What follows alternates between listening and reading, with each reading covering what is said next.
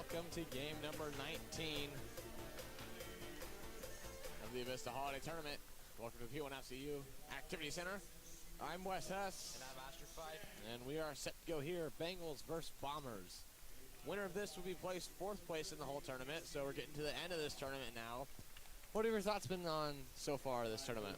You know, there's a ton of basketball played, and this is all of the events, the games are being lead up to this day. 6 games, lots of intense moments in this game, lots of close games. We've yet to have a buzzer beater, haven't gone into overtime. I could all but hope that one or both of those things happen today. It's going to be a fun one.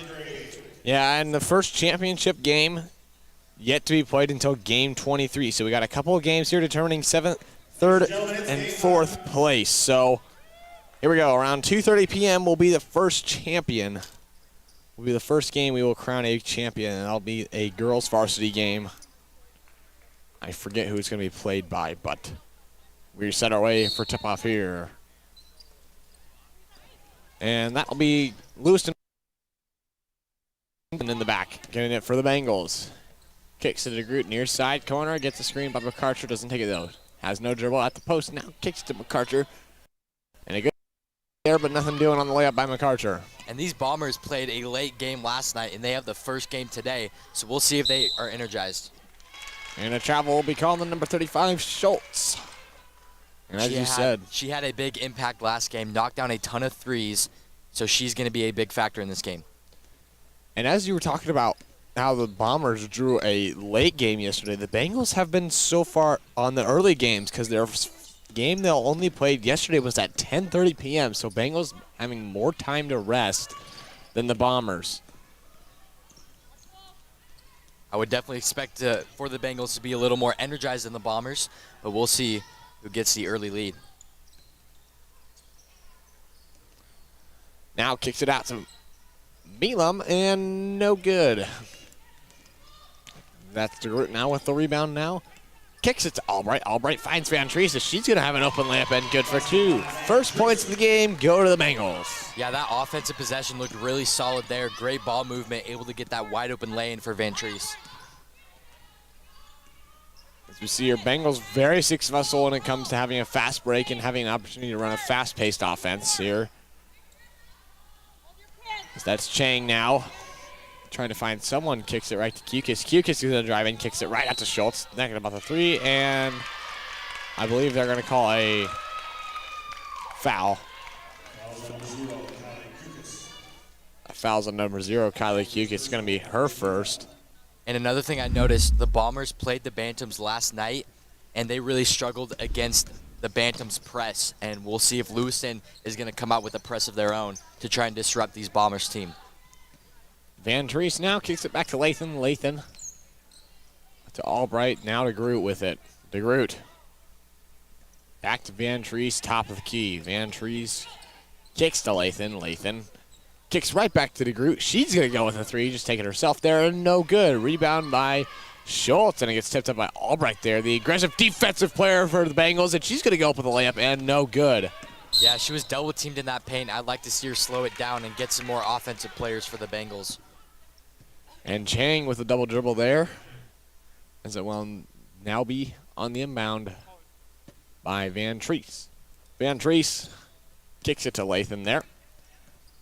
And one thing we pointed out last game, we broadcast the Lady Bengals, and we'll say it here again, Albright, a very aggressive defensive player for the Bengals. That's another 3 ball there by Van Treese, and no good. And it's going to stay with the Bengals now as that ball goes out of bounds as well. Yeah, Bombers looking kind of off, a little off balance there, creating a lot of early turnovers so far.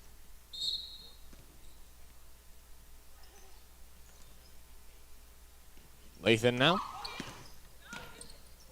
Try to get hit DeGroot in the paint, but no good. Intercepted there. Yep. Milam. Bombers with the early double team on DeGroot, trying to eliminate her from this game.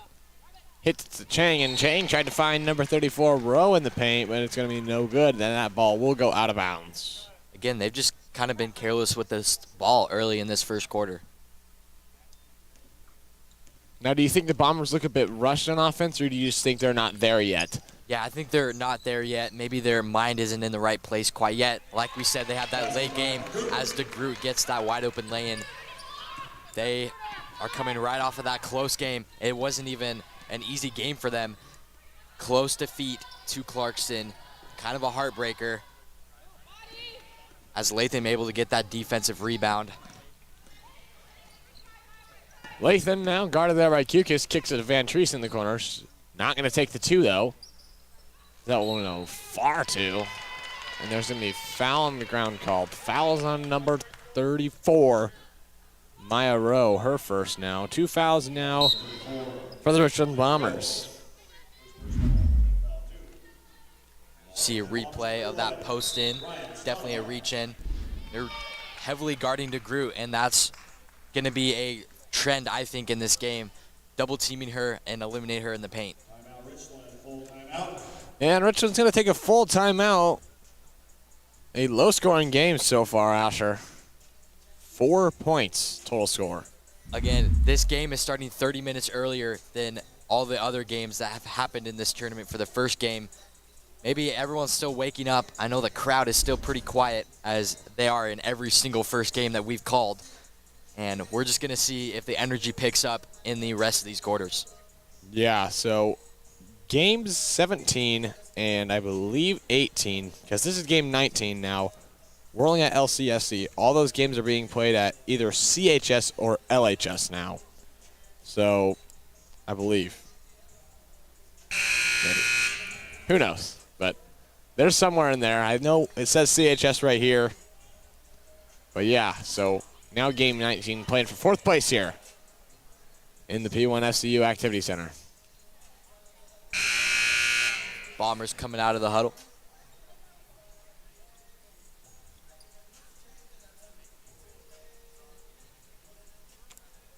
Lewiston with an out-of-bounds play coming out of that timeout. Lathan kicks it Albright in the far side corner. Back to Lathan now. Lathan trying to find someone, kicks it right back out to Albright. Albright now searching, finds Lathan for a 3, and it's going to be in on the bank. Yeah, that's a pretty rare. A bank 3 in general is pretty rare, but in the corner of bank 3 was a tiny bit lucky. Just hit the perfect angle there for it to go in. 7-0. Bengals. That's a missed shot there, and now Bengals taking it down. A little pressure there by Kukis, but she's going to get back on offense now. Yeah, Kukis find a gap in that defense, but unable to make that lay-in. Kind of a break for the Bengals, as there is a steal on Chang. Milam wide open in the paint, an easy bucket there. First points of the game for the Bombers.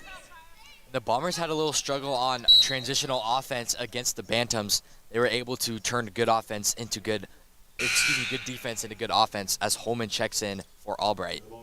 Yeah, Holman last game didn't see a lot of minutes until I believe the second half, and she really turned it up in that second half. Hit a couple good shots and got some stops on defense. Good contributor for the Bengals. She was a big part of that Bengal off team yesterday, as that ball will go out of bounds and it will go to the Bombers.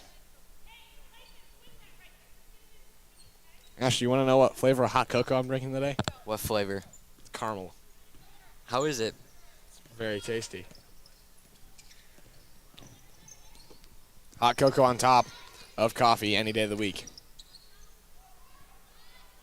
Milam, open 3 in the corner, no good. Rebound there by Lathan.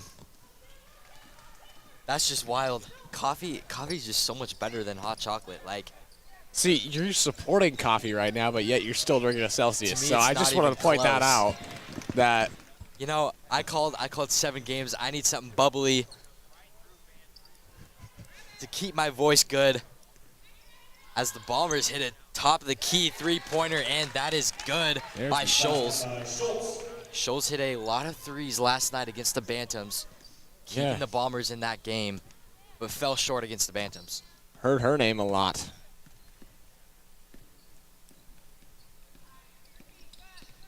Lathan now guarded there by Schultz. Kicks it to Van Treese in the near side corner. As that was trying to find McCarter, and it's going to be stolen now. Milam taking it down now. That's it. Kukis now. Kukis drives in, find an open lane, and no good. Rebound there by number 11, Stottlemyre.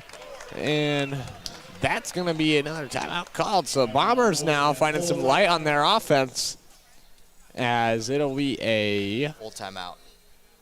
full timeout. And during this timeout, let's take a word from Avista. Nature has its own power. We harness that power and transform it into clean, reliable energy. In fact, when ranked among the 100 largest electric power producers in the United States, Avista has one of the lowest rates of carbon dioxide emissions in the entire country. One of the ways we're helping to build a sustainable future for all of us who call this place home.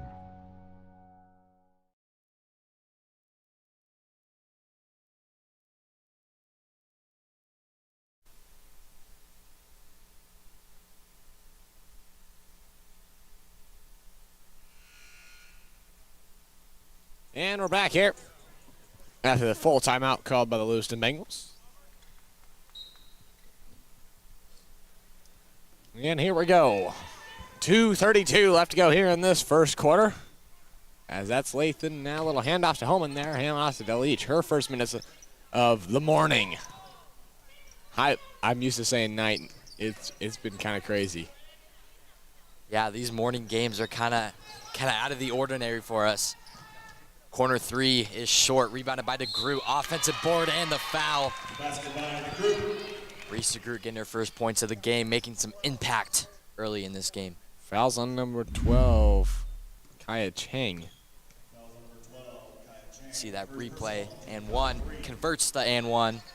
3-point play for DeGroot. And here we go now. Milam taking it down to the Bombers. Stottlemyre thought about a screen there, nothing doing though. Now kicks it to Chang in the corner. Chang's gonna try to take it under the hoop, and she tried to find Rowe on the bounce pass to Rowe. Stays with it. Now Kukis with the ball. Top of the key. 2 and no good. Rebound by DeGroot. DeGroot's gonna take it herself. Lathan now to Holman. Holman to DeGroot in the near side corner. Kicks it right to Delich. Top of the key 3. Wide open. No good. Rebound Chang. Kukis taking it down. Bengals showing no sign of pressing now. I don't think they even showed a sign of pressing to start this game. That's not something we see too often from them. They've always been kind of on the pressure. Chang was wide open there, unable to deliver that pass, and Delich intercepts it.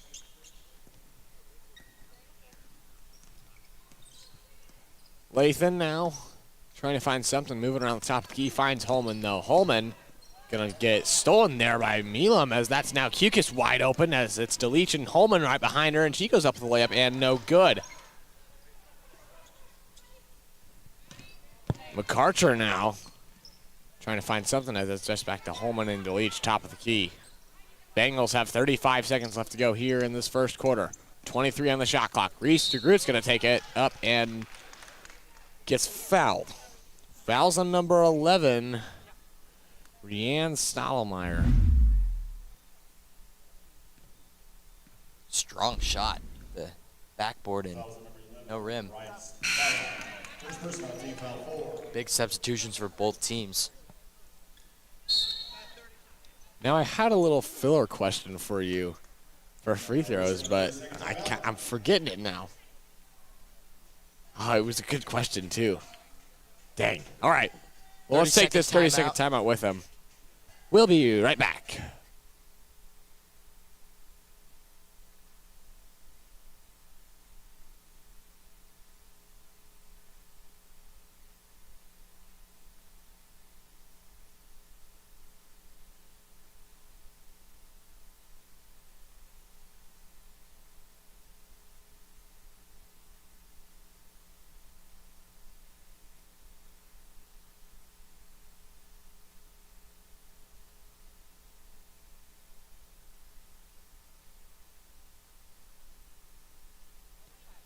And we're back here now after the 30-second timeout, called by, I believe, Number 11. and DeGroot's second is up and good. And here we go now. Chang taking it down for the Bombers. Chang hits his number 24. That's now Schultz. Schultz goes up with it, no good. 15 seconds left to go here in the first. Rowe kicks it back out to Stottlemyre. Stottlemyre for a nice little jumper there and good for 2. Yeah, this Bomber team is a very good shooting team. Anyone can shoot from beyond the arc. And DeGroot at the buzzer, not at the buzzer, excuse me, but it stays with the Bengals. That's Emery McArcher now, and she goes up at the buzzer and no good. So before we go for this in-between quarter, let's take a look at the route both teams took to get here. Lewiston losing to Grangeville game 1 to get to game 10 against Pendleton in the loser side of the bracket, and they beat Pendleton. So that'll send them now to where they are today for game 19. Now Richland's route, losing to Clarkston, and then beating Lapway in game 12, getting them to game 19, which is right now. So, I don't know what I have for you, Asher. Got anything? Pretty good defensive battle here. Lewiston doing a great job of finding themselves on offense, passing the ball around, pretty good ball movement, good transitional offense. And as for the Bombers, kind of struggling on offense a little bit, but getting stops for their own on defense. As I said, a very good defensive battle here, and it's going to be set for a good one here, especially in the second half. Yeah, as we see here, we already have a quarter done, and it's only 8:45. So maybe it'll help us out. Getting home earlier than 10 p.m. Only 6 games today, used to our regular 8 games. And only 2 of those will be championship games. So here we go now after the first quarter, and we're here to start the second quarter. Chang to Kretz. That's now back to Chang. Chang dishes to Schultz. As Schultz guarded there by DeGroot and Lathan. That's Chang right back to Stottlemyre. Stottlemyre for 3 and doesn't hit the rim. Yeah, as you mentioned, Schultz getting double teamed. She's kind of an all-around player. She's big and she can get in the paint, but she can also shoot the 3. Very versatile player. So here we go now. Lathan. Still with a far pass down to McArcher's. That's now back to DeGroot in the corner. She's going to take up a 3 and bang. That's all nylon right there for DeGroot. Now I noticed when I was listening to you, Parker, and Mason last night, stealing a lot of my phrases. So is there a reason for that? I have no comment on that. So here we go now. Schultz with the offensive rebound, and she will be fouled now. Not sure who I saw with contact there, but it will be called on number 14, Avery Lathan, a freshman for the Bengals. Yeah, Lathan is a starter for this Bengal team, freshman starting on varsity. She's going to be a very good player as the years goes on. Coming in for the Bengals, number 5, Sky Van Treese, in for number 14, Avery Lathan. So Bengals only letting up 1 foul so far. It has not been added to theirs. Yes, it has. Excuse me. Sorry. Getting my scores mixed up.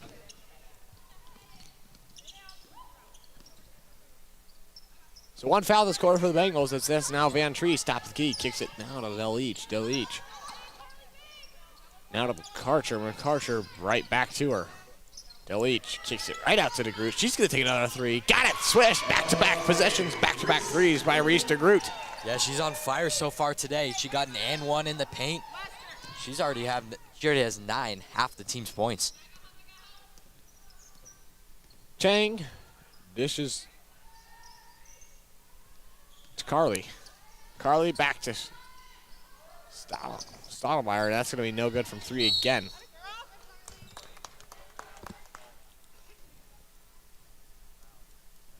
Foul is on number 1, Bay Del-Each. Her first of the day.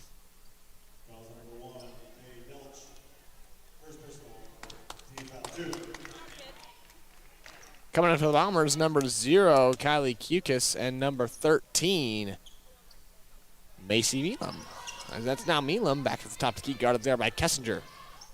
Chang missed the pass there, and it will go out of bounds, and it will go Bengal ball. Bombers doing a pretty good job shooting. It's just their offensive movement and able to pass and catch the ball effectively is what they're struggling with so far. Yeah, I agree on that one. 9-18, so they're down by 9. And I think definitely their offense has been kind of the struggle for them so far, as their defense looking pretty good, as Bengals have been struggling to get something going here, as they've only shot outside the perimeter, but will have made all of them by DeGroot. And that's tipped up there by Milam now. Milam has no one around her. She's just going to go up with a shot and no good. Kessinger with the rebound. Great defense by Deluge, able to stand her ground and get a stop.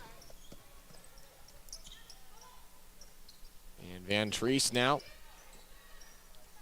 tried to find McArcher, as McArcher kicks it right back to Deluge. Deluge for three, no good. And that ball will go out of bounds, and it will go to the Bombers. 5:22 left to go here in this first half.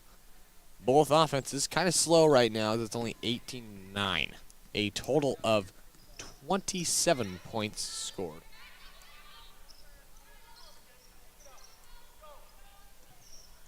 I believe I did that math right. You did. Love to see it. Hukis just going to take the three. No good. Van Treese now taking it down. Milam's right in front of her, but she's not even going to guard her. No press by either team so far, as that's kind of been what has gotten the momentum for either side. We've seen the team with the successful press has definitely been able to come out on top of these games. Yeah, those presses cause turnovers. And on the other side, if you cannot get that press correctly, that's going to cause a fast break opportunity for the offense. And Milam there with a little fast break. And we'll see if the Bombers will be able to tie this game up or even get a lead here. And there's going to be a timeout called now. A 30-second timeout. Let's do a little shout-out now. Shout-out to all of the sponsors helping put on this tournament. Hell's Canyon Grand Hotel, Holiday Inn, Cover BTs, BSN Sports, Pepsi and Awards, etc. Thank you for helping put on this holiday tournament. We'll be right back.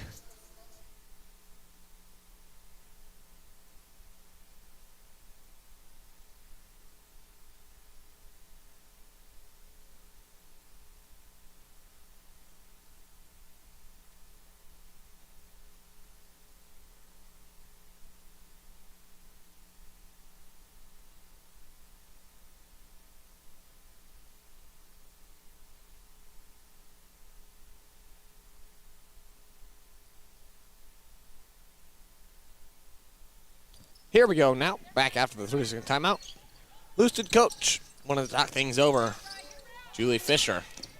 Yeah, with her new head team. coach this year for the Lady Bengals. Foul is on number 11, Ryan Snottlemeyer, 6-foot junior for the Bombers.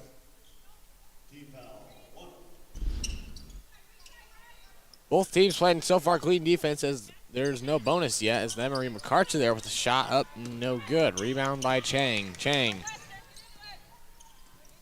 taking it down now. Kicks it right to Milam. Milam thought about the three, didn't take it though. Back to Chang, top of the key now. Albright back in the game for the Bengals now, as that's Milam wide open three. Got it! Little miscommunication there on defense, as McArcher must have thought she wasn't going to get the ball back for a little bit. Elam hitting 2 threes in this first half. And a steal by the Bombers. Here comes Kooks, and Kooks is up and no good. Tough rebound by Van Treese, able to get into the hands of the Bombers. Here come the Bengals. Now it'll go back to the Bengals. That's tipped up again. So a little story here we see from the Bengals, as their passes have been kind of the struggle, I think. Bengals just need to slow down. They're not a very good transitional team. They are best when they control the pace of this game and when they slow it down and set up their offense. I definitely agree with you on that one. I think is those times, especially, I would say more fast breaks, but just trying to find, I think they always try to find the person way down court, and I think they just really need to focus, try to set up a play or just something, good ball movement, and hopefully try to get a good shot. Yeah, they always try to beat them with their speed, but that's just not who they are. They need to, again, slow down their offense and control the pace of this game. Milam now guarded by Lathan, as she's just going to put up a jumper at the post, and no good.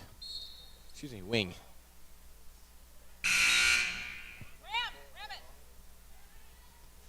Coming in for the Bombers, number 34. Maya Rowe in for number 35, Mackenzie Schultz. Chang now hits Milam in the corner, near side. Kicks it right over to Kukas at the top of the key now. Good ball movement here so far. That's Stottlemyre now. Stottlemyre kicks it to Milam as she kind of loses it a little bit, but going to stay with it now. Kicks it right to Rowe. Rowe. Good perimeter defense by the Bengals. Gonna kick it to Chang. She thinks she has an open lane. No good. A good little, could say, explosion to the lane right there as it could have paid off, but it didn't, as that's McArcher now. And the rebound there. Chang way down court. Gonna do the exact same thing and gets an and one. So she's gonna recover from the missed layup last time and get an and one this time. Fouls on number 5, Sky Van Treese. Now her first, third team foul this quarter by the Bengals. Excuse me, fourth. Bombers with a couple consecutive points there, able to battle back from that 7-point deficit. And an offensive rebound for the Bombers. And another foul is called, so that's going to put the Bombers in the bonus. Fouls on number 12, Addison McArcher. 2:31 left in this half. That's quite a long time to be in the bonus. Now Asher. I missed a foul. I have 4 fouls for the Bengals, and there's 5 on the scoreboard. I don't know what to tell you, Wesley. You know, that's okay. We'll figure it out. We'll just got to wait until someone either is new or we wait until someone has 2 fouls. Rebound by DeGroot. Looks like there's a lane violation, so the Bombers will shoot one more. Looks like the lane violation was on DeGroot. Rowe with another free throw attempt.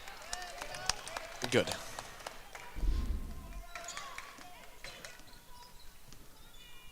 Albright now taking it down for the Bengals. Albright. Right to Lathan. Now to Albright. Albright looking, can't find anything, almost trapped, and she's going to go a little cross-court action pass there to Van Treese, as that's now McArcher now. Good defense here by the Bombers.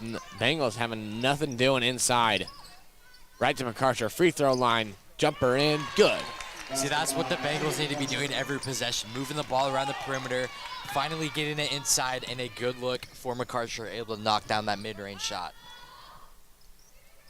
1:49 left to go here in this first half, as that's a 3-ball there by Schultz, and got it. I believe that is Schultz's second 3 of this game between Schultz and Schultz and Milam. They have scored most of the points for the Bombers. Lathan now.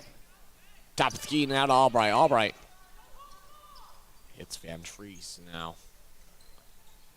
Albright kicks it right to DeGroot in the post, and a good pass there to McArcher, and no good. Yeah, that was great eyes by McArcher, by DeGroot, able to get it to McArcher as Albright gets a steal. McArcher unable to finish that lay-in. And there will be a foul on number 0, Kylie Kukas.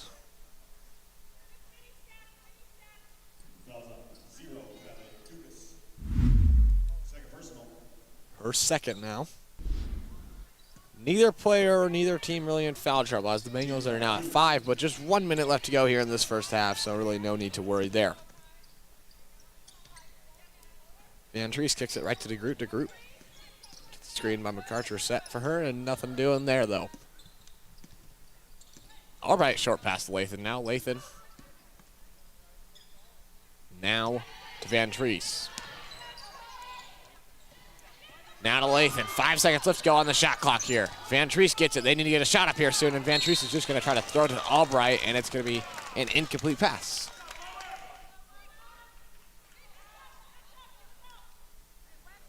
.6 seconds left to go here, Asher. Thoughts so far, tie ball game. Yeah, both defenses are doing good.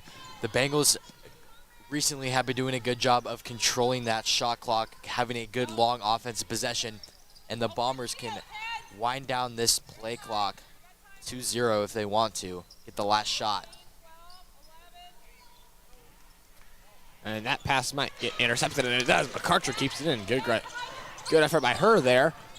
2 seconds left, and that's going to get intercepted by Kukic. She's going to put a shot up and deflect there by Lathan. Contact, but no foul called, and that will be the end of your first half. Your score right now, 20-20. Let's take a little highlight reel, and then we'll be back at the half unless you have some words. Yeah, DeGroot coming up big, back-to-back threes, and the Bombers have had, I believe, 4 threes of their own. 2 coming from Milam and 2 coming from Scholes. 2 very big players for that Bomber squad. And for the Bengals, like I said, doing a great job of moving the ball around the perimeter, getting it inside, and getting a good look. I'd like to see more of that coming from the Bengals. And as for the Bombers, keep on having that a good aggressive defense, as you saw right there. Get some good turnovers and transition buckets for them.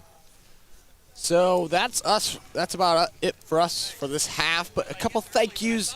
Thank you to the Lewiston School District Maintenance. They have made this whole entire thing possible. They have built this trailer to where it's at right now. And just a huge shout out to all you guys helping make this stream possible, as well as thank you to the Nez Perce Tribe, giving us the intercom system, helping sponsoring that, making this whole stream possible. And that is all from us for this first half. We have 5.5 to go. We'll be right back.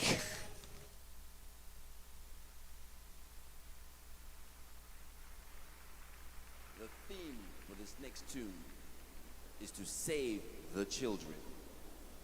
We are very serious about that.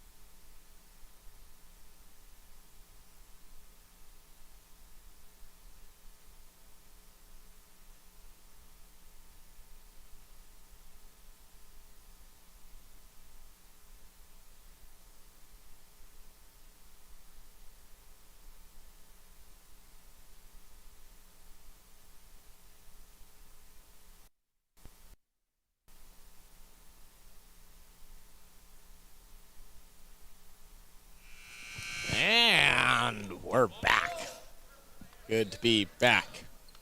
But first, let's take a look at the bracket real quick. As you see, Game 19 playing right now. And then you can see the losses, wins by all the teams here. And then Game 23, which we played at 2:30 p.m. versus the Grangeville Bulldogs and the Clarkston Bantams for the chip. Now on the boys' side, seeing all the wins, losses by each team. The middle column was the first day one, Thursday. And then everything left and right that was played yesterday. Now we're today, Game 20, playing. It'll be right after this one. So here we go now. And a change of the score, mind you. It was 20-20 when we thought it was halftime. Now it's 21-20. There was an error in the score, and that's Schultz with the 3. No good. Lathan now. Takes it down. For the Bengals. Lathan, reverse layup and good. Nice strong lane by Latham, able to take it herself. Took it all the way, and she was not stopped at the hoop. Milam. Dishes to Chang. Chang. Finds Kukas. 3-ball. Good. So far, tight game here. To start the second half as McArcher's down court, up with a layup and good. And McArcher actually, Bengals actually successful on a transitional offense off of a score. That's pretty rare that you have a transition offense from a bucket. All right, here we go. Rowe. Can't find anything, nothing doing. Kicks it to Schultz, and she's going to take it at the wing right now and kick it right back out to Milam. Milam was the 3-ball last time, and she kicks it right back to Rowe. Rowe, good for 2? No. Lathan driving it down for the Bengals. So she little hands off there to Albright. And right back to Lathan. Lathan. Trying to find something, nothing doing. Stops her dribble, and it's going to get stolen from her a little bit there. Tipped up by number 0, Kukas. But now Van Treese is stuck. Finds Albright, though. Help came her way. 5 seconds left to go here in the shot clock as that's now to Van Treese, and that ball will go out of bounds to the Bombers. Yeah, that was a kind of careless possession for Lewiston. No one helping Van Treese for a while until everyone kind of came towards her, able to help her out there, and that kind of careless passes there in that possession. So here we go now. Reese de Groot there to tip it up a little bit, but it will stay with Schultz. Schultz kicks it right to someone. Chang now. Chang trying to find something stuck at the top of the key, and they're going to call a travel on Chang. Yeah, she changed those pivot foots. Can't do that. You know, I used to do that back in 6th grade basketball. I did that one time. I learned from my mistake. I just started doing like boom, boom with my with my feet. There. That's late. Okay. Oh, man. Delich for 3. No good. Yeah, Delich has been off from three-point range. Normally a pretty good shooter. Not had much success in this tournament. Schultz going to drive in, and they're going to call a charge on Schultz. McArcher draws the charge. That's number 35, Mackenzie Schultz with the charge. 5'11 junior for the Bombers. Yeah, here's a replay of this charge. I'm not really sure if McArcher was set. She definitely sold that one, and a charge was called.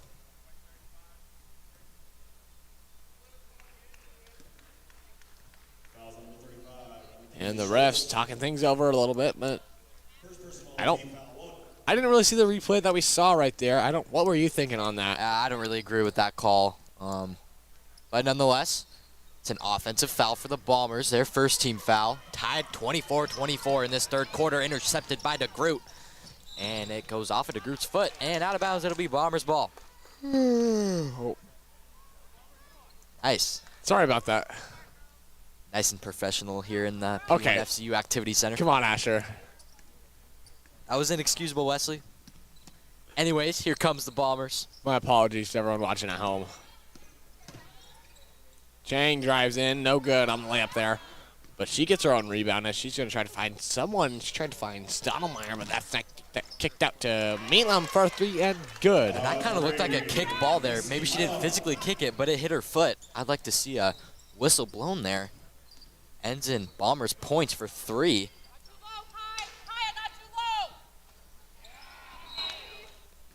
That looked like a volleyball set right there. Able to block that out of Delich's hands. Albright will put up a 3, no good. Rebound by Schultz. Schultz taking it down now, guarded by DeGroot. Topski. DeGroot trying to get a hand in there and nothing doing though. Still playing aggressive defense. Schultz will get by her now, drives in for the layup. No good. Delich with the rebound. Albright's down court, doesn't see her though. Would have had an open pass there, but I think, like you said, not being successful on the transitional offense. That was a wise choice from Delich. Did have numbers, but that would be a perfect pass to deliver to Albright, and I agree with that. Able to set up this Bengal offense. Contact, but no foul called. Super hard foul there. I don't think she got all ball. Could be wrong there. That looked like a lot of contact there. It'll be Bengal ball. Down 3, the Bengals, and Bombers will call a timeout. 30-second timeout. Hey, 30-second timeout. And why don't we take it with them? Yeah, as you can see, scoop score lay-in. And we'll be right back.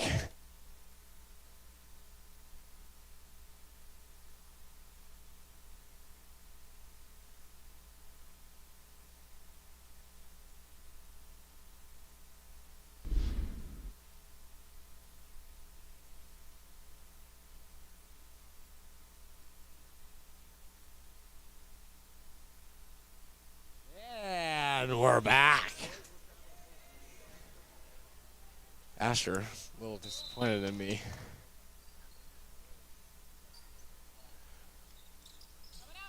That's Albright now.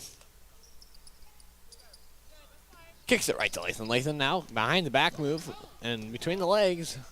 Right to bounce past the DeGroot. She's going to go up with a layup and good. Make it 26-27. Bombers in the lead. Yeah, DeGroot and McArcher making a big impact in this game. The two main posts for the Bengals showing up big.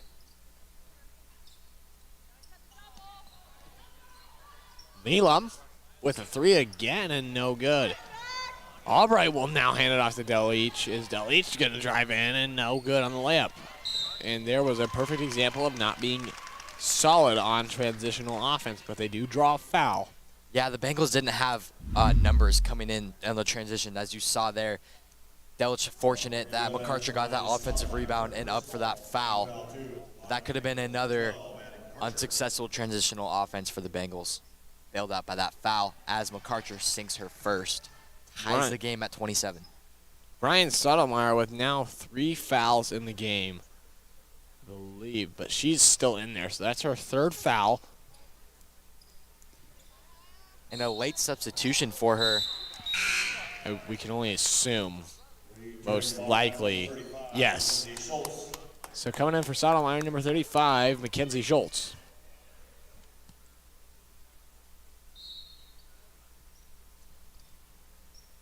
Delich now top of the key, kicks it right to Albright as it gets tipped away there, but Albright has no dribble. Kicks it right back to DeGroot now. Guarded there closely by Schultz. DeGroot stops the dribble, now kicks into the corner. Lathan bounce past Albright now as Albright trying to find something and kicks it right back to DeGroot. Now to McArcher, the paint, and no good, and another foul will be called. I kind of saw more contact with McArcher's shot up there. Maybe that was all ball, but a foul was called on the Bombers. Looks like it's going to be on the ground. See there. Second personnel team foul 3. Tough defense from the Bombers. Pretty physical in this 3rd quarter. Yeah, that's now 3 fouls on the Bombers. And McArcher jumping up and down in that paint. She was open if a lob was going to go in. And Albright saw her pass the double team, and that was a turnover for the Bengals. And DeGroot tried to jump that pass, but it still stays with him as that might be one of her struggles right now. She keeps on trying to jump the pass, but that was a travel on McArcher there, and it will stay with the Bombers down there. And coming in for the Bengals, number 11, Emery McArcher, and for number 3, Brianna Albright. Yeah, McArcher's kind of ripping that ball free, a little too aggressive there, and she was moving her feet during that whole time. Here we go now. Kukis drives in, on an open lane, and good for 2.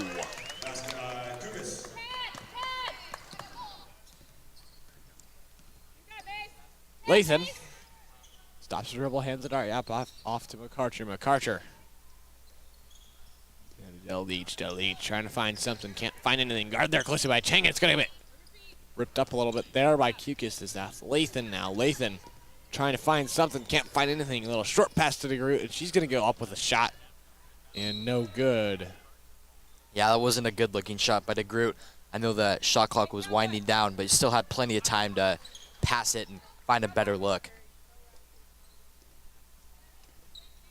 And here we go now. So Asher 116 left to go here in this third quarter, as it's a very tight ball game here so far. No offenses really have anything going, and really there's just no momentum on either side. Pretty neutral game so far. Yeah, I think both teams really need to work on their ball movement, as there's a couple offensive rebounds by the Bombers, and that's going to score for 2.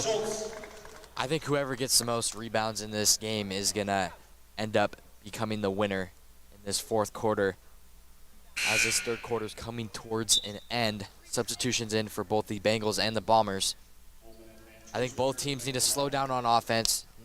Both teams really aren't a transitional team, and both teams just need to take it slow and really focus on keeping in control of that ball. Yeah, as Lathan gets subbed out now, she seemed to get hit in the eye a little bit there. As Taylor Delich loses the ball. and Van Treese are in for the Bengals. And it's a good timeout by head coach Julie Fisher before that jump ball was going to be called. Players on the ground, loose and with possession, and a timeout is called. It is a full timeout, and we're going to take it with them. Here's a word from Avista after this highlight.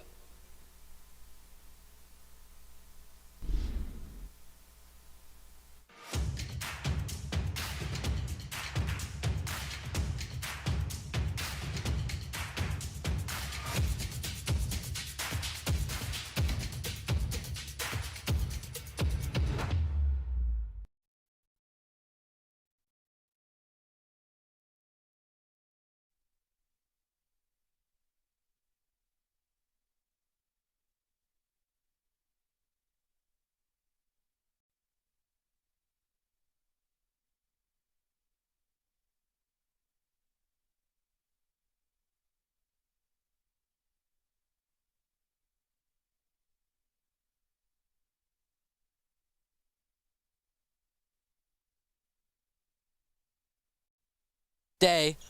This is the first game of the day, started at 8:30. Here in the final seconds of this third quarter, Bengals on offense, down 4. See if they can get something here on offense.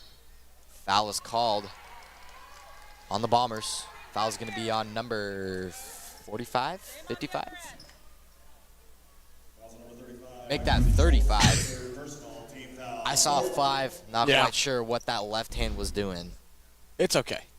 Now we have McArcher, kicks it out to Del Leach, now Van Treese. Van Treese kicks it right back to McArcher. Sister is on the court now. That's McArcher trying to find something, can't find anything, kicks it right back out to her sister for 3 and no good. 15 seconds left to go here in the third. Schultz drives in and will be fouled. Going to be shooting 2. Fouls on number 1, Bay Del Leach, now her second. Number 1, May Delich. Second personal, team foul 1. Line for Richland, number 35, Mackenzie Schultz. Rare miss by Scholes there. Excellent shooter. And 2 players now for the Bombers with 3 fouls. Number 11, Ryan Sotomayor, and number 3, Mackenzie Schultz. Schultz, a very good shooter beyond the arc, so definitely do not want to get in foul trouble if you are Schultz. That was close to another Bengal turnover. Delich driving in out of control. throws up a shot, and that's going to be a turnover for the Bengals. 5.6 seconds left. Time for the Bombers to get a good-looking shot. Not much urgency. And she heaves it up, and that's going to be off. So that's going to send us to the fourth quarter. The Bombers up 4. Pretty close game. Defensive battle. Both offenses kind of struggling in this game. You see that reverse lay-in by Latham. Couple threes hit here. Not too much in this third quarter. The first half had quite a bit of threes in the start of the game. Good hustle by both teams. Quite a few turnovers. And we'll see if both teams can clean it up here in this fourth quarter. Yeah, and really either team really has any. It's kind of just been equal. There hasn't been really a team with the heavy momentum just yet. So yeah, both teams kind of responding to each other, answering with points, and a lot of stops here. Tough defense, quite a bit of fouls. Let's see if they can clean it up, like I said earlier in this fourth quarter. all right, we're gonna take a little short break here as we wait to start for some fourth quarter action. But there's the buzzer, so we're gonna stay, Asher. We are gonna stay. So here we go now. Fourth quarter. Could be a thriller. 4-point game. Like I said, this is the first game of 6 today. Championship day here in Lewiston in this Avista Holiday Tournament. A big shout out to everyone watching at home. We really do appreciate it. The whole reason we do this is for all of you. So we thank you for watching this stream. Here on the LHS Bengals YouTube channel. Go ahead and hit that subscribe button. Yes. And while you're down there, you might as well. We're hit close that to like 1,000. button, too. We are pretty close to 1,000. If we could hit 1,000, you know, maybe Golden Steel could get pied in the face.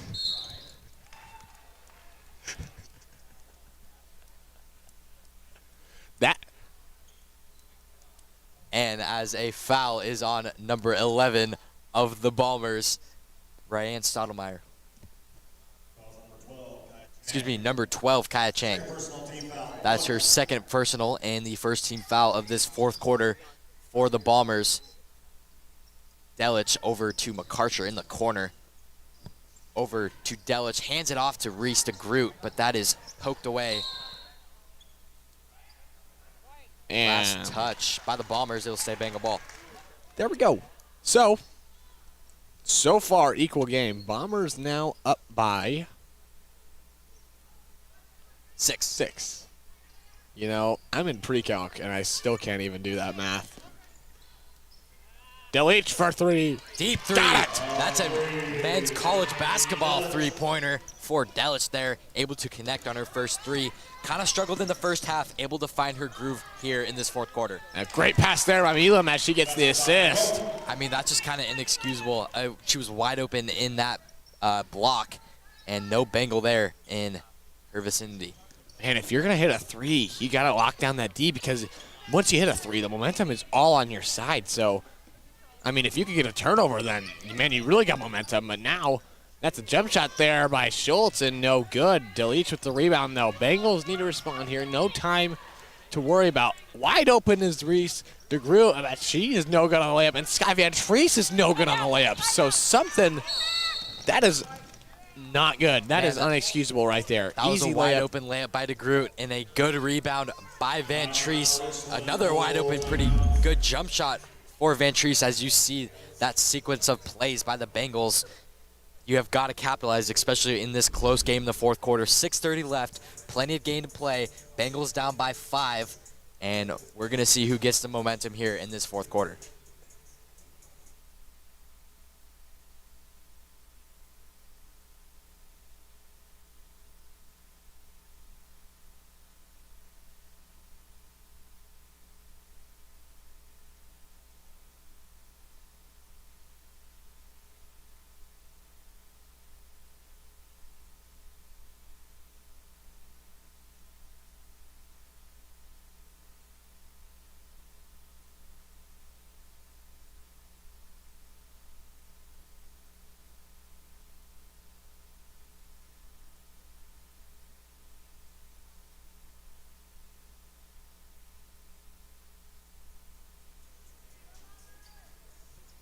Welcome back, everyone, to this Fourth quarter as the timeout called by Pendleton, Richland Bombers. Lots of teams, lots of different places and different mascots. And they do have the same colors, so very understandable. But we're okay. We live and we learn. As that's Kukis now. Driving in, kicks it right out to Chang for three. No good, just a little off. Delich now taking it down. Tries to hit the Gru, and I think, man, if you're the Bengals, you got to take your time here. Well, especially once you're past that front court, you need to slow down that offense. DeGroot was not open there. I did see what she was looking at, but you can't afford to get those costly turnovers. Especially here in the fourth quarter, you know, trying to get a win here and at least get fourth place. Yeah, trying to get fourth place in this Avista tournament. Only loss was to the Grangeville Bulldogs in a 2-point game. Very close. And it'll stay Richland ball. So here we go now, Bombers. And I think one thing they're definitely doing better than the Bengals is taking their time on offense. I think they don't seem a bit rushed. They just seem to be taking nice possessions and putting up good shots so far. Yeah, for sure. I think if we kept track of time of possession, the Bombers would be leading that category very commandedly. As Chang walked with it. Chang thought about the three there in the corner near side. Didn't take it, though. Nothing doing there. Bengals are going to need a good possession here. Only a 5-point deficit now for them. And here we go. Albright hits it to Delich. Delich trying to find something. Little handoff to the group there. The group can't find anything. Pivots a little bit there. She's going to lose her dribble a bit. She's just going to go up with a little hoop there and no good. Offensive rebound, though. Excuse me, defensive rebound by Kukis. Kukis is going to dish it and no good. Delich now with the steal. No one down there with her, though. No numbers. She's going to go up with it herself and no good. I mean, it was 1-on-3. You have to wait for your offensive teammates. And there's another nice transition there by Rowe and the whole entire Bomber team. And the Bengals are just trying to rush it, trying to get back into this game too quick. You have to slow down this offense, get some good ball movement, and get a good shot. DeGroot finds McCarter, and there's another inaccurate pass. Wide open Schultz down court, and she's going to miss that and get tripped up a little bit there. And Albright now. Julie Fisher was actually my AAU coach for a while, and one of her rules was you have to get 4 passes before you get a good shot. And I'd like to see her implement that rule here for the Bengals. Yeah, I mean, if you keep on just trying to waste these possessions, just putting up a shot right away, and just seem rush in doing and committing these turnovers, you're going to see this deficit gain a bit more. Just keep trying to knock at it. I mean, it's only a 7-point game, 4:33 left to go here. Bengals are still in this. Yeah, I'm thinking they're just kind of overwhelmed with this deficit, and they're trying to get it back way too fast. There's a good pass. Backdoor cut by Van Treese, but it is blocked by the Bombers. And another thing we haven't gotten credit is this Bomber defense. They have gotten many, many stops, and they haven't allowed this loose in offense to do much here in the second half. Yeah, and I was just going to say right there, that was a good possession right there by the Bengals, but the defense was fantastic there by the Bombers as they get a stop right there. As you see on that replay, foul on Albright. So she's going to go on the line to shoot 2. Sinks the first. 1 remaining. Extends that Bomber lead to 8. 4 minutes left and some change in this fourth quarter. Almost an offensive rebound. And it was last touch by Albright. It'll be Bomber ball. 4:17. 8-point game for the Bombers. Now, if you're Julie Fisher, at what point do you kind of call a timeout here and just try to talk things over with your team? Because obviously, Bengals still have yet to get anything going with just 4 minutes left to go here in this fourth quarter. Yeah, I think if they rush a shot like right here, I'd call a timeout next offensive possession. Calm them down. Say you have plenty of time. 8-point game with little under 4 minutes left. That's plenty of time to get back into this game. You want good, solid, long offensive possessions, and you want to control the pace of this game if you're the Bengals.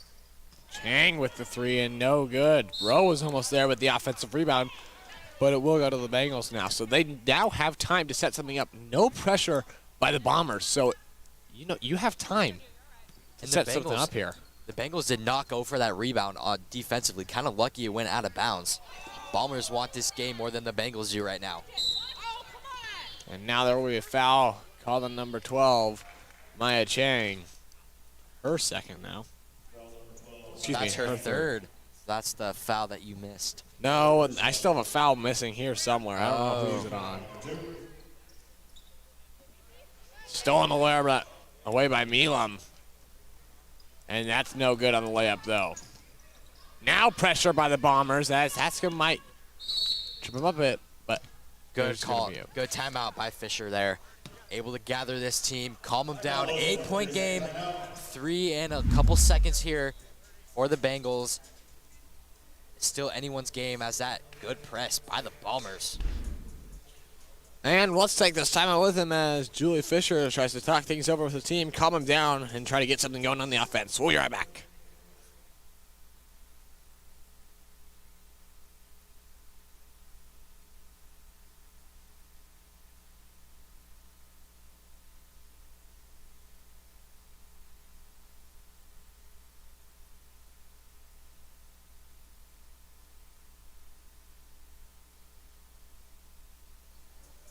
And we're back after the timeout called by Coach Julia Fisher for the Lewiston Bengals after the lead got even bigger for the Bombers. Bengals still just have a 4-possession game with 3 minutes left to go. Plenty of time to get something brewing on the offense. DeGroot now trying to find something. Goes up with a shot again, and that's offensive rebound by McCarthy, though, and she's just going to pass it right to Schultz on accident. Schultz will take it for the Bombers. Yeah, and if you're the Bombers, you want to milk this clock. Use all of that shot clock. Lots of passes outside the perimeter. Bengals have fouls to give up before they find themselves giving the Bombers a bonus, but I think it's a little too early to start the foul game. That was good hands by DeGroot, able to deflect that. And Balmer gets her first minutes of this game here in the fourth. She's a freshman. A good defensive player for the Bengals. Milam for 3, no good. Rebound there by Albright. Albright now. Another deep pass to Lathan as that finds Lathan, though. Lathan has an open lane and good for a layup. Here we go. Here comes the Bengals. Great decision, taking it herself. Kind of stumbles down, loses a shoe. And so the Bombers have numbers. See if they can capitalize on those numbers, and they can't. It'll be Balmer ball. Great job by the Bengals there to stop him. I mean, I'd be surprised if you weren't trying to find someone open. Yeah, it was 5-on-4 there. I don't know if the Bombers recognized that. Trying to find the open person. Right to Rowe, but no good. 2 minutes left to go here in this game. 32-38 so far. DeGroot, corner 3, no good. Would have been a big one there. Gets her own rebound, though, as she kicks it right back out. And there's now a foul called. I don't know who on who yet. I believe it will be on one of the Bombers. Head coach for the Bombers wanted an over back call, but foul's going to be on number 0, Kylie Kukis. Okay. I pronounced Kukes the whole last game. I apologize for those parents listening. Kukis. That is her third team foul. All right, now kicks it to Lathan. Another corner 3 by DeGroot. Got it! Here we go. 35-38. A 1-possession game here now. DeGroot coming up big with that corner 3. All right, it's going to almost keep it in, and she will take it out of bounds, though, as that's Bomber ball. 1 minute 32 left to go here in this fourth quarter, and we have another thriller. So all 3 days have started off with a close game. Yeah, these 8:30, 9 o'clock games have been thrillers. Great way to start your day. Milam trying to find something. Finds Chang in the corner. Back to Milam now. Milam looking. Crossover there, kicks it right to Rowe. Rowe kicks it right back out to Schultz. Schultz thought about the 3, did not take it though, as that's Chang now, and that was contact there. Late foul there. Now there's a foul called. Late call there. Foul's going to be on number 3, Brianna Albright for the Bengals. Just Only her the second. That was number 3, Brianna Albright. They kind of ran into each other there. Definitely an unintentional foul there. Here we go. Shot clock resets. 30 seconds left to go here on the shot clock, not in the game. That's Rowe now. Neelam. Deep three and no good. Rattles around the rim, hits the backboard, hits the rim again and out. So you see the clock ticking down fast, but there's still plenty of time. McArcher goes up for a 2 and got it. So yeah, no need for a 3 there. Gets a 2, makes it a 1-point game. And now Fisher calling for the press, as I saw Lathan kind of pulling her back. Yeah, Lathan keeping her in control, and the Bengals have numbers. Excuse me, the Bombers have numbers, and a foul will be called. Bengals not getting back on defense there. A problem with them when they do the press. So Fouls on Bombers number 12, Addison McArcher. on the line to shoot 2. Now in this situation, you definitely do not even want to. You can draw on the floor fouls, but you definitely don't want to draw shooting fouls. And that was a big free throw missed by Rowe. It keeps it a 1-score game. No need for a 3 for the Bengals now to tie it. And she missed both. 1-score game, and a jump ball is called. Great rebound by the Bombers, able to get that offensive board, fight for it, jump ball, but it will be Bengal ball. And here we go. 30 seconds left. 1-point game. This is all you could ask for. And this Avista Tournament girls side of the bracket. Lathan. This is out to Albright. Albright finds Van Treese top of the key, and that's going to go away, but they're going to call a foul. I mean, she was denied that whole time. I don't like that pass by Van Treese. Kick it out more and wait for an open player in the paint. So that's 4 fouls for Rowe, and they're just 1 away from putting Lewis in the bonus. That is big, especially in this 1-point game.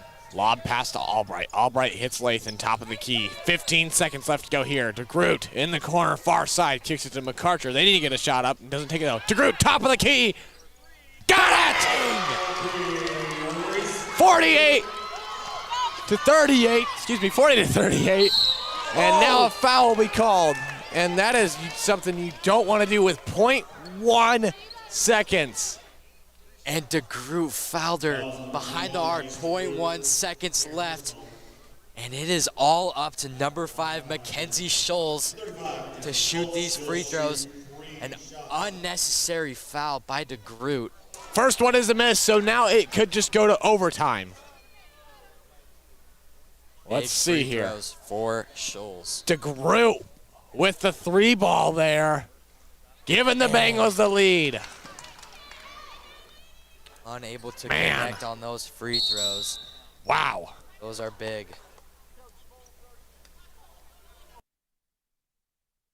Smart foul by DeGroot, but Scholes bailed her out by missing 2 of those free throws. And with seconds off with that time, the Bengals are going to win this one. I believe we were both celebrating that 3 right there. Yeah, we are LHS students. Try not to be biased here. We know there are some Bombers listening. But wow, what a thriller here. Man, This that was 8:30 crazy. game has brought some heat to it. Man, I got into that one. I was like, top of the key, 3 to DeGroot. Wow. Yeah, so after this, make sure to stay because there are Player of the Tournament awards for both teams, as well as crowning the 4th place champions, which it looks like it's going to be the Lewiston Bengals. 0.1 seconds left. Man, I don't know what you can do in that amount of time. Yeah, no, you can't. All you can do is inbounds, and a single touch is going to end this game. You can probably get a shot off with probably 0.5 seconds left if you barely catch it and you throw it up. And we get a call that is 0.3 seconds, not 0.1, so maybe that is going to be game. And the final score, your Lewiston Bengals 40, Bombers 38. A great game. See some highlights from this game. What a thriller. 2-point game here. Bombers versus Bengals. Bengals come out victorious. And again, make sure to stick around for the end, which they have Player of the Tournament awards and 4th place award going to the Bengals. Congratulations to the Bengals. first placed team, fourth place for this 8:30 game. As the Bengals' final tournament record 2-1, and the Richland Bombers' final tournament record 1-2. So, a good tournament for the Bengals here. Only one loss to the Grangeville Bulldogs in the first round, first game of the tournament. So, here now we have some awards. Here, I'm not really sure what else to say. Yeah, great defensive battle for both teams. Lewiston, Rista Groot coming up big. I know she had that costly foul, but it ends up really not mattering because Scholes was unable to connect on those free throws. But yeah, great battle by both teams. And as the awards are about to be presented. Number 13, Macy Milam. So Macy Milam getting... Yeah, Macy Milam came big when those team needs her the most. She connects on those three-pointers. Reese DeGroot, person who made and gave the Bengals the lead. Yeah, she came up big on those three-pointers late in that game.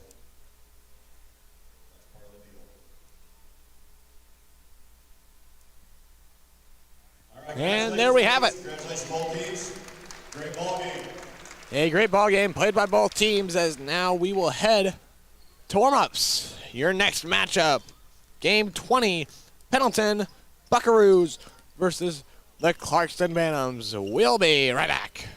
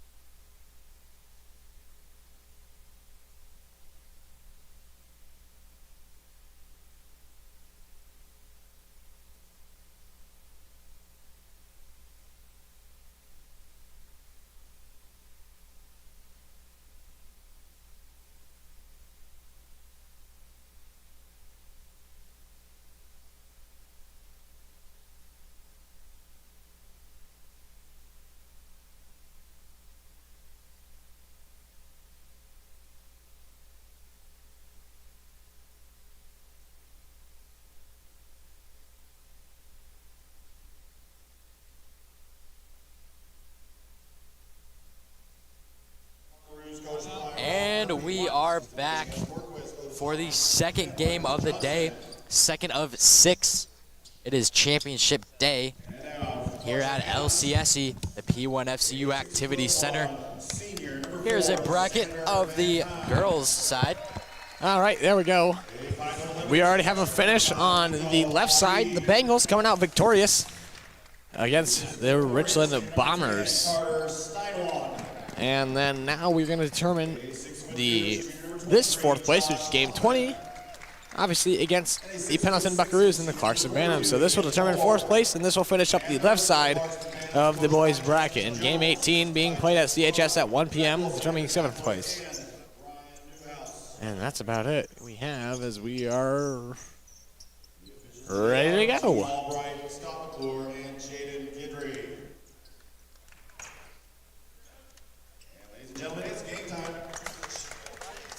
It is game time.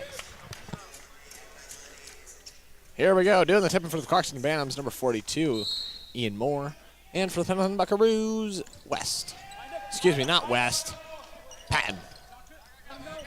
So that's number 2, Hoffer. Hoffer hands it off, this is number 10. Carey back to Hoffer. Hoffer now. Finds number 34. Heinrich, okay.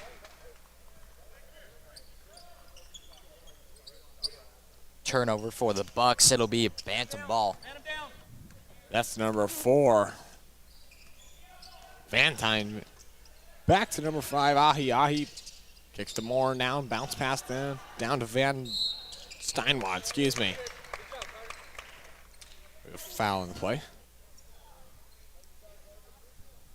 Foul is on number 4, Kason Heinrich, a 6'2 senior for the Buckaroos. Bringing to the line number 10, Connor Steinwad, a 6'4 senior. Steinwad connecting with his first. First to score for the Bantams. Second up. And no good. Patton with the rebound there, kicks it to Heinrich. Now Hoffer. Guarded there closely by number 4, Vantine, as he kicks it down to Carey. Carey looking, can't find anything, nothing doing. Stuck in the corner near side, kicks it back out to Hoffer, and it's going to go behind, and it will be an over and back call. Yeah, the Bucks kind of careless with the basketball there. 2 back-to-back turnovers for Pendleton. As that's now Vantine now. Kicking is number 23, Hoffman back to Moore now. Vantine outside on the far side as that's now Steinwad kicks it right back out to Vantine. Deep 3, no good. Offensive rebound, gets his own, and he goes up and he kicks it right to number 23, and then and 1. Josh Hoffman there draws a foul. Yeah, Vantine's an explosive player. He didn't let that 3 bring him down. He hustled for that rebound and find a wide open guy in the paint. Fouls on number 1, Benito Jennings.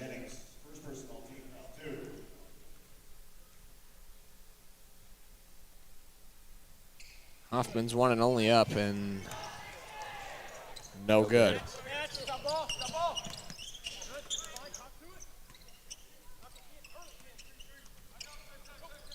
Score so far 3-0, 6:42 left to go here in the first quarter.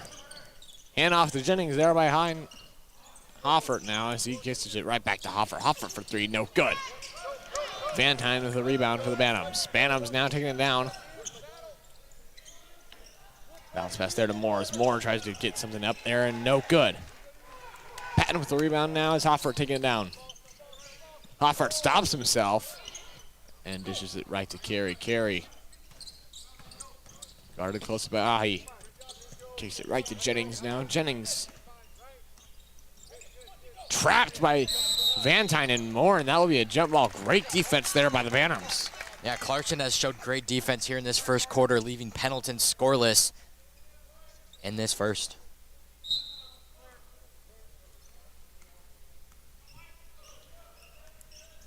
Vantine dishes down to Steinwad. Steinwad drives in, is going to take it himself, and another, no shot. They're going to call on the ground. Fouls on number 34, Kason Heinrich, his second now. 2 early personal fouls for Steinrich. He needs to be careful.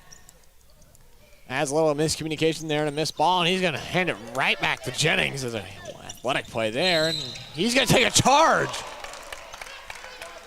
Yeah, I don't know about that one. Man. Vantine didn't even get Yeah, moved. his feet weren't set. He didn't really move that much. I don't like that call. I don't know if another look at that is possible. That's Steinwad now. Back to the top to key to Ahi now. Back to Moore now. Vantine working with it. Steinwad might have had an open lane there, didn't take it though. Vantine. Scream at Moore, top of the key 3. Good. 6-0 now. Bantams in the lead as our scoreboard having a little bit of technical difficulties right now, but should be resolved very soon. Patton. And will be fouled.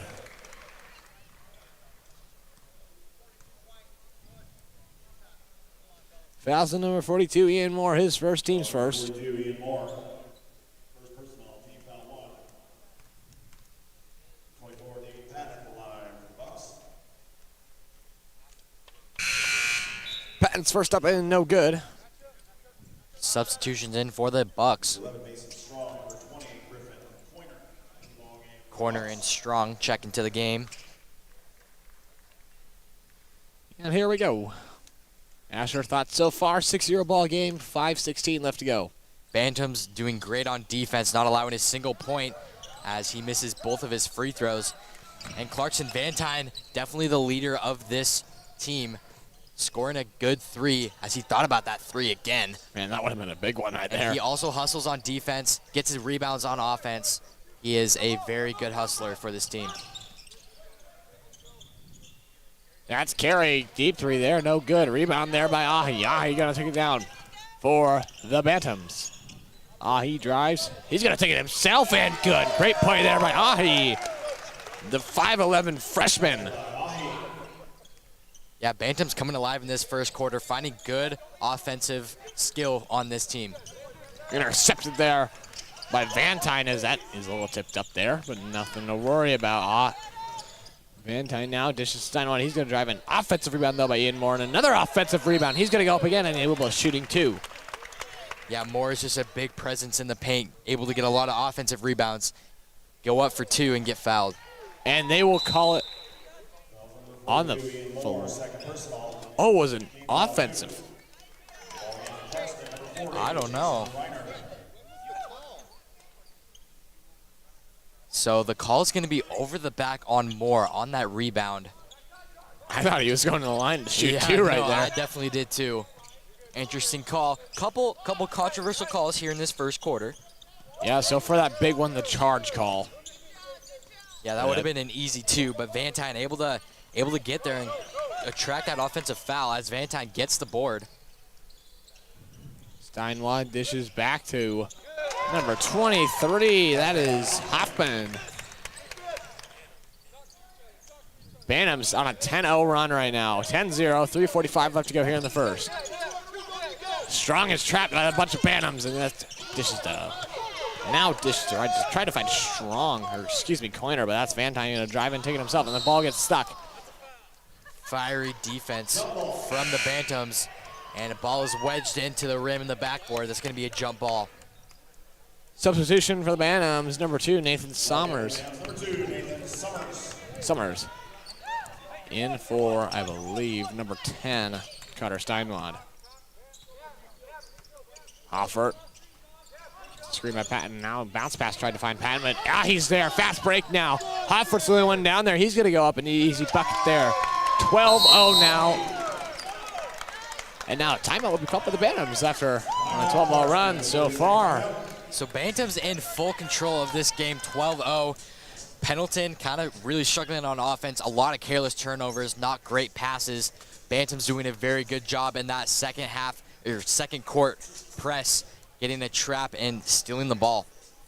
And before we go back to the action, we're now joined by Allie Olson. Let's do a little shout out to the sponsors. Yeah, we'd like to thank our sponsors, Hell's Canyon Grand Hotel and Holiday Inn Hotel, for rooming the visiting teams for this tournament, and then Cover Me Tees for the amazing T-shirts that every player gets with the tournament.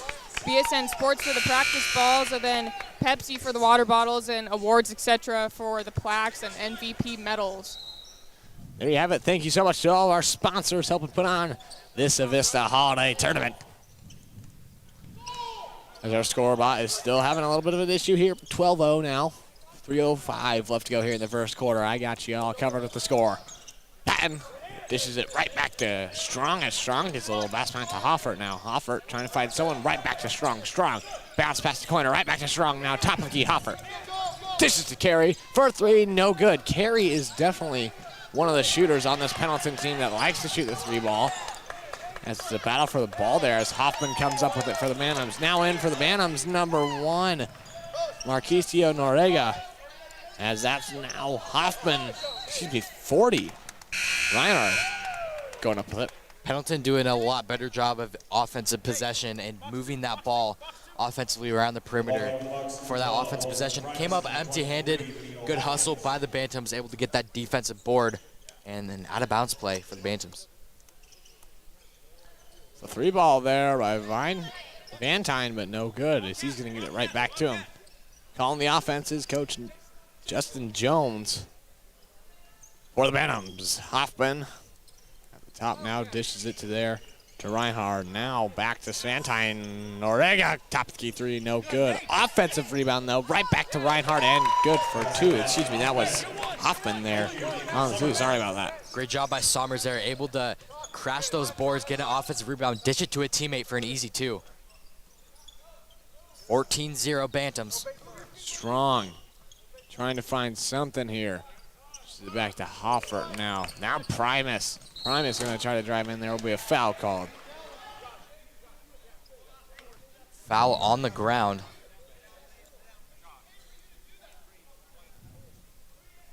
Clarkson's second team foul. Pendleton has 14 fouls. One more and Clarkson will be in the bonus.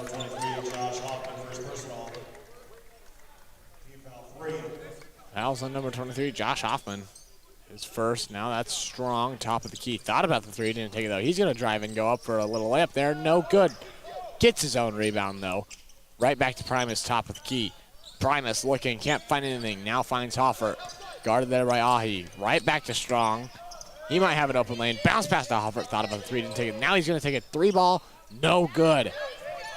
Still nothing for the Buckaroos. They've had a lot of good shots, Pendleton has, and it's only a matter of time for a ball to go in. Hoffman, three. Nothing there. Excuse me, that's Reinhardt. For three, nothing doing there. Strong, free throw. No good. Reinhardt now with the rebound. Yeah, Pendleton still scoreless left in the final minute of this first quarter. 14-0 Bantams. Just under a minute now here to go left in this first quarter as that's Steinwad driving in. Clarkson bench wanting a foul, doesn't get one. Hoffert now right under the hoop. Dishes it right out back to Coiner. Coiner trying to find something that he finds Strong. He's going to go for the three. No good as well. Primus goes back up with it, and Ahi will battle for the rebound, and now there will be a foul called. Pendleton has had a good number of offensive rebounds, just obviously unable to capitalize on any of them. Still scoreless. That puts Clarkson in the bonus. They're going to shoot two.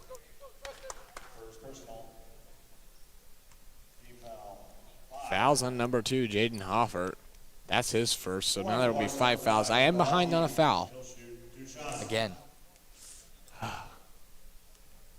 Nico Ahi to the line, shooting 2. First up, and good. So make it a 15-0 run now, 27.7 seconds left to go here. Buckaroos still scoreless now.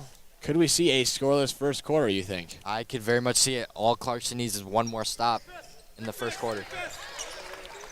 Let's see if Pendleton can break their drought on offense. Clarkson with that full court press. 20 seconds left to go here in the first quarter as that's now Coiner under the hoop, and he might try to get it in as that's Hopkins with the offensive rebound. It falls in. And they get their first bucket of the game. It's Hopkins getting it. Norega gonna drive in, kicks it right out to Ahi for a 3. No good. And will be the end of your first quarter. Your score right now, 16-2. Bantams on top. We apologize. Our scorebot is not working right now. It'll be back with you by halftime. We are having a little bit of technical difficulties, and we'll need a little bit of time. So during this time right now, what do you think has been going well for the Bantams, giving them a 16-2 lead? Yeah, it's been all Clarkson here. Pendleton only scoring 2, and that was in the final seconds of that first quarter. I'm liking Clarkson's offense, being a pass around the perimeter, good ball movement, and they've been able to knock down their shots. Van Tyne, a big hustler for that Clarkson team. And for Pendleton, you're seeing to slow down that offensive possessions, and you need to move the ball around, get it inside more, and you need to utilize your bigs. All right, that's all we got for you for this first quarter. We'll be right back with you for the start of the second quarter. And there's the buzzer, so we're going to have to stay. Keeping it here. I left my hot cocoa in the trailer, and I'm pretty sad about that. It's rough. I guess we just have to wait till halftime to get it. Giving you a little talk back there from behind the scenes. Is it piping hot? What degree temperature do you think your hot cocoa is at right now? Well, because you've been here. Are we at hour 3 yet, or are we at hour 2? I think we might be at 3. Yeah, we are at 3. It's probably cold cocoa at this point. yeah. Right. Well, those thermoses that they make, they can keep it hot for a long time. I have been told it's still warm. Well, that's a good sign. Yeah, but it might not be hot cocoa. Yeah, I prefer if they wouldn't drink my hot cocoa. It's fair game if you leave it there. That's your fault. As Clarkson gets a steal. Fast break opportunity, no numbers for Clarkson. They're going to slow it down, skips it over. Cross-court pass to Van Tyne as he's trying to find something, as Van Tyne trying to find some type of person to pass it to, and he's going to go for it himself, and now there will be a travel call. Van Tyne, a very explosive player for this Bantam program.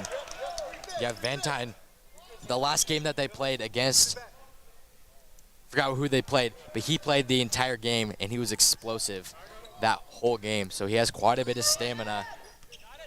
He's well capable of playing the whole time. Bounce pass there from Coiner to number 5. That's Leonard. So now Pendleton getting some offensive momentum here in this early second quarter.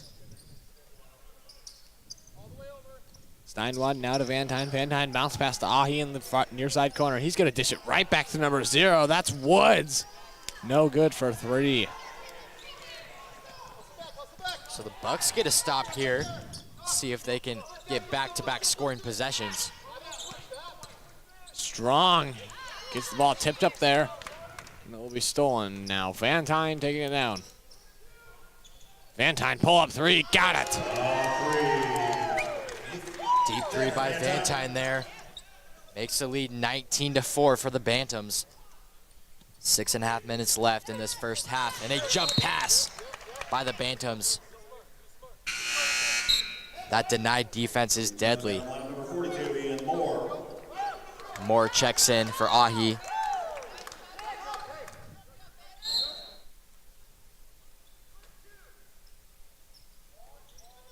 Here come the Bucks.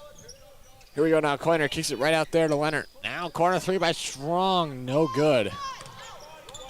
Leonard gets his offensive rebound now. Hopkins easy too, but 2 bucket right there. Great job of finding that gap in the Bantam defense. Bantam's not allowing many points, just 6 here in this first half. Woods. There we go. 22-6 now your score. 5:53 left to go here in the first quarter. Bantam's really finding their shot behind the arc. Quite a bit of threes in this first half. That pass is intercepted there by number 23, Hoffman. Now kicks it to Steinwad. Steinwad for 3. Could have been back-to-back threes there for the Bantams, but no good. Leonard with the rebound there. Yeah, that shot looked good. I'd like to see him shoot some more. Strong kicks it to Leonard. He's going to go with a 3 ball there. No good. Woods with the rebound now. Woods dishes it to Van Tyne now. Van Tyne a little slow coming down, setting up something here. A lot of fast shots from both offenses. I like Van Tyne slowing down this and setting up a play.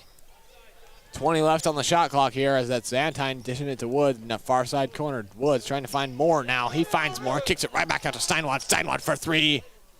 No good. Yeah, Steinmore has a good-looking shot on him. I like his form, and he should keep on shooting, just barely off on those past 2 threes. Now, did you finish your Celsius, your energy drink? I did. Wow. I'm good. I'm ready to go. Are you feeling any, like, tingles? Is it getting to you right now?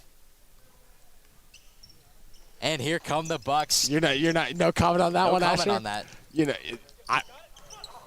I still can't get over how you're picking coffee over hot cocoa. Here we go with this debate again as the Bantams get another fast break opportunity. Hot cocoa's smoother.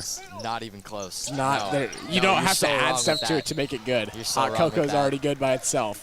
Okay, I already know you're the type of guy to add about a pump and a half of creamer and about a cup of sugar into See, your that's coffee. when you're wrong. That's when you're just assuming things, and you have absolutely no evidence to back that up. I mean, Allie, what about you? What are you going with? Definitely hot cocoa. Thank you. Coffee you go. is probably one of the worst things in this world. So Asher's beat 2-1 here, as he's been kind of a hypocrite going with energy drinks over coffee. And okay, even so though now you're calling me a hypocrite. All right. So I'm just getting attacked here. It's fine. it's not our fault you drink coffee. Hopkins to the line. Second shot up and no good. Vantine. Strong with the board. He kicks us a sign one now. Vantine back to Steinwood. He thought about the 3, didn't take it though. Reinhard now to Moore. And out of bounds. Still nothing on the scoreboard now. 24-6 your score right now. 4:28 left to go here in the first half. Steinwad under the hoop, take it out. Finds Woods in the corner, near side. Good 3-ball, no good. Offensive rebound, though, by Steinwad, and he's going to go cross-court pass right over to Woods. He did jump up a bit there, but nothing to worry about now. Steinwad now to Moore. Moore tried to find Woods in the corner, but a little mismatch there, and Hopkins was easily there to steal it away. Benton's with a good offensive possession, quite a bit of offensive rebounds. I'd like to see him capitalize on those boards. As the Bantams able to trap Hoffert, but that goes right to Primus now. Primus dishes it right back to Hoffert. Top of the key, handoff there to Leonard. Now another handoff to Primus now. Primus might have a lane, and it's going to go up and no good. Not even touching the backboard on that one.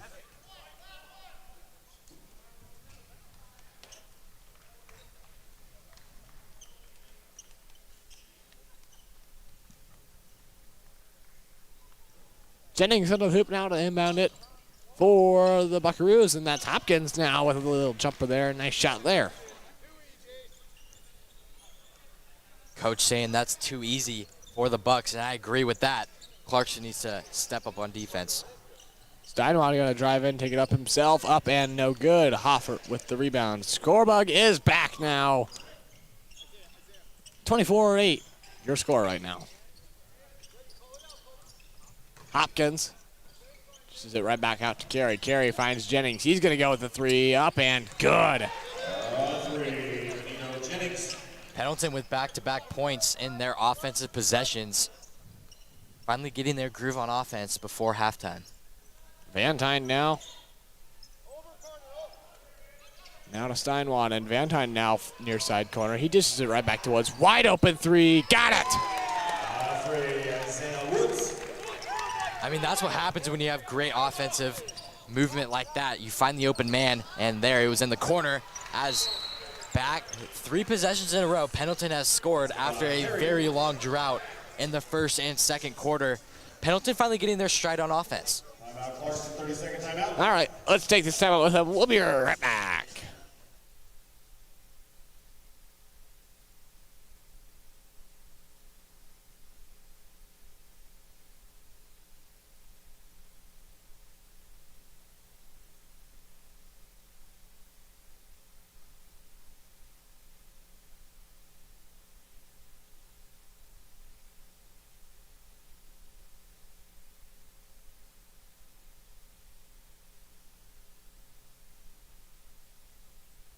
And we're back.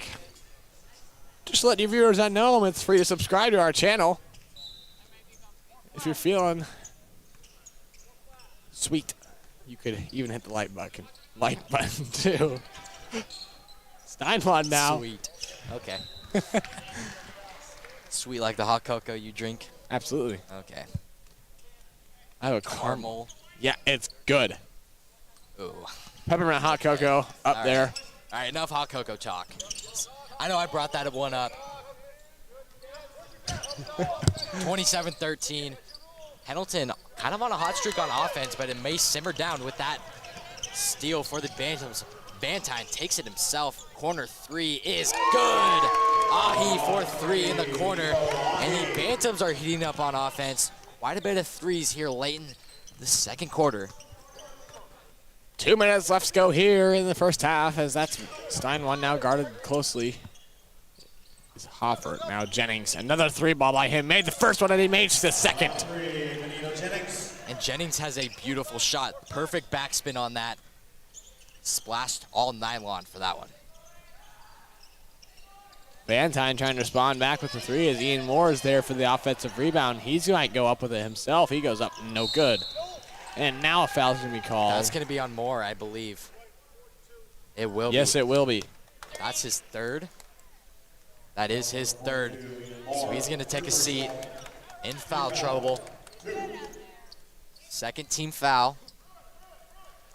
Pendleton has not fouled in this second quarter. Very clean defense played by the Pendleton Buckaroos, but at a cost, it's going to be 30-16 right now. Coiner there, an easy bucket there too. And that's what Pendleton needs. Just get some buckets here and there and climb your way back. And it's almost crazy to think that they kind of came out scoreless in the first quarter, and now they're chewing out that starting lead. to come alive.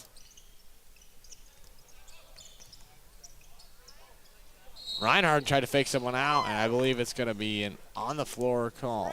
That was a great pump fake, able to fake out 2 bucks. Fouled on the ground before the shot.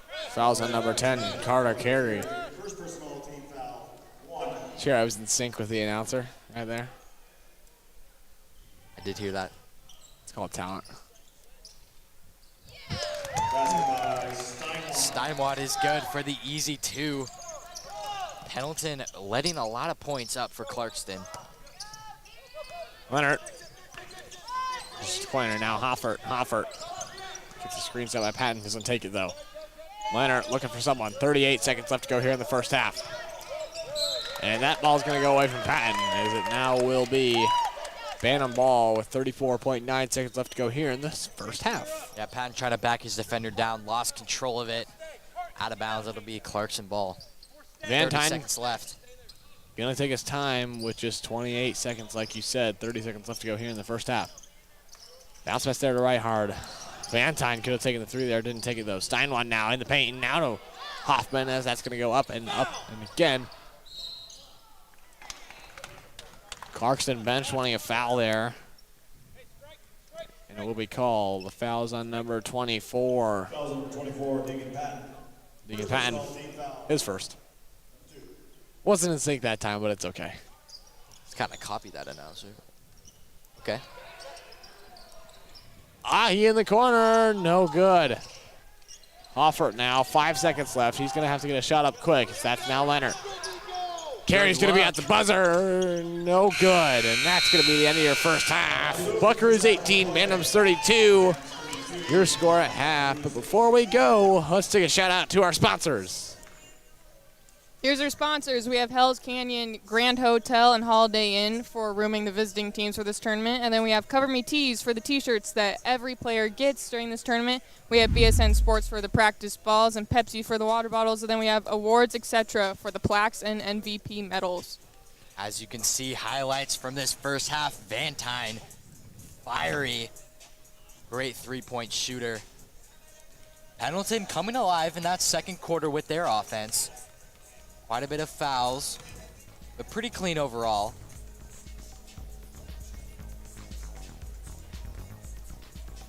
Well, let's let this replay run out, and then we'll take a word from Avista, and then we'll be right back with you for the start of the second half. I'm going to go get my hot cocoa.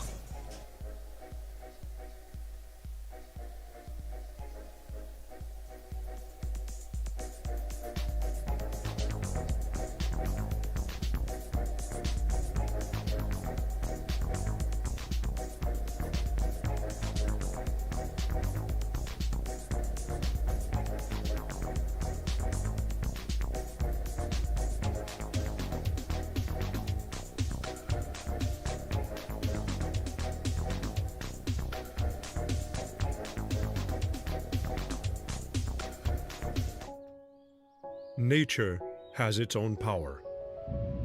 We harness that power and transform it into clean, reliable energy. In fact, when ranked among the 100 largest electric power producers in the United States, Avista has one of the lowest rates of carbon dioxide emissions in the entire country. One of the ways we're helping to build a sustainable future for all of us who call this place home.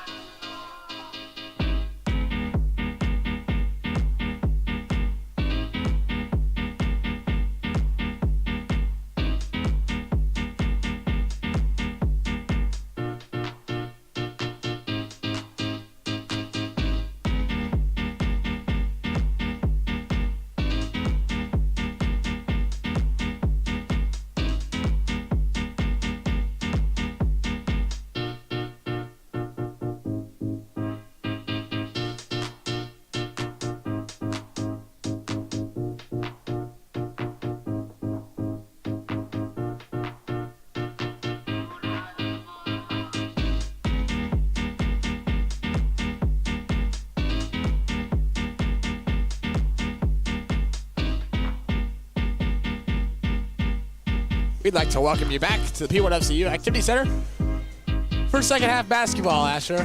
I got finished my hot cocoa, so we're gonna move on to water next. Water's the best drink ever. It's a little bland. Okay, Best here we thing go. ever. Controversial question: does water have a taste, or does it? It does. The temperature is the taste. Hot water. It depends on the water too. No. Dasani No. has a way worse taste than any other no. water. You're saying blind taste test. You can tell the difference between brands. I can tell the difference between Dasani and another brand. No. Come on. All right, here Now we go. we're just Now, talking crazy. no, you Okay, give so me. I guess I'm the unpopular opinion on everything, huh? All right, I see how it is. Pendleton, slow offense in the first quarter. Kind of picked it up in the second. We'll see how they perform in the third. They start off with a turnover. Here we go now. He guarded there closely by Hoffert. He gonna dish it to Steinwald now. Steinwald drives in, kicks it right to Moore. Good pass there, but a foul we call. I believe that's gonna be on Carey. Yes. Fouls on number 10, Carter Carey. The 6-foot junior. Yeah, Pendleton kind of started the first quarter off slow, and they look a little sluggish at the start of this third. See if they can pick it back up as Moore's first shot is off. And during this time, let's give a shout out to our crew behind the scenes. As you see in the top right of your screen, you'll see Forrest Delka right there as he goes away for a little second there, but he'll be right back. And there he is again. And up top of the crow's nest, Kai Klempel, and then behind the scenes, Braden Chenault and Brandon Holybaum making this whole stream possible. And Corbin on the third camera. Big shout out to all them. Now is that? That's Patton dishing it to Hoffer now. Back to Carey for a three. No good. Rebound by Van Tyne. That was a good offensive possession. Just a missed shot there in the left wing. He dishes down to Hoffman. Hoffman going to drive up, take it himself. Up and no good. Almost got his own rebound, though, but Carey was there to get it. Yeah, he was able to use his body, get a good box out, just unable to grab it. Jennings dishes it right over to Hoffer. Hoffer now. Miscommunication there, and it will go out of bounds. Clarkson head coach not liking that possession. A little sloppy there. Clarkson head coach, Justin Jones. Kind of a fiery coach. I like Love that to see in it, a coach. though. Yeah, for sure. He for a three. No good in an air ball.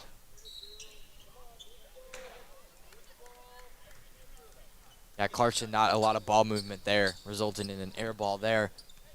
See if Pendleton can respond. Been in a drought most of the game. Hoffert bounce pass to Jennings. Right back to Hoffert. Good ball movement there and good. Yeah, that was a great cut. Good offensive movement. Pass and cut is what you like to see. Big fundamental of basketball. That's Moore now in the far side corner. Trying to hit Ahi up top, but no good. Intercepted by Jennings. He's going to hit Hoffert. And Patton with an offensive rebound. Good play there. Yeah, as you saw that drive, he was looking at defenders. He kind of got worried there, and he was strong on that lane, but fortunately a buck able to clean it up. Now, I'd say if the Bantams don't score right here, probably could see a timeout called. Yeah, this time the explosive Bantam offense in a standstill. Moore sets a screen for Van Tyne. Now back to Van Tyne. Almost got away from him. Bucks cut the lead to 10. Definitely a lot more ball movement, though. 5 seconds on the shot clock, though. Van Tyne's going to have to put one up. He puts one up and good for three. No good.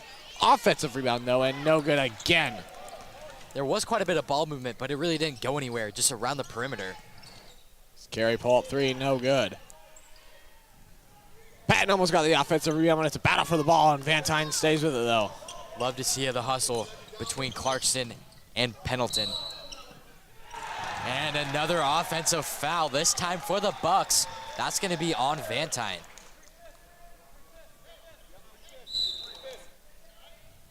Still no timeout called. 32-22 your score right now. Pendleton now down by 10. Each team with one team foul. Fantine, that was his first. Substitutions in for Pendleton. And they're going to take it on offense. Down 10. Little back and forth action here between Jennings and Hoffert now. And now Hoffert has it. Hoffert dribbling, found an open lane, goes up, hand felly, fouled. So, now that we have free throws, Asher. Did you remember what you were going to say? No, but what has been the most entertaining thing you've done on your winter break? It's this tournament here. Long Really? days, third tournament, third day, and nothing I'd rather be doing than What about you, this Allie? right here. I don't know this tournament. I had a pretty relaxed first week of winter break, and then this second week has really picked up. And New Year coming up. Any New Year's resolutions, Wesley? Not really, you know. I could be the one to say, oh, go hit the gym every day, but I already know that's not going to happen. So, I'm going to stick to MAP at our school. Weightlifting class, big shout out to men's athletic performance. Darren Trainer, my teacher in that. Big shout out to him. Also, the baseball coach, baseball sneaking up. That season's sneaking up. We are going to try to bring you baseball season. We don't know if we'll be able to do it yet, though. But back to the action here now. Jennings. Dishes right to Patton. Would have had an easy bucket right there as you saw Ron Murphy there. Knew they would have had it, but. Yeah, it's kind of frustrating when the players can't really come down with the ball. Maybe some sweaty hands, not able to grip the basketball. Ron Murphy, obviously the head coach for the Pendleton Buckaroo program. That was a great find inside. Good shot and is fouled. Great eyes there. Foul's going to be on number 10, Carter Carey, for the Pendleton Buckaroos. Carter Carey, third personal, team foul 2. His third personal, second team foul. Each team with 2 team fouls. 23, Josh Hoffman. First one is good. Number 2, Nathan Summers. In for the Bantams, number 2, Nathan Summers. As Hoffman's second shot to be up and away. And no good.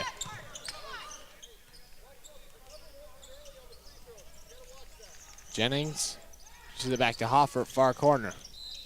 And it'll go out of bounds, and it will stay down here with the Buckaroos. Clarkson wanting possession, think it should be theirs. Be Pendleton ball. Heinrich dishes right back out to Jennings, and Jennings, bang, got it. Cuts the Clarkson lead to 7. Vantine is back out to Steinwald as he finds Reinhardt now. And a miscommunication there, another turnover. Momentum all towards the Buckaroos right now. Vantine frustrated with that possession.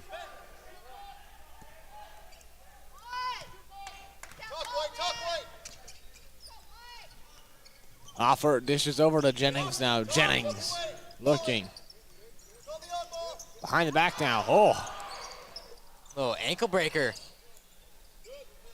So that's now Reinhardt. Miss right there. Now possession for the Bams. Now big one here. Get something going.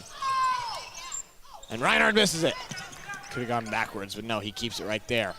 Vantine had Steinwald in the corner. Now hop back to Hoffman. Right back to Reinhardt. A good pass there, and it will be fouled now.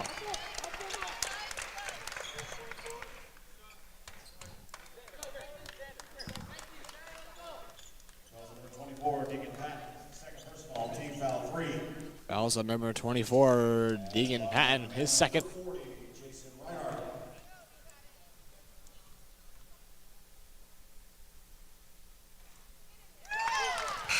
First one up and in for Reinhardt.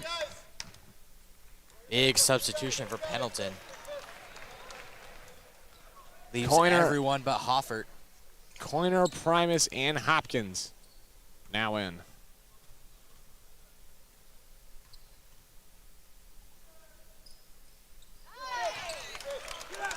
And second up and good. Hoffert. A little back and forth action now again. He's been able to break this press well. That's Hopkins going up for 2 and no good. Yeah, that press break allowed for a good look at 2, just unable to make it. Hoffman good for 2. That was a nice assist there by Summers. And again, they might go back and forth. He's going to look deep, but intercepted there by Hoffman. Yeah, it's just an unnecessary pass down court. Summers in the far side corner. No, this is right back over. They're going to swing it around the perimeter now. Van Tine back to Steinwand now. He's going to dish it to Hoffman in the corner. It's going to go out of bounds, and it should stay down there for the Bantams, and it does.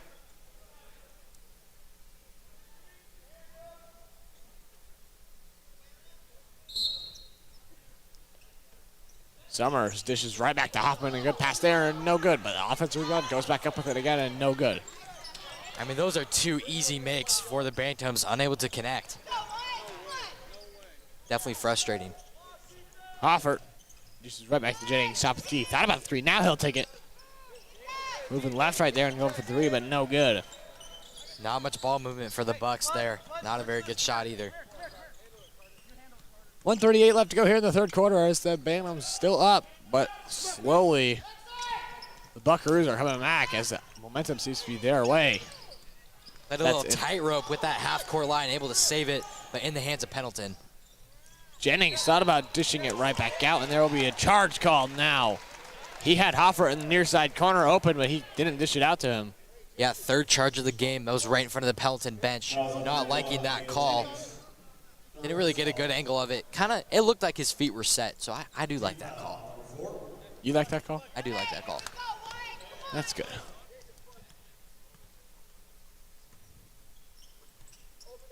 Here we go now. Reinhard kicks it right to Summers. Now in the far side corner. Steinwad, Sidewad, going to hand it right back to find Van Tine for 3. No good. Summers offensive rebound though and misses again. And another miss. Yeah, their second chance opportunities, they have had a lot of them, but unsuccessful for most of them. Fouls on number 12, Colson Primus, his first.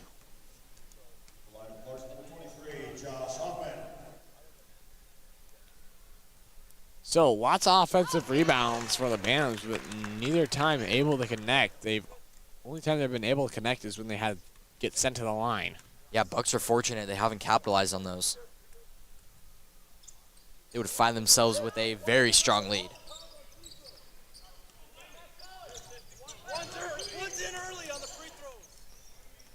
Clarkson wanted a lane violation. Didn't get it. I kind of saw a little movement, but I don't think really anything doing there. Van Tine now guarding there. Hoffer dishes it right back to Coiner. Coiner up for 2 and good. 36 seconds left to go. And a timeout will be called. 30-second timeout. Let's take this 30-second timeout with him. We'll be right back.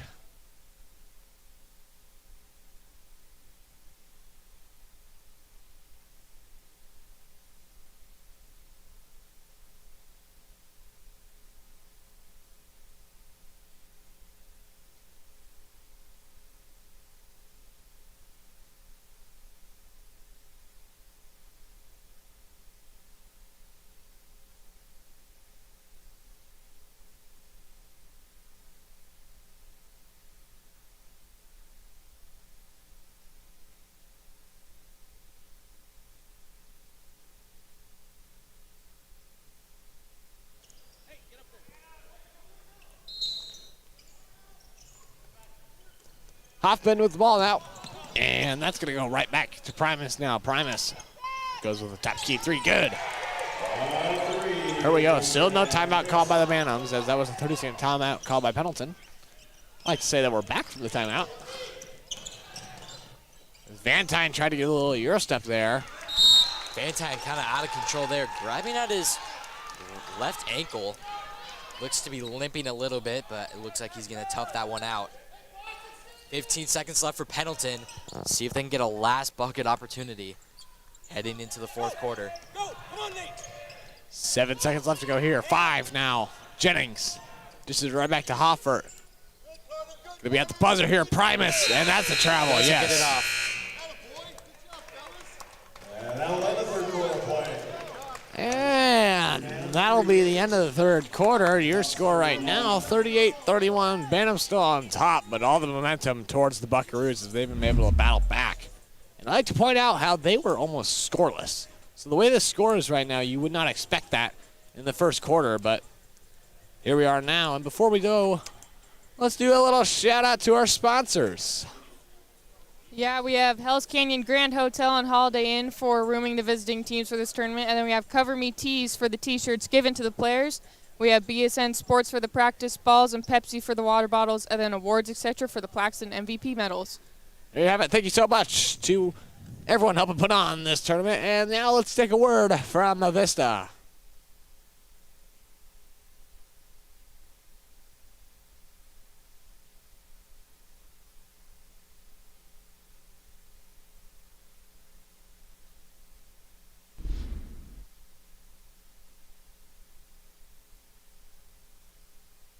And we are back After in the not taking a commercial break. P1 FCU Activity Center. Fourth quarter action. This is for fourth place between the Clarkson Bantams and the Pendleton Buckaroos. 7-point game. Bantams with the lead. Van Tyne top of the key now, dishes it right now to Hoffman. Hoffman right back to Van Tyne. That's a cross-court pass to Reinhard. Reinhard right out on the open lane. Didn't take it though. Van Tyne for three. No good. And that's going to be on Clarkston. Offensive foul there. 23, Josh Hoffman. Second personal team foul. Clarkston bench not liking that call. Here come the Bucks. Down 7. here we go. Hoffert now getting double teamed now, and that's going to be stolen away, stripped away there. Van Tyne might have an open lane here. There we go, a little bounce pass there to Hoffman. Hoffman's going to go up and good for 2. Clarkson's trap press is just really good as Sommers gets another steal and a bucket. This defense is scoring a lot of points for them. Here we go now. Momentum shift starting to change a little bit. Now Jennings taking it down. Jennings throws it ahead of Hoffer as Hoffer's going to get there. Now back to Jennings. Now to Primus. Primus is going to drive and try to take it himself. Up and in for 2. Kind of stayed at that top of the rim for a while and it fell in. Van Tyne taking it up.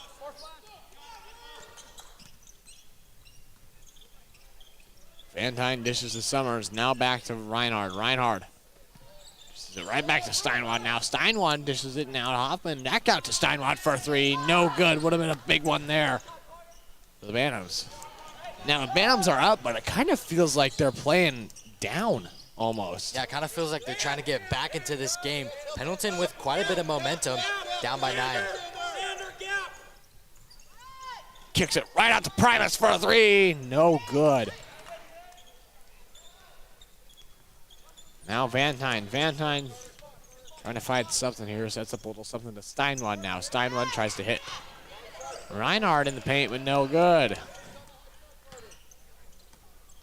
Jennings taking it down.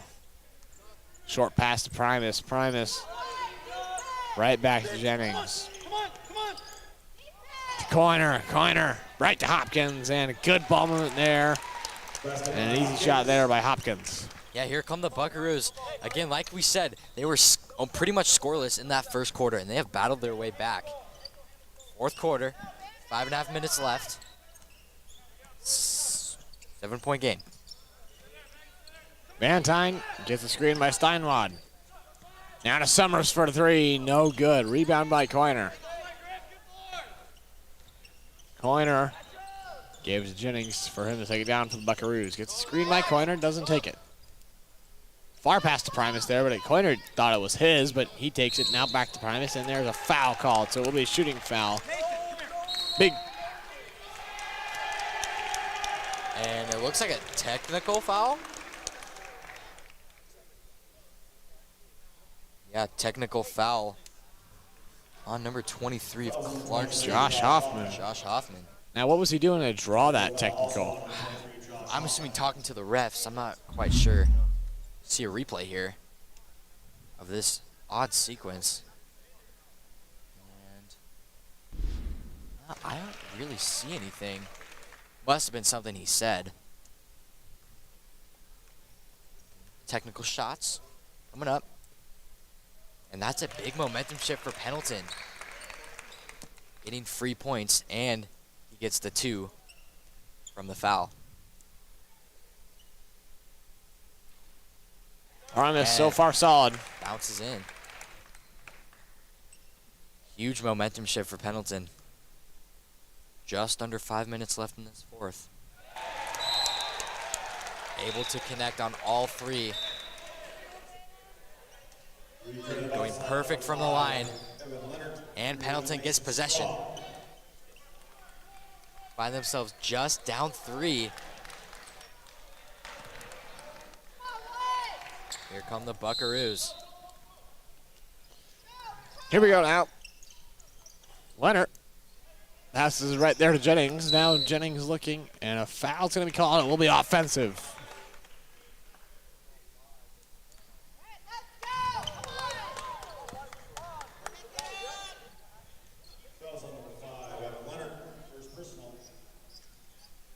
Fouls on number 5, Evan Leonard hits the first now. As Van Tine takes it down. 4:50 left to go here in the fourth. Van Tine looking, can't find anything. Now he's going to bounce past it to Summers, and it's going to get picked off there a little bit, and now it's Van Tine still with it. Everybody on the ground for Clarkson fighting for that ball. Right to Steinwan. Steinwan goes up with one, and no good. Rebound by Strong. Strong. Trying to find something, can't find anything. Right out to Jennings. Jennings.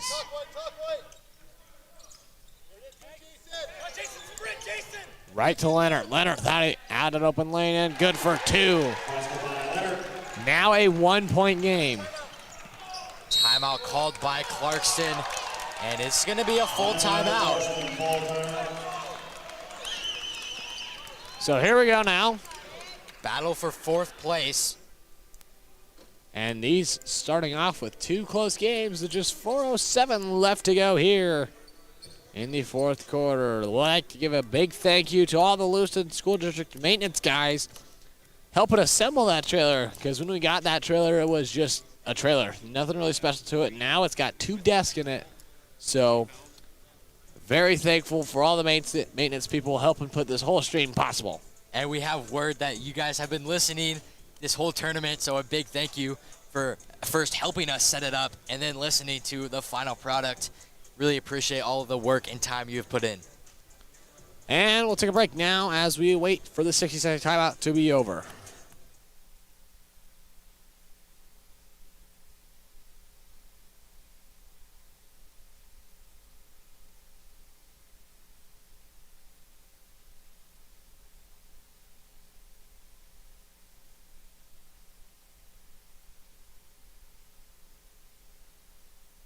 And we're back here now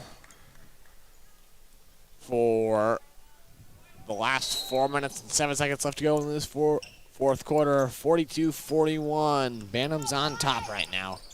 Nico Ahi back in the game for the Bantams as he's down at the top of the key. Right back to Van Tine. Van Tine open 3. Got it! Kind of looked like a travel before he passed that ball. Not. Jennings gonna take a deep 3. Got it! Right back. Responds. Yeah, that shot was from the parking lot, and a beautiful shot there. 1-point game. P1 FCU. Ahi about traveled right there, but no good. Summers hits more. Right back out to Ahi. Kicks to Van Tine. Van Tine gonna take another 3. No good. Almost an offensive rebound though, and there will be a foul. I believe that will be on number 11, Mason Strong.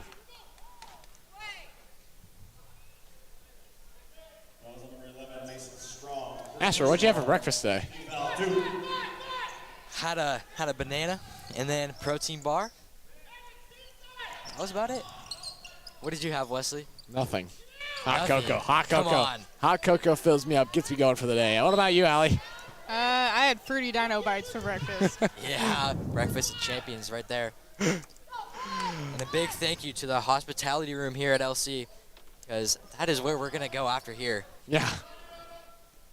Big thank you to all that time and preparation, preparing delicious food for us as a corner three by Van Tine is no good. A big Last to shout touch out. it for Pendleton. Today is Clarkston and Lewiston High Schools sponsoring that room, as the past 2 days it has been the first day, Thursday, Clarkston High School basketball teams, and on December 29th, Lewiston High School basketball boosters, providing all that food for everyone putting on this tournament here today. So thank you so much to everyone there. And that was a big missed shot by Clarkson. Pendleton able to get control, down one, just under 3 minutes left in this game. Battle for fourth place. Jennings. Trying to find something here. He's going to try to take it up himself. Kicks it right out to Coiner. Now to Leonard, top of the key. Leonard drives it over to Coiner. Clarkson bench wanted to travel, but no call.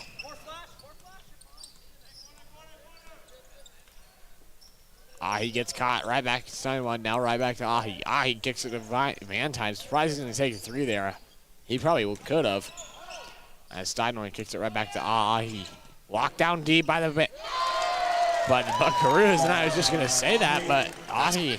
That was kind of a flat shot, and it just kind of zipped in there and rattled in. And a foul will be called now. Foul's on number 42, Ian Moore. That's his fourth personal. Fourth team foul. One more, and then Pendleton's going to be in the bonus rest of this game. Jennings hands it off to Leonard. Leonard. Looking. Oh, handoff to Jennings now. Jennings. Zips it right over to Leonard. Leonard. Hopkins. Hopkins going to go up with it and rejected there by Ian Moore, and they're going to call a foul on Ian Moore, I believe. So now Pendleton in the bonus. Last minute, 54 seconds. That foul is going to be on number 2, Nathan Summers. At least it wasn't on Ian Moore, because he would be fouled out then. Ian Moore, a very important big here for Clarkston. Able to get a lot of big rebounds and crucial points of the game. Connects on the first, makes it a 2-point game.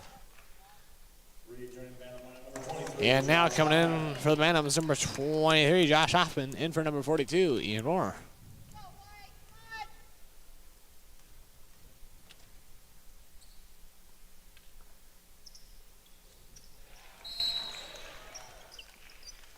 Pendleton is going to take a full timeout. Fans, be sure to not go anywhere if you're watching at home, because we got game 21 coming up right after this one. Moscow versus Downey, a fight for the third place on the girls' side of this bracket. Both those teams able to get a win in the first round and then lost in the second round.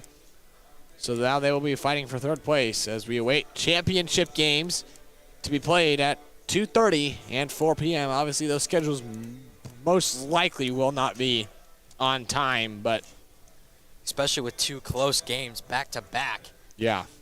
Really extends that time. But they are the last two games, so game 23 and 24, back-to-back championship games.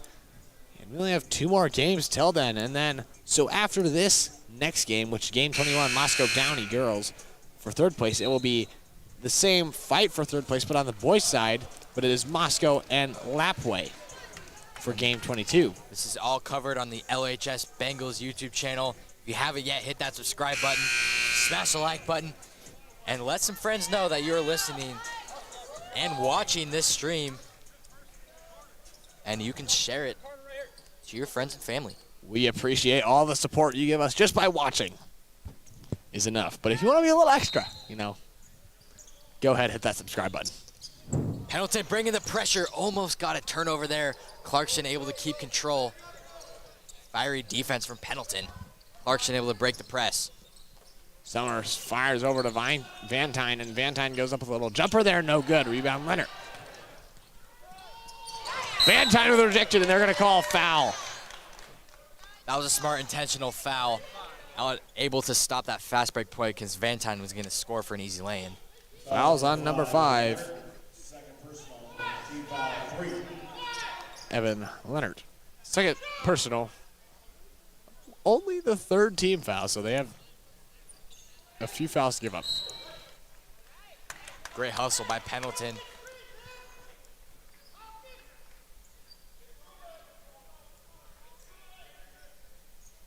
confusion on who's going to take the ball out of bounds. It's going to be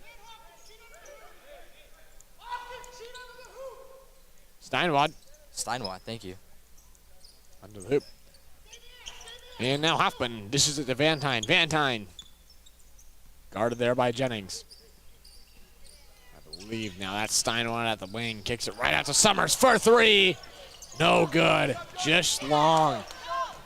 He's going to stay with it, though. Vantine kicks it right back to Steinwad now. Now they're going to set something up. Big offensive board for Clarkston. Now this could be a long possession for the Bantams to chew some clock off as it hit the rim, so the shot clock resets. Now at 20. Minute left in this game.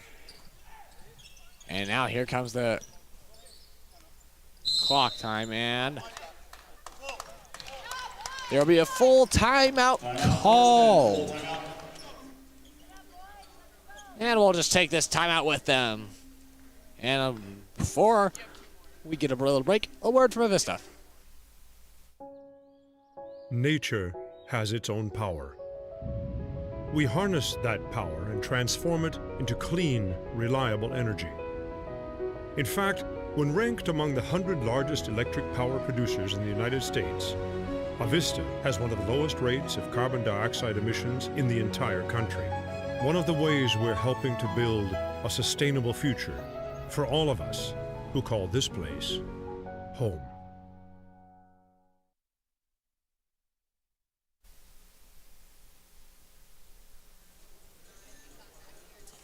Now, if you look at the bottom right of your screen, there's the announcers. I'm raising my hand right there. That's us. Right there. That's Allie Olson right behind us. As we are just 55 seconds left in this fourth quarter. Intense game down to the wire. Pendleton has made quite the comeback. We might hear a little bangerang action. Who knows? Possible. Three ball will become a key factor, I believe, in this final seconds. Hoffman gets his own rebound, and a foul will be called. 49.3 seconds left. Another offensive board by Clarkson. That's kind of been the story of this game. And Clarkson going on the line to shoot two. One more foul, then Clarkson's going to be in the bonus. Number 23, Josh Hoffman. Hoffman First in the line. shot. No Off. good.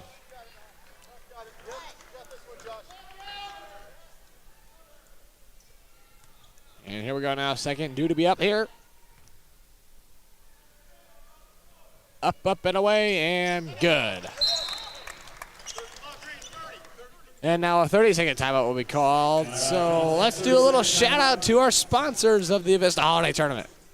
Here's our sponsors: Hell's Canyon Grand Hotel and Holiday Inn for rooming the visiting teams, Cover Me tees for the t-shirts that every player gets, BSN Sports for the practice balls, and then Pepsi for the water bottles, and then awards, etc. for the plaques and MVP medals. And also a big shout-out to the Nez Perce Tribe sponsoring our intercom system, giving us the opportunity to talk back to the people behind the scenes. Thank you very much. Nez Perce Tribe. So a quick little 30-second timeout there by the Pendleton Buckaroos. One possession ball game here, anyone's game. 45-42 seconds left. Here we go now. Strong, trying to find something. Tight D by the Bantams, but also clean. Screened by Hopkins, and Vantine gets a tip up there. And now it's going to be a 28-second game left as Ahi is going to be fouled. Great ball handling by Ahi, able to break his defender's ankles and prevent that foul from happening to stop the clock. He was able to burn out a little more clock before that other foul was called. As Hopkins in the backfield. Clarkson going to be in the bonus. Rest of this game, both teams are. These could be deciding free throws here. Ahi's first is up and good. Still a one-possession game. Bucks can tie with a 3. Ahi would make it a 2-possession game if he makes this one. Ahi. Second shot up and nylon. Big free throw there by the freshman. Pendleton gonna need to score quick here. Burning way too much time off this clock. Good defense by Clarkston. Heinrich trying to find something, and this is just burning off way too much clock as that's going to go away. And that's probably going to do it. This will probably shut out the rest of this game. 6.2 seconds left to go. Bantams most likely will win. Pendleton just didn't have a lot of urgency on that possession. I know that Clarkson defense is great. But you need to move that ball a lot more. It's a lot faster to pass a ball than to dribble it. And at that point, I'd like to see a lot better ball movement there. At that point, you almost just want to take a chance at a three, you know? Yeah, even that deep three. Clarkston will take a timeout with 6.2 seconds left to go. And that's going to be a full timeout. So why don't we just take this timeout with them? We'll be right back. 6.2 seconds left to go here in the fourth quarter. I guess, yeah.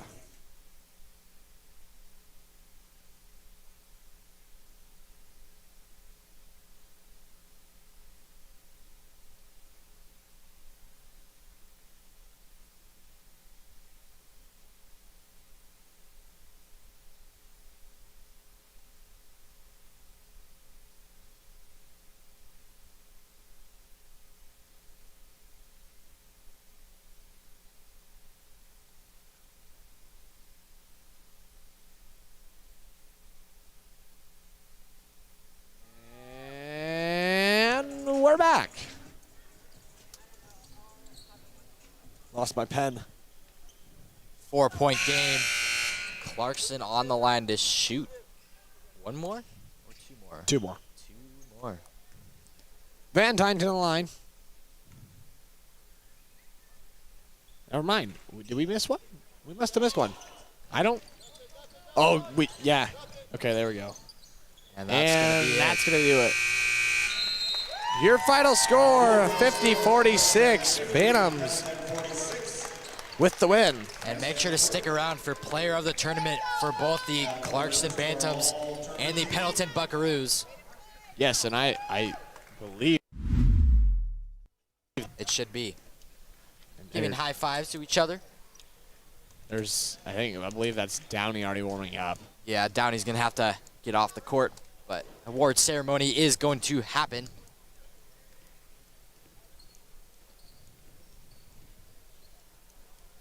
As pregame warm-up clock hasn't even started yet. And as we see some highlights of the game that just went on, Clarkson, very close game. So you can see that technical free throws. I thought that was going to be the momentum shift that the Pendleton Buckaroos needed, but it wasn't quite enough.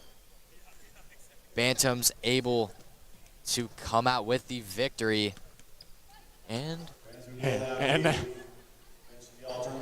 now they're having the award ceremony. I'm assuming they're going to have the warm shot has started. Oh, well, I guess. Okay, so, yeah, they're just going to do them during warm-ups. Okay, save some time. I like it. 2 for 1. Warm-ups and award ceremony. And now they do pause it. Okay. Congratulations to Jennings on the Bucks getting the all-player tournament for the Buckaroos. Number 10, Carter Steinwad. And Carter Steinwad getting it for Clarkson. Congratulations to those two.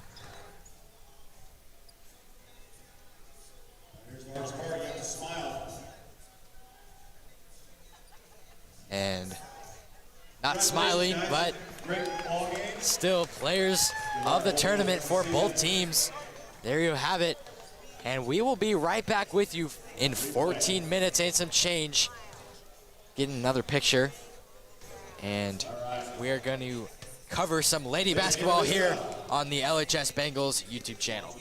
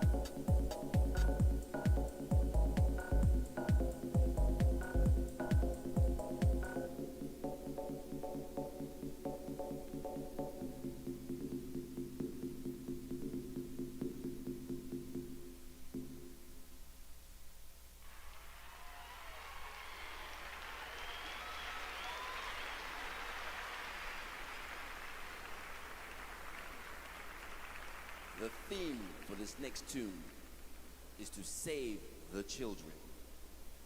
We are very serious about that because we expect the children to save our soul.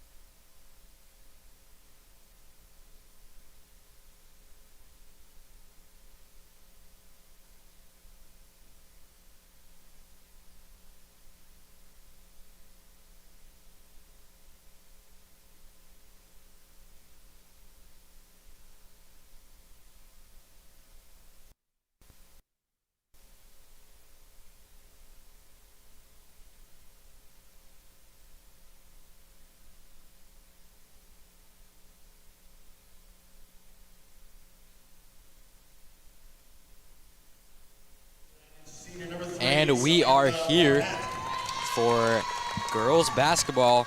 It is the Moscow Bears against the Downey Vikings.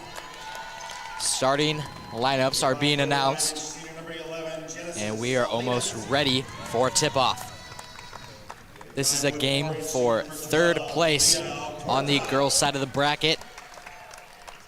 And a 6-foot junior, number 31, Amanda Velasquez. Downey Vikings coming all the way from California, around the LA area.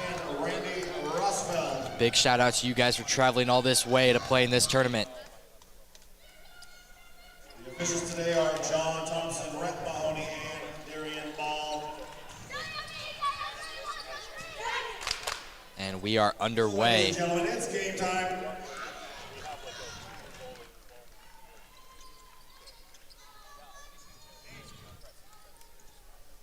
So we've got Skinner against Valquez for the tip-off. No one really wins that tip-off. And it'll be Viking ball. All right, here we go. Here comes Barnett. She's an excellent three-point shooter, dangerous in the past 2 games. She drives left, drives in.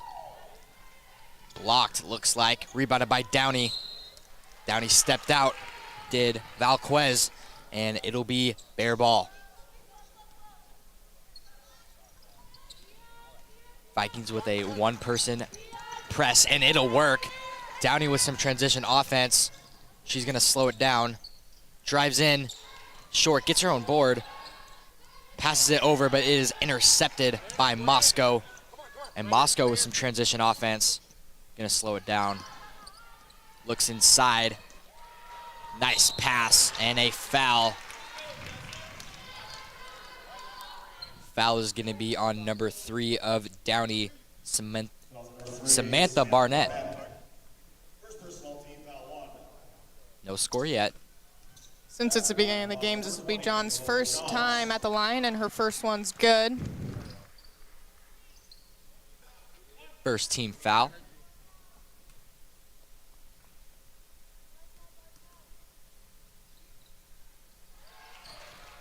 Second shot is good. Moscow bringing some pressure of their own. Able to break it is Barnett. And Barnett gets it over to the wing.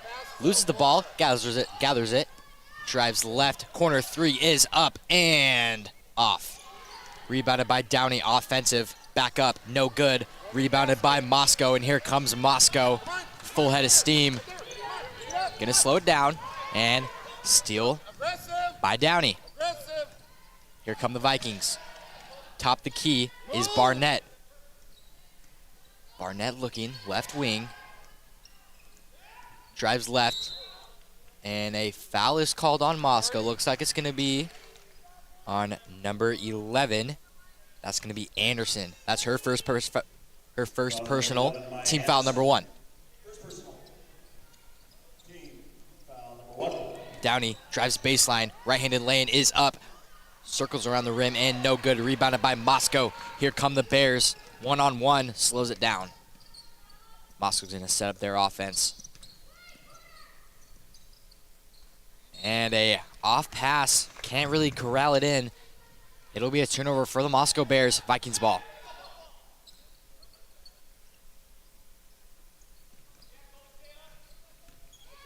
Downey. One-on-one matchup in the front court. Downey's able to pass. And a foul is on Moscow. That's going to be on number 5, Colby Kiblin. That is Kiblin's second team foul. Moscow with the early lead. And a steal by the Bears. Here come the Bears. And that's going to be another turnover for the Bears.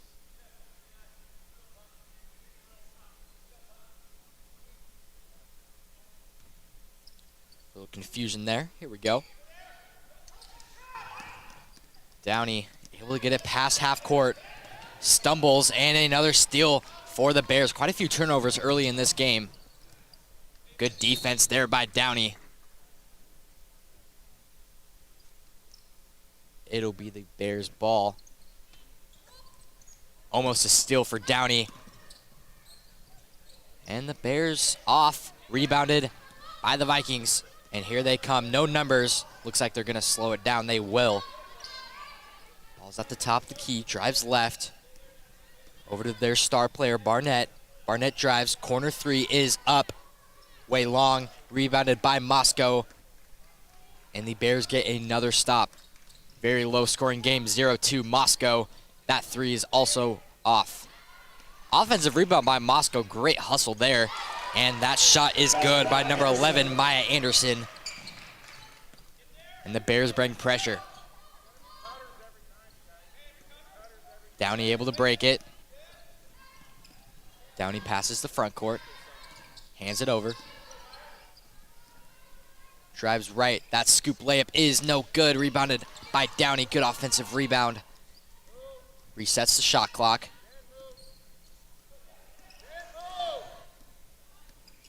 Handoff to Barnett. Barnett, a couple crossovers. Goes back. Hands it off. Drives right. Looking good spin move. Good drive and a score. First points for Downey comes from number 12, Talea Oporta. Great move right there. Corner 3 is up and good. So Moscow answers up some points for their own. Maya Anderson once more.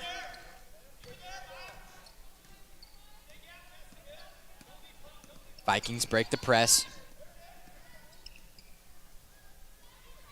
Downey looking to answer for some points of their own. Hands it off. Drives left, looking in the corner. Corner 3 is up and good. Sinks it in is number 12. Oporta having all of Downey's points so far. Here comes Moscow. Moscow looking inside. And that post shot is no good, but a foul. Foul is going to be on number 3 of Downey, Samantha Barnett, excuse me. Number 3, Samantha Barnett, second personal, team foul 2. This will be Skinner's first time at the line. Line for Moscow, number 12, Jessica Skinner. You see a replay there. Her first shot is good. Just a couple of substitutions in for Downey and one for Moscow.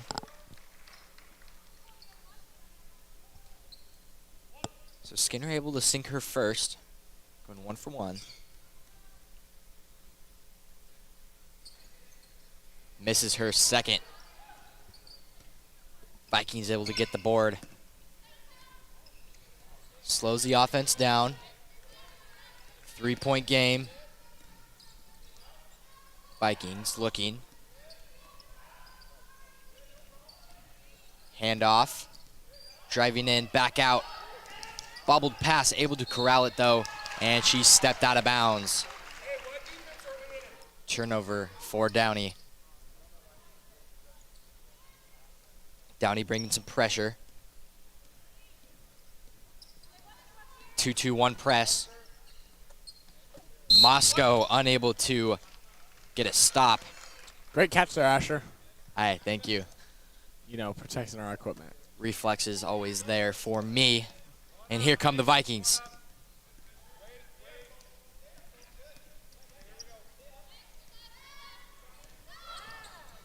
Corner three up. And no good. Looking for her second three of the game. And here comes Moscow. Transition offense lane is up and good. Number 11, Anderson, scoring all of Moscow's points so far.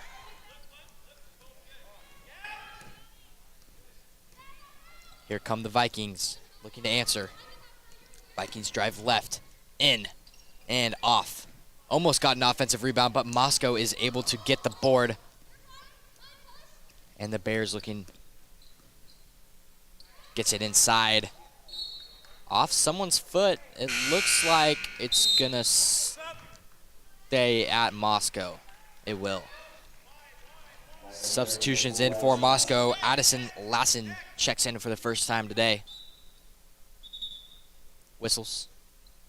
And substitution in for the Vikings. Number 14, Natalie Soria, takes the spot for number 31, Amanda Valquez. Moscow finds a girl inside. That shot is no good. Offensive rebound. Second shot blocked. And it'll stay Moscow ball. 31 seconds on the shot clock, brand new. And the Bears, another out-of-bounds play in this long possession. Moscow looking, finds corner. Tipped away by number 1, Salma Garcia. Great defensive play. Fiery person off the bench for Downey. Left wing, drives in. Right corner three is up and misses everything. Rebounded by Moscow, another offensive rebound for this Bear team. And that floater is good by who else than Anderson. Moscow keeping with that press. It's been fairly effective in this first quarter. Moscow with a 5-12 lead against a team from California. This game is for third place in the tournament on the girls' side. And a foul is going to be on Moscow. Foul is on number 11, Maya Anderson. So Anderson, the clear leader of this Moscow team, at least in this game, the clear star of the Bears. Vikings looking at the corner. Try to look inside, but keeps it herself. She drives in, and it is stripped away by the Bears. This Bears defense is very effective. And here come the Bears transition offense. And kind of throws it away there. And it'll be Downey ball. 1:24 left in this first quarter.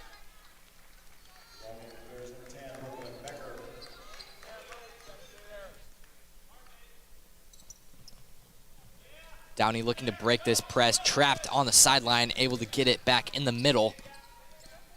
And she's just gonna take it herself, able to break the press. Garcia, and it is stolen by Lassen. Lassen up for two is off. Offensive rebound by the Bears, and a foul is on Downey. That's gonna be on number 11, Genesis Salinas. Yeah, and so far Downey really not able to get anything going on the offensive side of the ball right now. Defense so far been pretty solid so far, but Bears with a 12-5 lead so far. And I think this Bears defense is what is keeping them in this lead, as that'll be Jessa Skinner going to the line to shoot two. But yeah, as I was saying, as that foul is going to be on number 5, Olivia Vaughn, this Moscow defense is electric, and they are not allowing any points for Downey, keeping them to 5 in this first quarter. This is also Skinner's second time at the line, and with that last make, she's 75%. Now, Asher, I know you and Parker have a little shoe, notice. Notice any pair of shoes that stick out to you on the court right now? You know, these kind of, I'm not a big know about shoes. That's more of Parker's thing. But these are kind of neutral colors. Maybe as some more substitutions come in, as a foul is going to be on Downey. Maybe not. Not really sure. But travel called there. And yeah, I haven't really noticed any flashy kicks on the court yet. Top of the key. Looking inside, and a turnover for Downey. Turnover for that Downey defense, but she walked with it. 2 back-to-back travels for this Downey offense. Maybe a little too excited there. And Moscow gets possession. 25 seconds left, no shot clock.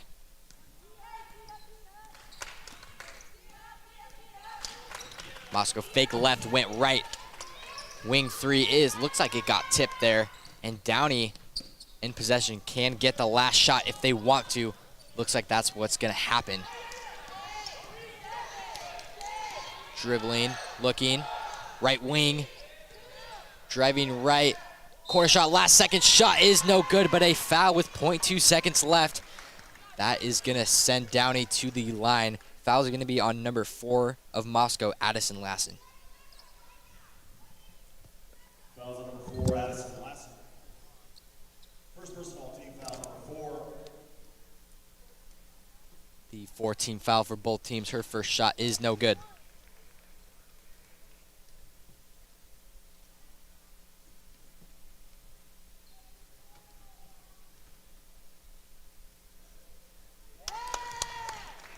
Sinks her second, and with just 0.2 seconds left, that is going to take us to the second quarter. Big defensive battle. Allie, what have you seen between these two teams? Honestly, I don't think Downey has been able to get their rhythm yet, and that's led to a little bit of a disappointment on the offensive end. Moscow's had a pretty strong defense and has had a couple of offensive rebounds that are really nice to see. Yeah, I definitely think this Moscow defense is what's keeping them with this lead, getting a lot of stops. Downey really needs to find their way on offense, but we're going to see you at the end, or at the start of the second quarter.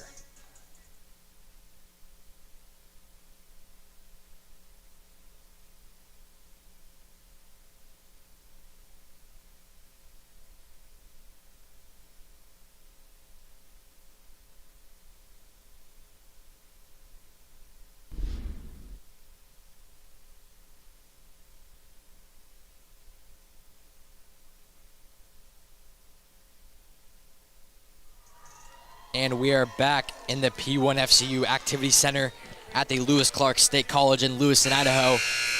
Fast start for the Moscow Bears, but Downey Vikings very much in this game. Start of the second quarter underway. It's going to start with Moscow having possession. 6-14, the Bears with the lead. Once again, the Vikings very much in this game. So Bears start with the possession, looking around, find someone inside, and battle for the basketball. And that is going to be a jump ball, so good aggressive defense by Downey to start the second quarter.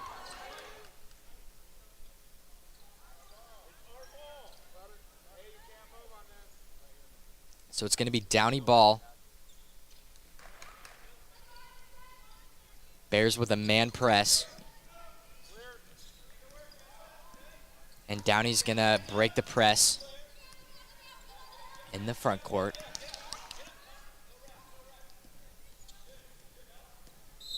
And, yep, that's going to be a double dribble.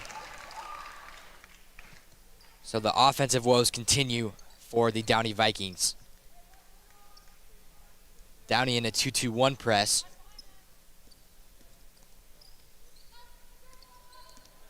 Moscow looking to break it. Here comes Moscow inside. Shot is up and no good, but a foul. Foul is going to be on the Vikings. Defensive foul. That is going to be on number 14, Natalie Soria. This will be Williams' first time at the line. So that's going to be off. Moscow, number 21, Jackie Williams. In a low-scoring game, free throws are a big factor in this game.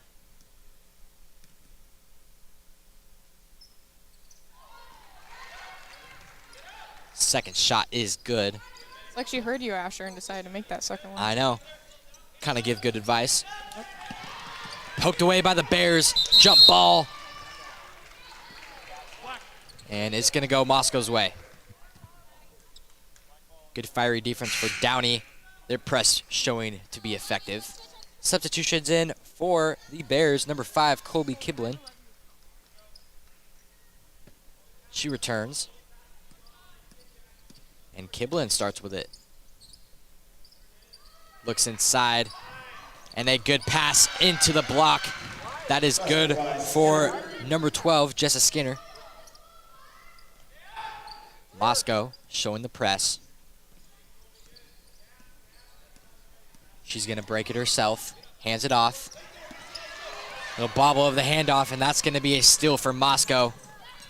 Thought about driving in, but a foul is going to be called on number 11, Genesis Salinas. It's a replay of that foul. Did try to go for the ball, but got skinned. In for the game is Samantha Barnett.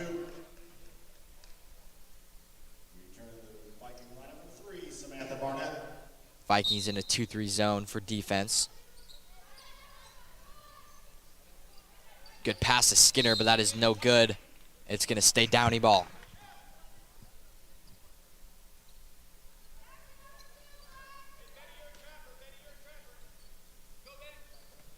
Finds Barnett. Barnett trapped in the corner.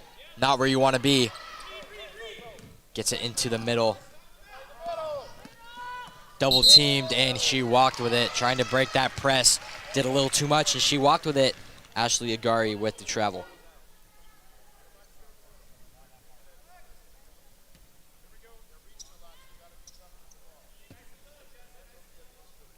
So Moscow with possession after the turnover. Finds a woman inside. Mid-range shot, no good. Foul is going to be on Moscow. That is on number 12, Jessa Skinner. Her first personal. First team foul as well in this second quarter. Downey still facing that Moscow press, but still able to break it. Fast break opportunity. She's going to slow it down. She finds herself wide open in mid-range, and she is left way short. Rebounded by Moscow. Moscow inside. Doing a great job of getting the ball in the paint as they get it once more, but is stripped away by Downey. Downey doesn't have any numbers. She's going to drive, and she's going to take it, and a foul is going to be on the Moscow Bears. Foul is going to be on number 5, Colby Kiblin. That's her second personal. As you can see that foul. Trying to get to that baseline. Second team foul. Both teams have 2 in this second quarter. Hard screen there. 3 is up, and it rattles home. 3 is good by number 12, Oporta. And just like that, Downey has responded. Foul is going to be on Downey. That's going to be number 11, Genesis Salinas. That's already her third. And we are halfway done with this second quarter. She's going to take a seat for, I'm assuming, until after halftime. Bears inbound the ball. Looking towards the right, back at the top. Inside, back out right wing, deep. 3 is up and long. Almost got an offensive rebound. Fight for the ball, and another jump ball getting called. That's going to go Downey's way this time.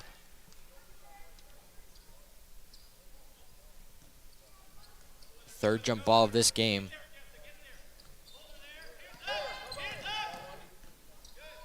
Downey having no problems with Moscow's press. as it is just a one-person press right now. Barnett in a defensive foul. That is going to be on Moscow's 12, Jessa Skinner. You see a replay of that. She drives in, gets a hard foul there. It's a third-team foul, and that is Skinner's second.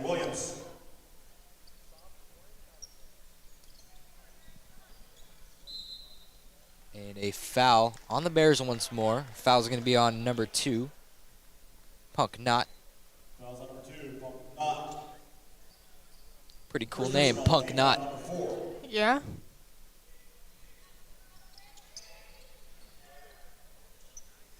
And a bucket for number 31, Amanda Valquez.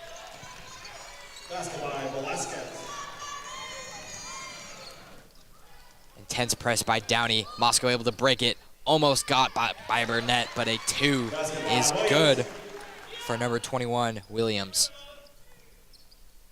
Moscow showing a press. Downey having no troubles at all breaking it. Ball is inside, takes it out to the corner, skips it up to the top of the key, drives left corner, baseline, left-handed lay-in is good. Great offensive movement by Downey. That offense is starting to come alive, and Ashley Guire scores that too. 6-point game, 4 and some change in this second quarter. Exciting first half. This is for third place. Gets it inside. Moscow. That is left short. And Barnett able to get that board, and she's going to take it for Downey. Downey, right wing. Thought about the shot, decided not to. Top the key. Thought about that once more. Drives left, and she walked with it.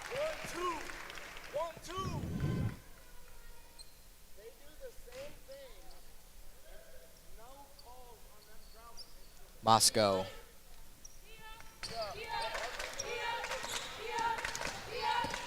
Downey with the break. Almost runs into the, well, it did run into the scoreboard. Almost ran into us. And a foul is going to be on number 3 of Downey, Samantha Barnett. That is already her third, and she's a key player to this Downey team. 14 foul, so if either one of the teams foul again, that team's going to be in the bonus. Mid-range shot is left short. And Moscow is unable to get that offensive board, and Downey will take control. Moscow doing a great job of getting back on defense. Left wing shot. Thought about it, drove right. Nice bounce pass in the paint, and that is going to lead to a foul on Moscow. So foul is going to be on number 10, Brooklyn Becker. And not only is that just a foul for shot, that is going to put Downey in the bonus for 3 minutes and 15 seconds left for this first half. At the line for the Vikings, number 31, Amanda Vasquez. Vasquez misses her first. Substitutions in for the Vikings. Number 3, Barnett's going to take a seat, and number 5, Olivia Vaughn, is going to take her place. Barnett with 3 fouls, key player for Downey, and her second shot is good. Asher, I heard your voice go a little quiet there. What? It feels quiet in here. It does. You know, it does. We do have a California team. I do get that. Moscow Bears. We do probably have a lot more fans in attendance online. Yeah. Thank you guys for watching online. Shout out to all the California viewers. We appreciate your support. And while you're here, you are watching this on the LHS YouTube channel, go ahead and hit that subscribe button. And while you're there, hit that like button as well. Your support helps us greatly. You know, Asher, we forgot to name something that they could also do. Ring the bell. Get notified when we upload. Get your push notifications on. When Bengal school updates. does start, we have a Bengal update. So it's the school news every single day. So if you want to learn what goes inside our school, go ahead. Very interesting stuff going on. Sometimes I even make a surprise little appearance on that too. Yeah, we have a lot of fun on the Bengal update. As Moscow looking to break the Downey press, and poked away and stolen by Downey. Here come the Vikings down 4, 2 minutes, 50 seconds left. And Downey drives left, Scoop layup is up and good. That is good by Vaughn. The Downey Vikings starting to show some offense. And another steal from the Vikings. Here they are coming alive. A corner three from the right is no good. That would have been quite the momentum shift. Would have been a big one right there. And a timeout called by Moscow. Vikings starting to get some momentum here before halftime. And it is a full timeout, so maybe. Let's take a look at some brackets here. On the girls' side, let's take a look at what we have coming on game 23. The route Grangeville and Clarkston had to take to get here. Clarkston facing Richland in game 7 first, beating them, and then Downey beating Downey, and then Clarkston finds themselves in the championship. For Grangeville, they beat Lewiston and then beat Moscow to find themselves in the chip. Lewiston and Rocky to face off in game 24. Lewiston beating Kendrick and Moscow, and then Rocky beating Clarkson and then Lapway, finding themselves both in the championship. And coming up next right after this game, game 22, Moscow versus Lapway, a fight for third place in the boys bracket. All right, and there you have it. That is how the Vikings and the Bears got into this situation. Battle for third place here in the P1FCU Activity Center at the Lewis Clark State College, Lewiston, Idaho. Both of these teams 1-1 right now in the tournament. Both have a loss. Both advanced to the next round, I should say, and then now lost in the next round and now find themselves fighting for third. All right, let's see if the Bears can respond to Downey's scoring spree. Here they come. Drives left. Handoff to the right. Almost stolen by Downey once more. And she walked with it. Fiery defense from Garcia there. Able to force that travel. And another turnover for the Moscow Bears. Vikings defense coming alive, as well as their offense. Firing at all cylinders here. 2 minutes and some change left in this first half. Downey just gonna drive in off of Moscow. Smart play there by Vaughn to keep possession.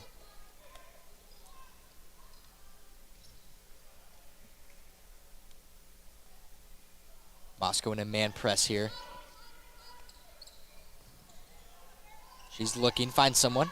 She drives in. Right-handed lay-in is no good. Rebounded by Lassen, and Lassen's gonna take it herself. She's gonna drive right, looking inside. And that backdoor lane is up and rattles out. Great pass, great cut, but it is stolen by the by the Bears, and a foul is gonna be called on the Vikings.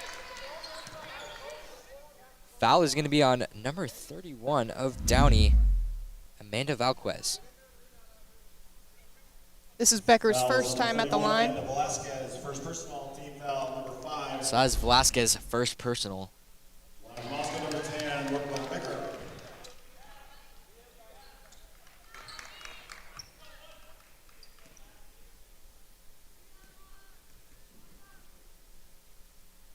Second shot rattles out.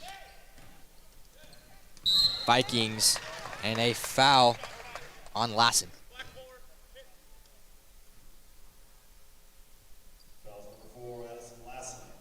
So that is her second personal. Both teams still in the bonus. Minute 43 left. This will be Vaughn's second time at the line, going 50% so far. Make that 75.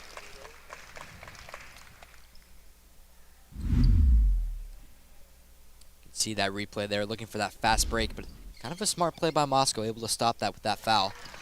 But it does result in Downey scoring 2, makes it a 1-point game. Under 2 minutes left in this first half. Bounce pass, looking towards Becker, but that ball goes out of bounds. Another turnover by Moscow, kind of the story of this first half for the Bears. Downey gets the ball in bounds. It looks like Garcia's just gonna take it herself. Minute and a half left. Drives right, and a defensive foul. And that's gonna be on number 2, Punk Knott. That's her second.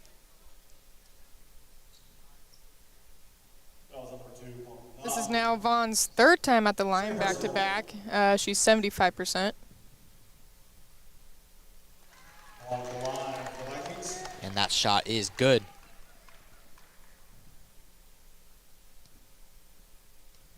Four for 5, whatever percent that is. And that shot is good as well.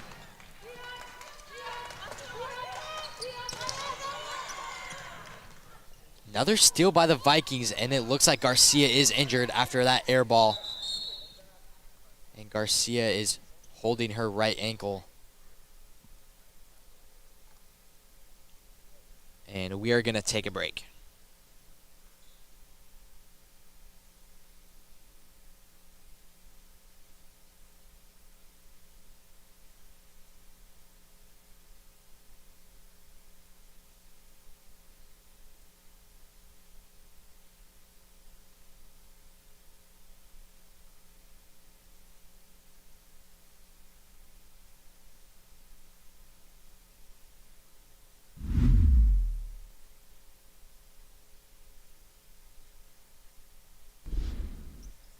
And it looks like Garcia is able to stand on her own power, a great sign. Hopefully she is okay. So it'll be bare ball after an air ball from Downey. And a trap defense by the Vikings, fiery press. It'll stay Moscow ball. Downey looking to stay in it, maybe take the lead here before halftime. Not over to the right wing. Drives right, looking inside, tipped, but corralled by the Bears. Top of the key. She's getting double teamed. 2-3 zone looking for Downey. Right wing, thought about the three.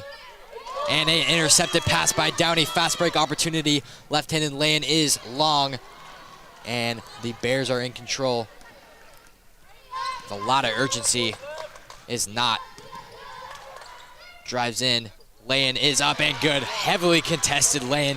A little bit of contact there. Lola Johns able to score 2. Vikings, 20 seconds left. Could get the last shot opportunity. Down 1. Drives in. And that is good. Downey takes the lead here before halftime. Moscow Bears come in. 5 seconds remaining and a whistle blown. Looks like a foul. Looks like it's going to be on Vaughn. It will. This is Lassen's first time at the line. That is Vaughn's second personal. On the line is Addison Lassen, sinks her first.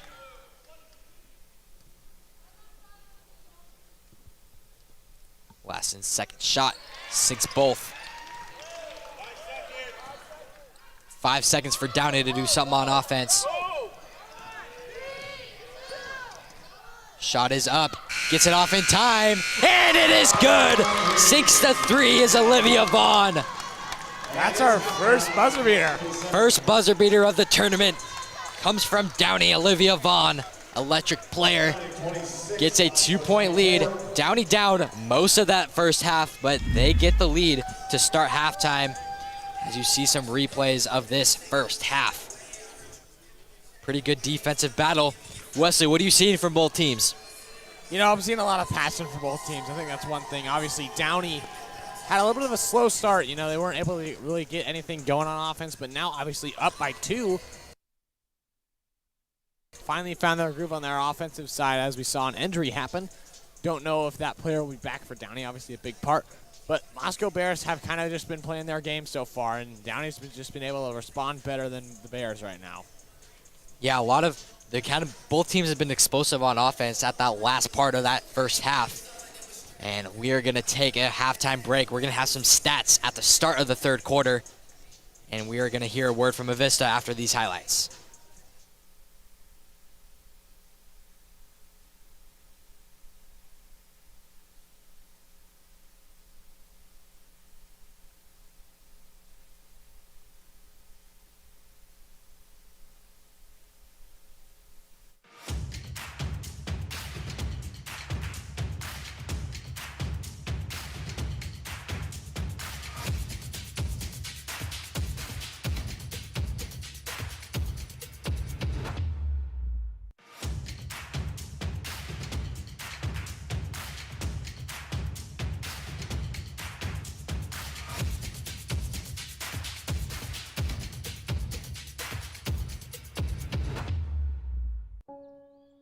Nature has its own power. We harness that power and transform it into clean, reliable energy.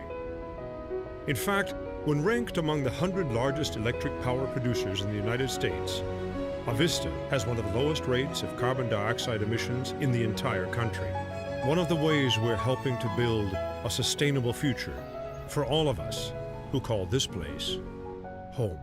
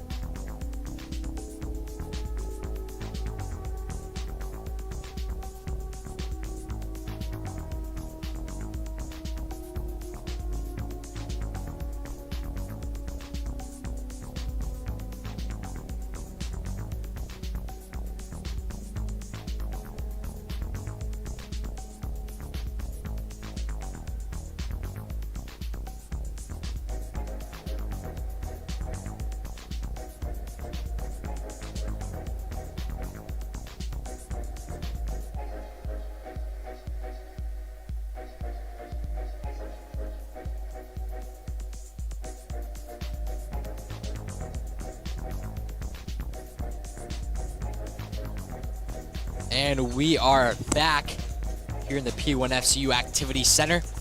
We got Ali Olsen with some stats here from the first half.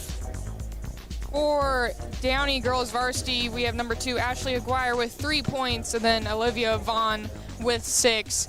And then number 12, Aporta with 8, and Amanda Velasquez with 4.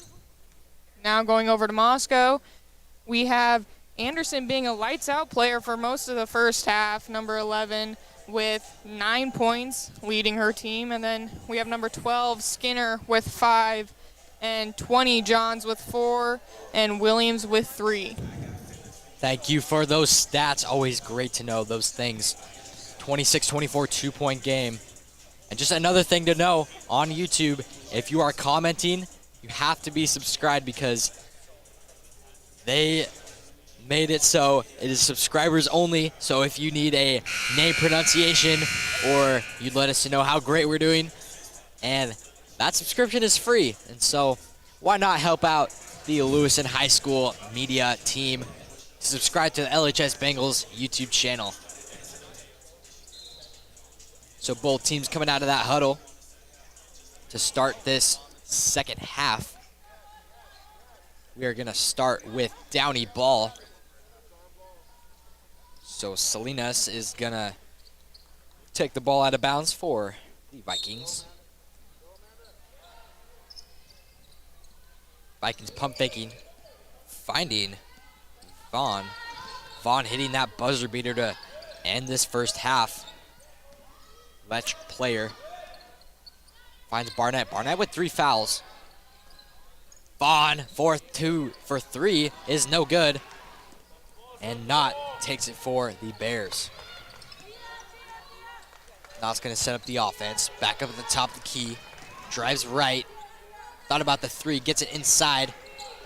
Couple bounce passes and inside to number 20, Johns for 2. That ties up the score at 26. Lots of basketball to be played. Battle for 3rd place in this women's bracket. Vaughn thought about the 3. Almost at range where she hit that buzzer beater, but she decides to drive in for 2. Right-handed layup for Vaughn is good. Moscow try to break that Viking press. Double teamed at half court, able to break it. They have numbers, and it is stolen by Barnett. And here comes Salinas, 4-2, scoop and score lay-in. Left-handed lay-in for Salinas is good.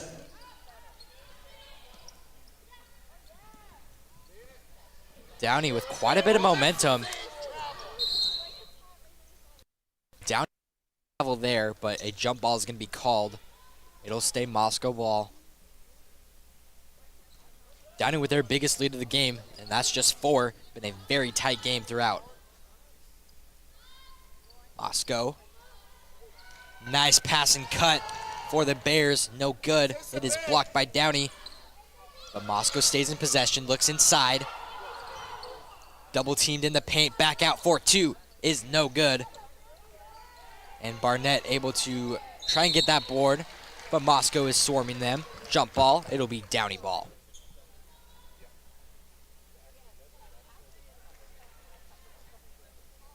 Can't move, gotta stay there. Gotta work to get open. Moscow keeping with their press. Just a man press. Barnett. Crossover to the left. Up for 3 is no good. Rebounded by Anderson. Anderson, the scorer for the Moscow Bears. Spin move, looks inside. Moscow, no good. Moscow's done a great job of utilizing their bigs and getting good high percentage shots. Still find themselves down 4 as the Bears get another steal. Transition offense decides to slow it down. Anderson, 4-3, no good. Rebound Barnett, and here come the Vikings with a transitional offense. Drives all the way up and in, no good for Vaughn. The Bears. Trapped. Timeout called by the Moscow head coach, Josh Colvin. So that's just gonna be a 30-second timeout. We're gonna keep it here 30-26 in favor of the Vikings. Vikings coming all the way from California, and Allie's gonna read off some sponsors. We have Hell's Canyon Grand Hotel and Holiday Inn, which are the rooms for all the visiting teams. And then we have Cover Me Tees for the t-shirts that all the players get. BSN Sports for the practice balls, Pepsi for the water bottles, and then awards, etc. for the plaques and MVP medals. And also a big thank you to the Lewiston School District for working with us to get this trailer up and running. Thank you to all of the maintenance teams getting electricity and wiring. And thank you to the great LCSE staff helping us with all the internet and all the cables and plugins and all the great stuff like that. Very helpful. And a big thank you to all of the staff here. So Moscow out of that timeout kind of saved him from a turnover there. And a mid-range shot by number 20, Lola Johns, is good. That cuts the lead to 2 for Downey. Downey skips it over to Barnett. Barnett been pretty quiet this game. She had a lot of points in her last 2 games. Corner 3 is up. That's long. Rebounded by the Bears, and that foul is going to be on Barnett. I believe that is her 4th. I know Wes mentioned shoes earlier in the game. Right now, one of my favorite pairs of shoes is Anderson's bright pink ones. And I think one of her teammates has matching shoes. She might be on the bench. But yeah, Anderson's shoes are nice. I do like those. As the Bears drive in, trying to look inside. Moscow able to keep possession of it. Anderson drives in, and that is off. Rebounded by the Vikings. Vikings gonna slow it down. Corner 3, decides to not take it. Nice skip pass in the paint. Wing. She got her hands up. She got the ball. Post shot is no good, but a foul. Looks like it's going to be on number 20 on Moscow, Lola Johns. That was some great ball movement from Downey there. That is Johns' first personal, as you can see. That hook shot is on the arm. This will be Velasquez's second time at the line. And right now, with the one that she just made, she's at 66%. Second shot. High arcing, and it's good. Now she'll be at 75%. Moscow trying to break that Downey press, poke the ball free, and she is fouled. Foul is going to be on number 21, Isabella Sija. I believe Sija. Moscow with possession. That's her first personal. Second team foul. Anderson, college 3, rattles home. Men's college 3 for Anderson.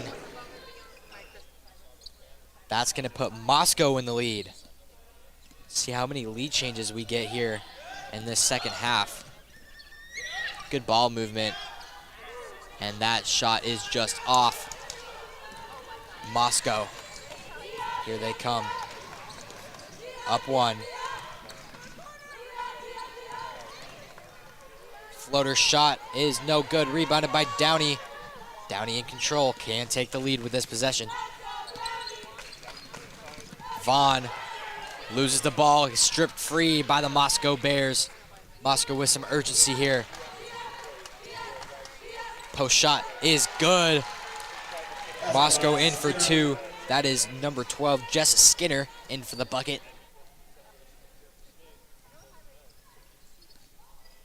32-33, 3 minutes left in the third.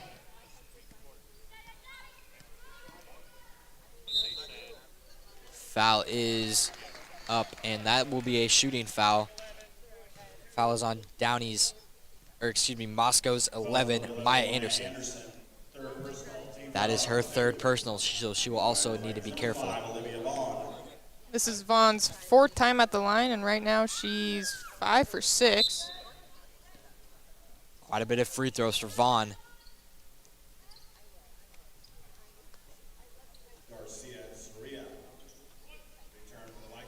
Can tie the game for the Vikings if she makes this. And she is off. Rebounded by the Bears. Here comes Kiblin. Kiblin hands it over to Anderson. Anderson skips it over to not inside. Posts up, hook shot is no good. Reverse lay-in is off. So that's going to be off the Vikings. It'll be Moscow ball. Ball inbounded. Tipped away, but Moscow will keep in control. Finds inside, kind of batted away, and fight for the ball.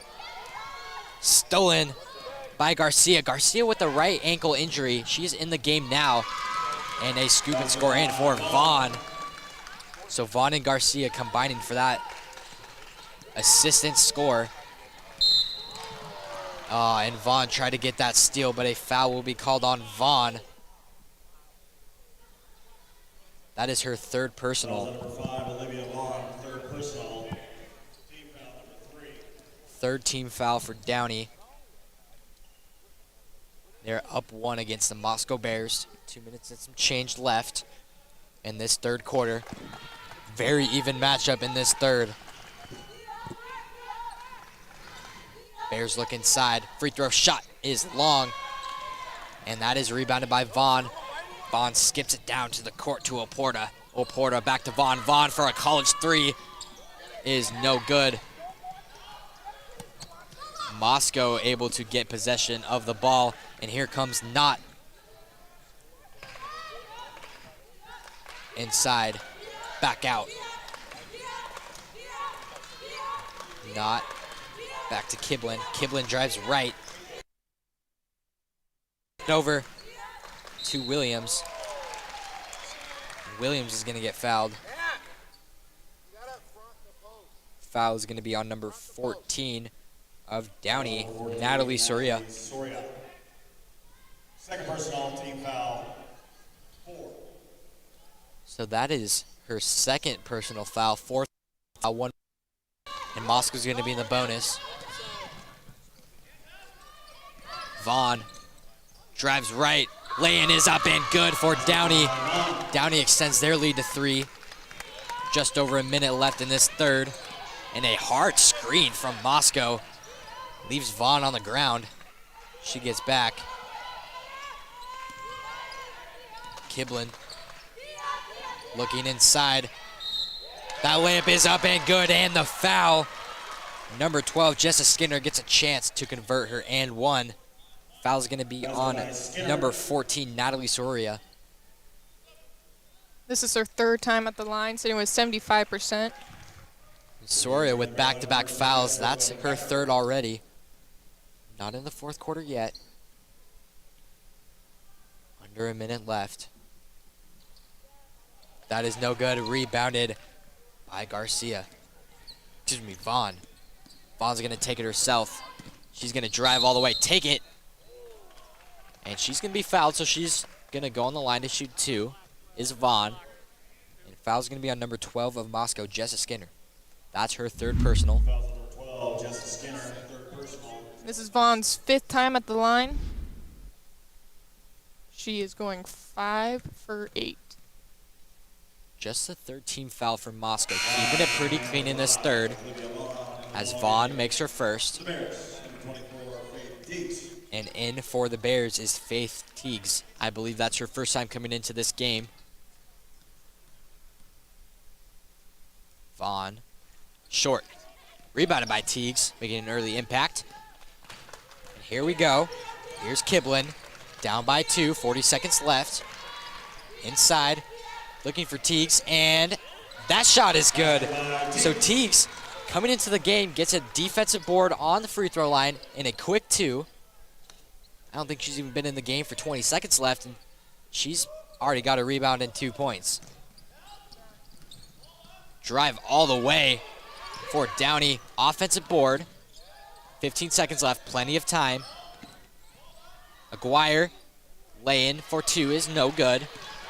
And so Kiblin and the Moscow Bears have a chance for a last possession shot. Kiblin double teamed, finds a girl inside, Floater shot is no good, and that's how we are going to end this third quarter. All tied up at 37 in the P1 FCU Activity Center, Lewiston, Idaho. All close games here in the championship day. This is to crown third place of the women's bracket. Third game of today. And we are all tied at 37 heading into the fourth quarter. We're going to take a break.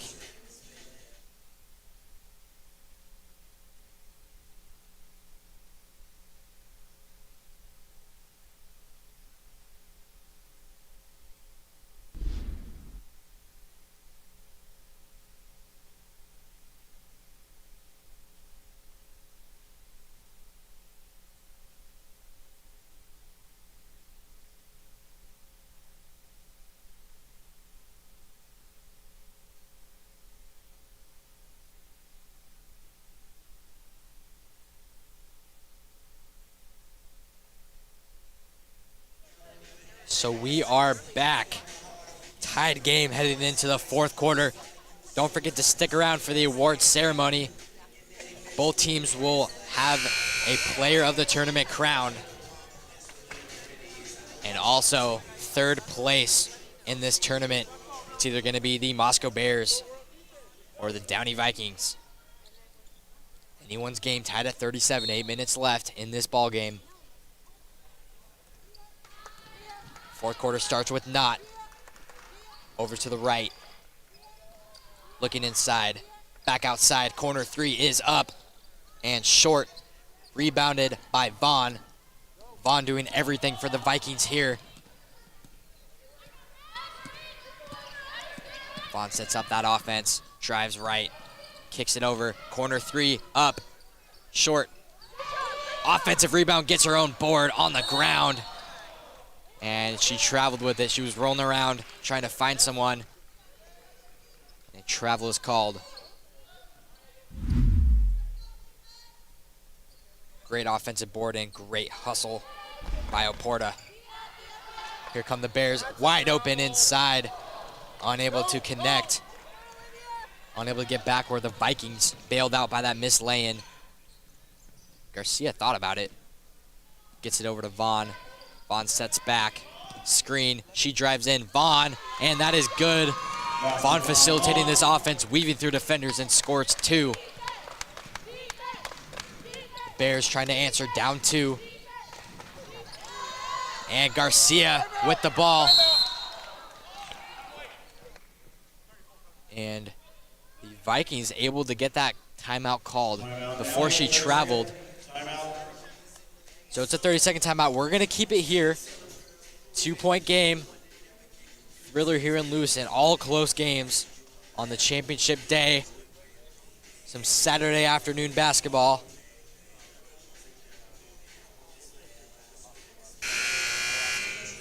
After this quick timeout.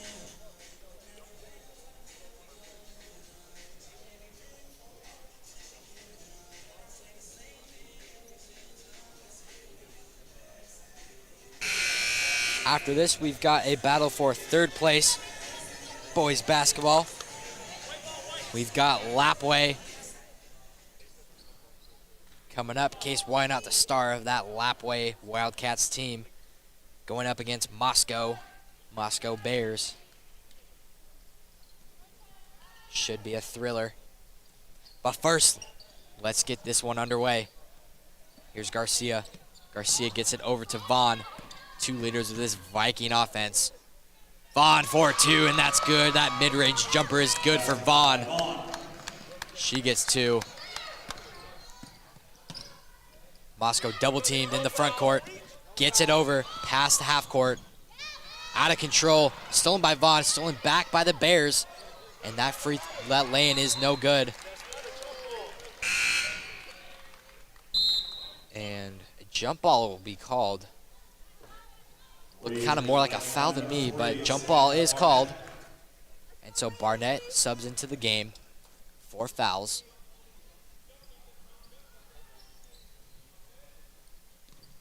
Vaughn. One-on-one against Knott. Able to beat her defender. skips it over. Barnett drives in. Back out to Vaughn. Vaughn for 3. Off. Offensive rebound for Downey.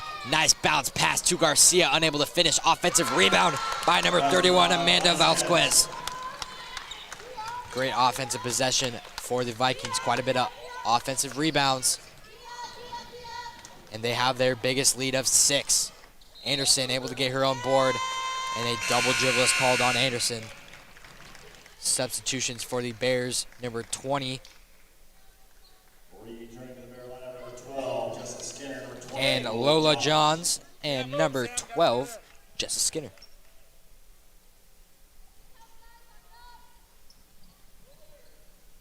So here comes Downey. Vaughn over to Barnett. Barnett's going to take it herself.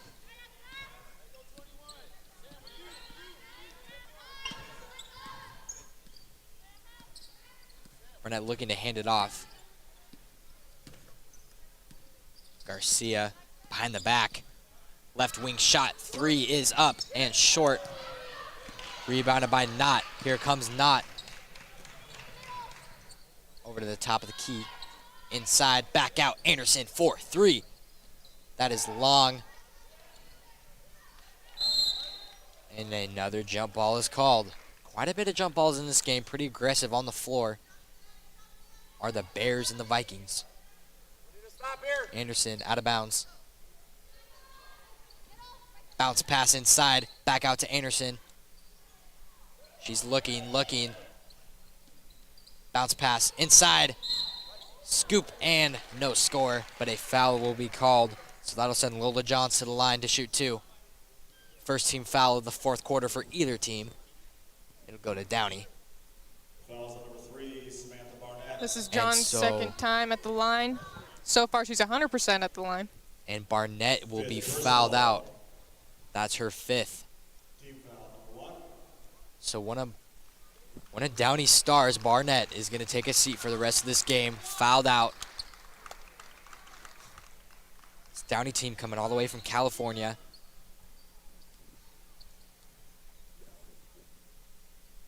And John's first shot is no good. Lola Johns.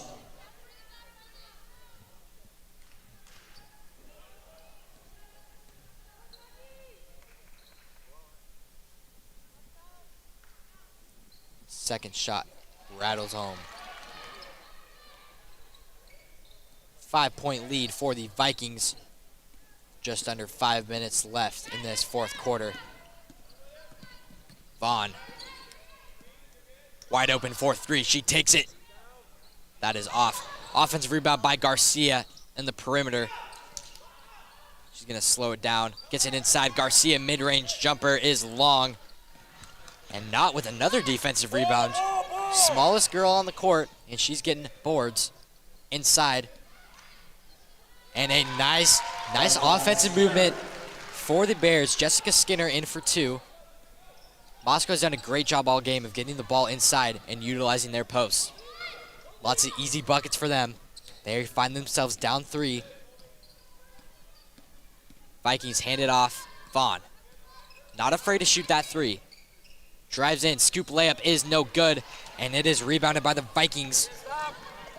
By the Bears. And hook shot is up and good by Johns once more.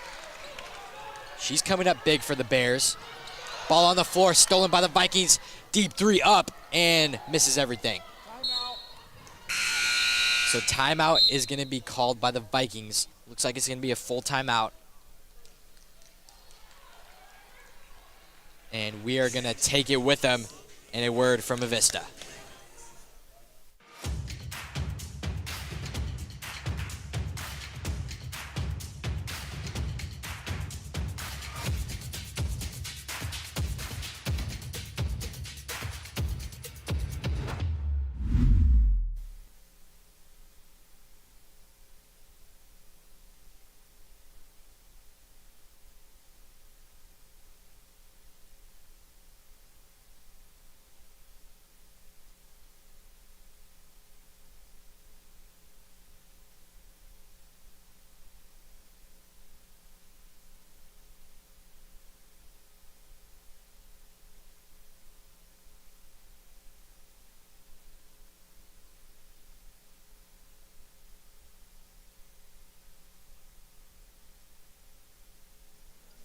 So this full timeout is coming towards an end.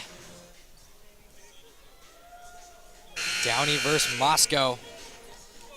The team from California up by 1. Still anyone's game. 3.5 minutes left in the fourth. So coming out of the timeout, Downey will have possession. Moscow with a man press. Salinas will get the ball out of bounds.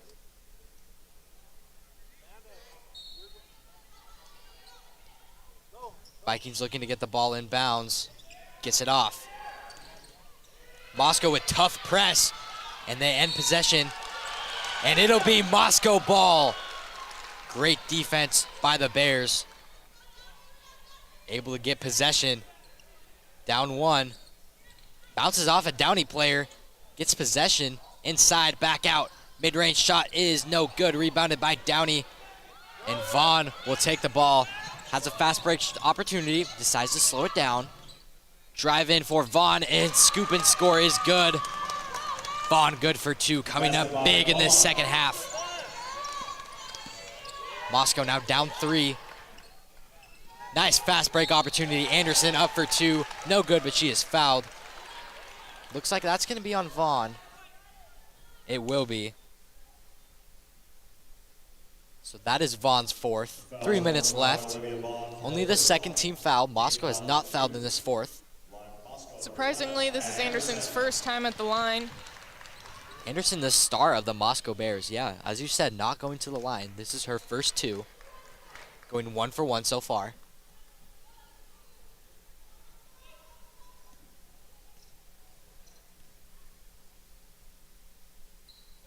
Two for 2. So Anderson gets cut the lead to 1. And Downey is looking to extend that lead. Thought about the 3, but Vaughn is going to take it herself, up and in. And Vaughn is just coming alive in this fourth quarter, taking it all in her own hands. Bears down 3. Anderson over to Knott for 3. And that is long. Offensive rebound by Kiblet. And Kiblet takes control for Moscow. Looking to skip that down into the paint, and a jump ball will be called. It's going to be Downey ball. Moscow not backing down from pressure. 3-point game. Garcia over to Guire. Skips it over to Vaughn. Vaughn looking down. Take it herself once more, and she'll be on the line to shoot 2. Foul's going to be on number 20 of Moscow, Lola Johns. Fouls number 20, Lola Johns, second This is personal. Vaughn's 6th time at the line. Vikings number 5, Olivia Vaughn. She is going 60% right now, 6 for 10. Her first shot off. Big free throws can make it a 2-possession game for Downey.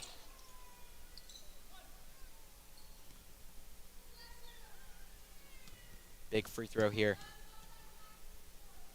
Her shot, good. Here come the Bears. Up tempo, Anderson cuts baseline. Drives in, up for 2, and she's gonna be fouled. So another set of free throws for Anderson. Foul's gonna be on number 31 of Downey, Amanda Valsquez. As Asher said, this is Anderson's 2nd time at the line, and she's 100% right now. So that'll be her second personal. Anderson misses her first. Also big for Moscow because she can make it a 1-possession game if she makes this one. And she does. 1-possession game. And a 30-second timeout called by Downey. Here in the LCS EP1SU Activity Center. Very close game. Downey's going to start with possession out of the timeout. And we're going to mention some sponsors here. Here's the sponsors. We have Hell's Canyon Grand Hotel and Holiday Inn Hotel rooming the visiting teams for this tournament. Then we have Cover Me Tees giving the T-shirts to each of the players. BSN Sports for the practice balls, Pepsi for the water bottles, and then awards, etc. for the plaques and MVP medals. Big thank you to all of our sponsors making this tournament possible. You are watching this on the LHS Bengals YouTube channel. Don't forget to hit that subscribe button. While you're there, hit that like button as well. It really supports us. As we have a 3-point game. Downey gets possession. Up 3. 2 minutes and some change left in this game. Downey looking. Finds Vaughn. And Vaughn is going to take it. Skips it over to Aguirre. Aguirre over. Corner 3. Corner 2 is down and no good. And a foul is going to be called on Downey. That's going to be on number 31, Evander Vasquez. Back-to-back fouls for Vasquez. And that's Velasquez's third personal. She's going to be okay for the rest of this game, it looks like. Inside. 2. And that rattles home. Cuts the lead to 1 for Downey. Vaughn over to Aguirre. Aguirre a couple moves there. Here comes Vaughn. Vaughn taking her time, drives right, corner 3, up. And no good. Rebounded by Knott, and here comes Knott all the way. Stopped by Garcias. And a jump ball is going to be called. Aguirre on the ground to grab it for the Vikings. Jump ball will go to Moscow. Minute 34. Vikings with a 1-point lead. And in goes number 12, Talia Porta. In for number 11, Genesis Salinas. So Knott looks inside, goes right to Anderson. Anderson looking inside. Tries to get into the paint, but knocked away by the Vikings. Whistle blown, jump ball is going to go to the Vikings of Downey.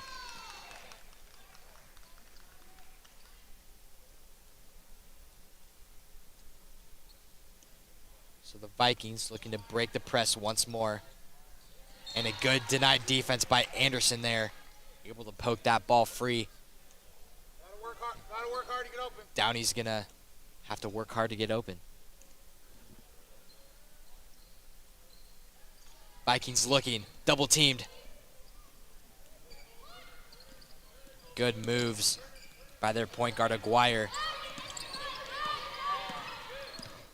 Able to break that tough Moscow press. Garcia, screen right, drives in. And it is stolen by the Moscow Bears. Here comes Cardenas. Fight for the ball. Garcia is scrappy with it, and she gets a jump ball. 53 seconds left in this fourth quarter. Downey up 1. Hasn't been many scores here lately in this fourth. Defensive battle here, and Moscow looks like they called a timeout. Timeout, Moscow. Full timeout.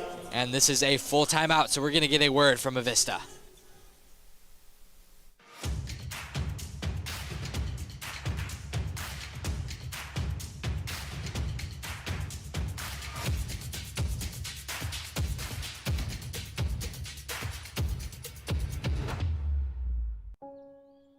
Nature has its own power. We harness that power and transform it into clean, reliable energy. In fact, when ranked among the 100 largest electric power producers in the United States, Avista has one of the lowest rates of carbon dioxide emissions in the entire country. One of the ways we're helping to build a sustainable future for all of us who call this place home. And we are back in the fourth quarter in the LCSC P1FCU Activity Center here in Lewiston, Idaho. It is the Downey Vikings from California up by 1 against the Moscow Bears. Coming out of the timeout, the Bears in possession, looking to gain a late lead here. Battle for third place. Not at the top of the key. Banks home. That is good for 2. Not with a big 3 late in this fourth quarter. Whistle blown, timeout, Downey. Those are also our first points of the game. Coming up at no clutcher time than this. Full timeout. Another full timeout. I think we're going to keep it here. Let's talk about this some more. So a very clutch 3 for the Moscow Bears. Downey find themselves down 2. Moscow with a pretty effective press. They've been running that about all game. So you're the head coach of the Downey Vikings. What are you saying to your girls? That you need to break that press. There's no hope in scoring if you can't even make it past half. So, and it's really interesting. At the beginning of the game, we did see Downey successfully break that press multiple times, and it looked pretty ineffective. But now I think Moscow's gotten their head a little bit, and the press is really flustering Downey. Yeah, no, I definitely agree. Obviously, the first step number one, is to break that press. Second thing is, Downey with 4 fouls, they really can't afford to foul anymore. That'll send Moscow to the line. Double bonus. 38.7 seconds left in this thriller. Downey coming all the way from California to play in this Avista Holiday Tournament. Coming down to the wire, battle for third place. And the Downey Vikings come out of their huddle. So do the Bears. Bears, as we expected, stay with their full court press, man-to-man press. Discussing how many timeouts each team has left. The Bears with 2 timeouts left, Vikings with 1. Vikings looking, very strong defense, heaves it down, and that's gonna be a fight for the ball, and a foul for Vaughn. Vaughn did a great job of ripping that ball free. Full court heave for the Vikings. Luckily, Vaughn was able to come up with it, and she's going to be on the line to shoot very 2 important free throws. She has had 12 free throws so far, only making 7. And these are by far the biggest of the game and the biggest for her. 1-point game. Out of all the players on Downey, I think this is who I would want on the line. Second shot rattles out. Anderson with the board. And ball poked free. It'll be out of bounds. It'll be Downey ball. Great stop by the Downey Vikings. So Downey with possession. This game coming down to the wire. 29.8 seconds left. Downey finds himself down 1. Here comes Garcia. A lot of scrappy defense by the Vikings here late. And scrappy defense indeed for the Moscow Bears. Not bringing it down the court. Double teamed Anderson in the corner. Looks inside. Wide open 2 is up and good. Okay, Vikings down 3. They're going to need a 3-pointer. Looking, no one's open. No one's helping her. So after a very long time out of bounds, Viking head coach Tyler Ellis is going to call timeout. That was a super smart timeout from him. Full timeout. No one was open. No one wanted to help that the Downey team. So down 3. Moscow with a very strict press. So Moscow can afford 2 more fouls. Not going to be in the bonus. They need 3. Wow, Allie, I mean, I don't even know. What are you telling your girls if you're the head coach of the Vikings? I have no clue. I'm still speechless from that play. Lots of crazy sequences happened in a span of 10 seconds. There's been games like this all throughout the tournament, though. Differences of only 2 or 3 points. Nail biters at the end. No one really knows who's going to win. Like I said, all games today have been a couple differential points. And so 9.1 seconds. Downey once again coming all the way from California to play in this Avista tournament. Would not want to come up empty-handed here. So Downey gonna have to go the whole court way. Moscow's press has to be the most effective it's ever been the entire season. Yeah, Moscow needs to have very strict denied defense, as they have most of this game. Anderson all the way back to make sure no fast break scores happens. And you don't want Vaughn to have that final shot. And Vaughn gets the final shot. Shot is up, hits the backboard, and no good. A heartbreaker for the Downey Vikings coming all the way from California. Come up empty-handed.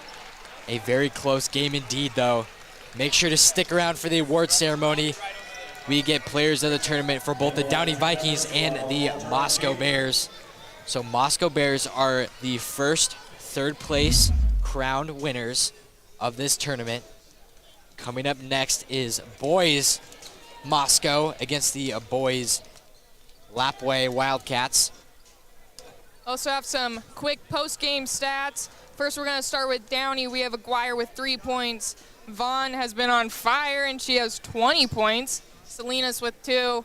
Aporta with 10. And then Velasquez with 8. And then we're going to move on to Moscow. We have Knott with that amazing 3 points. We have Lassen with 2. Becker with 1. Anderson with 12. Skinner with 11. Johns with 15. Williams with 3. And Teagues with 2. It's quite the thriller here. Donnie came to play, but Moscow got the better edge of them in this game. So coming up next is the award ceremony. Both teams are gonna get a player of the tournament as Downey is kind of packing up. I don't know if they know that there's an award ceremony. Moscow Bears still on the bench, and the coach is calling them over. What a thriller here in Lewiston. That Moscow defense, I think, was definitely the difference in this game. That full court press was deadly. And pretty soon we're gonna have the award ceremony. And the Moscow Bears get 3rd place here in this women's bracket. All right, fans, this time we would like And to here add comes 2 the more award members of the ceremony. football tournament team. We got our brand new AD, Doug Henderson, out there. 11, Maya Anderson. And number 11 for the Moscow Bears, Maya Anderson, gets player of the tournament for the Bears. Not a real big surprise there. Yeah, definitely the leader of this Moscow team. Number 12, Talia Oporta. And number 12, Talia Oporta, gets player of the game, player of the tournament, excuse me, for the Downey Vikings. Congratulations to both Anderson and Oporta. Both players actually smiling this time, unlike last time. Pretty straight faces for the boys. So congratulations to the Moscow Bears getting 3rd place. And a great effort by the Vikings coming all the way from California. And we hope that the Vikings have safe travels home, safe flight, or if they're driving, not quite sure. Hopefully it's not on a bus. That'd be Yeah. a really long drive on a bus. Well, extra prayers to you if your guys are on a bus. Yeah, thank you guys for coming all the way from California. Up next, we got men's basketball, Moscow Bears against the Lapway Wildcats. We'll hit you in 12 minutes.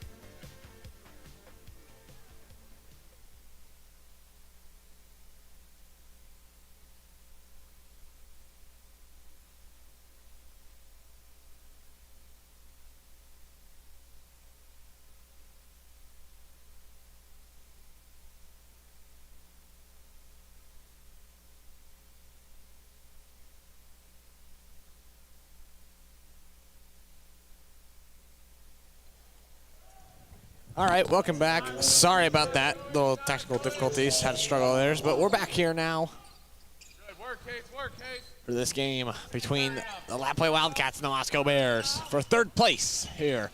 That's number 0, Hillman, driving in. That's number 5 now. Cummins, he goes up with it and no good. Lapway's gonna get the rebound.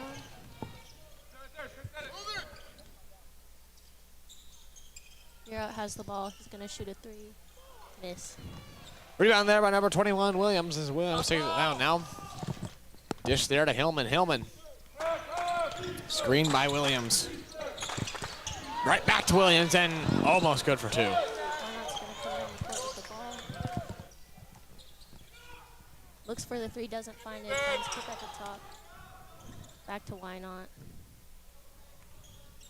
He's gonna drive. Doesn't make it.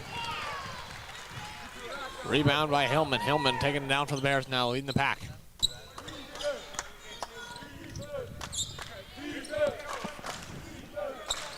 Here we go, that's number 25. Back to Cummins now. Cummins drives. Williams kind of gets it now, loses it a little bit, and that's Hillman for 3. No good. Yarrow's gonna get the rebound. He's coming down.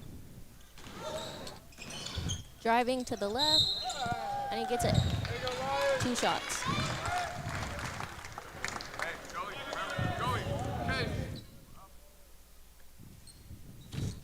Fouls on number 0, Ian Hillman. First personal team foul 1.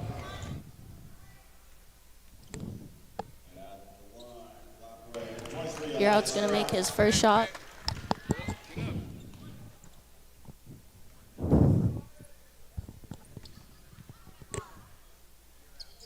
And his second. Stay up! And here we go now. Stay up, live right there. Push it there. Cummins guarded closely there. Taking it down for the Bears now. He has an open lane. He's going to go up and good. Wide open lane there. Good read by Cummins. Payne's gonna come down the court. Passes to Kip. Kip finds Wynot in the key, out to Yarrow for the 3. And he doesn't make it.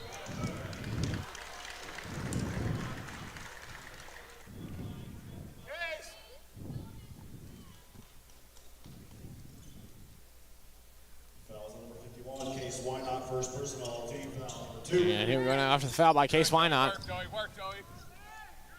That's number 1, Wilson. Williams tried to set a screen for him. He waves him off, though.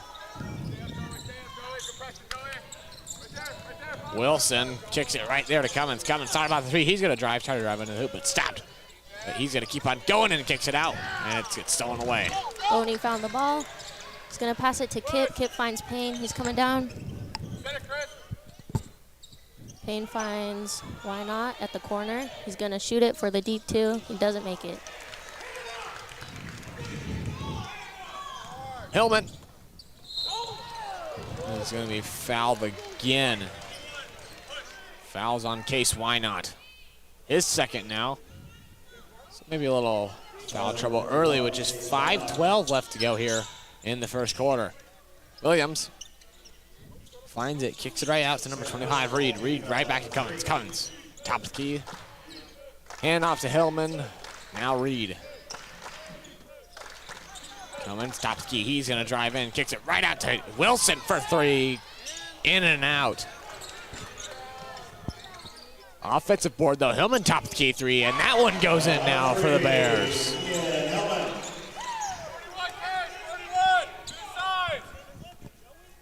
Payne's gonna come down the court. He finds Wynot. Wynot finds Bonnie. Doesn't find the lane, so he passes it out to Wynot. Wynot's coming in. He finds Kip at the basket, and he gets 2. Basket by Kip. Hillman now for the Bears. Going to drive in right over Williams' head, and a good pass there, but unsuccessful. Bonnie gets the rebound, passes it to Wynot. Wynot's driving. Passes it out to Kip. Kip for the 3. He misses. That was Cummins there on the board. He's going to drive in, take it up himself, and no good. Offensive rebound, though, and he's not. Payne's coming down the court. Passes to Year Out.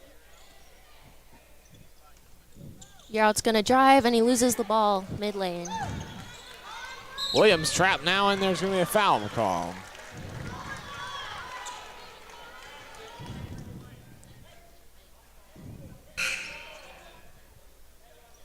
Fouls on number 23 for the Wildcats.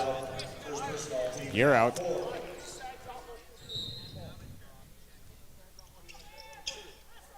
Reed right back to Hillman. Number 10, Izzo, and Abendroth in for the Bears. Hillman stops it in his tracks by Why Not there. That's back to Cummins now. Cummins drives in. He's going to take it up himself, and a foul will be called, so he'll be up there shooting 2.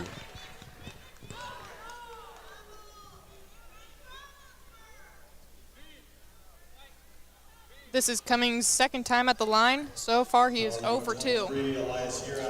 We'll see if number 5, Traden Cummins, can battle back, a 6'2" junior. And he's now 0 for 3.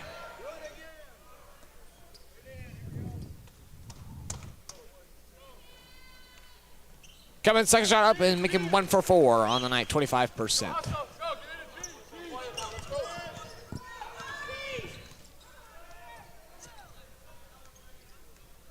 Payne finds Bonnie at the top of the key. He's going to pass it to Why Not for the backdoor cut. Why Not struggled, but he got it. And free throw shots.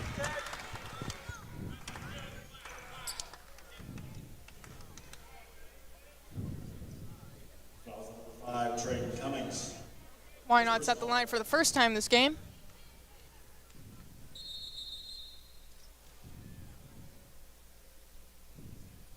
His one and only shot is interrupted.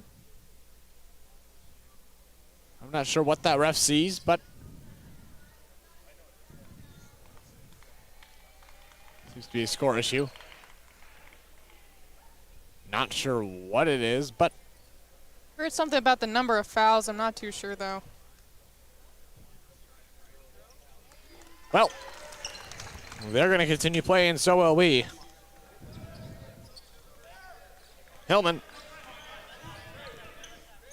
Top to tee, got it there by Why Not. Now kicks it to number 10, Izzo. Right back to Reed. Reed, little handoff there to Abendroth. Abendroth thought about the tree, didn't take it though. Kicks it right out to Cummins for a 3. Got it, swish. 3, Traden Cummings. Year Out's going to come down with the ball. Finds Payne at the top.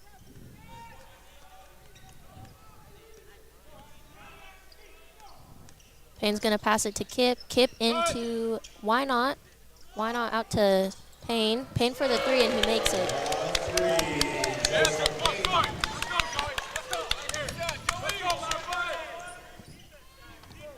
Hillman tries to drive in. He thought about it.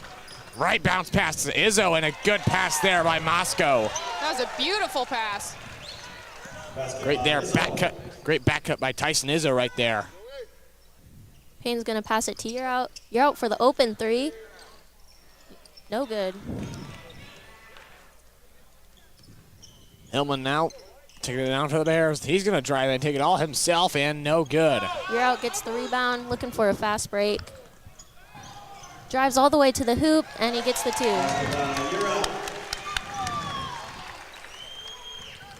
working. Working, Joey. Stay up, Joey. Mark. Izzo Right there, Joey. taking it down for the Bears now. Right there to Cummins. Cummins handoff to Reed. Reed, yeah, that's going to be a travel. Held on to it too long. Started his step first before his dribble, and that will be a turnover on the Bears.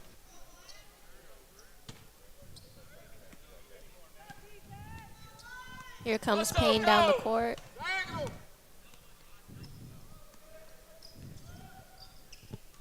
He's looking for somebody.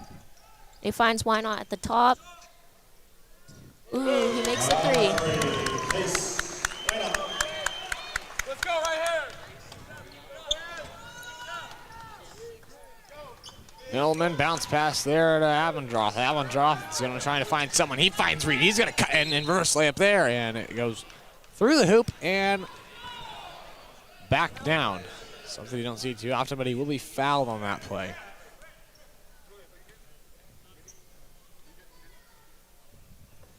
Fouls number 23, Elias Year out third personal. This is Reed's first time at the line. At the line, fouls number 25, Grayson Reed.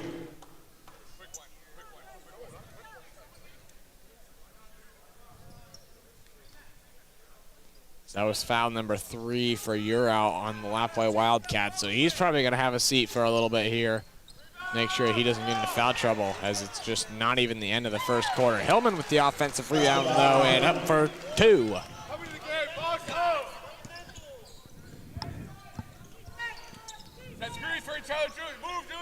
Payne's going to pass it to Barrows. Barrows to Wynot. Staying on this left side of the court. Wynot's trying to... Ooh, steal. It's stolen there by Reed. Reed finds Cummins down court. Fast break and an ad 1. That's going to send number 5, Traden Cummins, to the line for 1.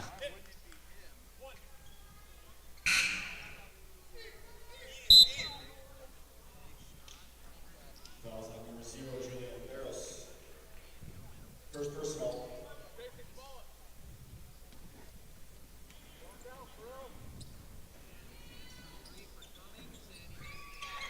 Hayes is going to get the rebound. He's going to hand it off to Wynot. Wynot coming down the court. Get ready, get ready.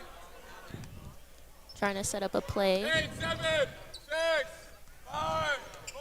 He's going to... Tries the 3, but doesn't make it. That one's going to sail the hoop by a long shot there. And that will be the end of the first quarter. Wildcats 15, Moscow 16. We'll be right back.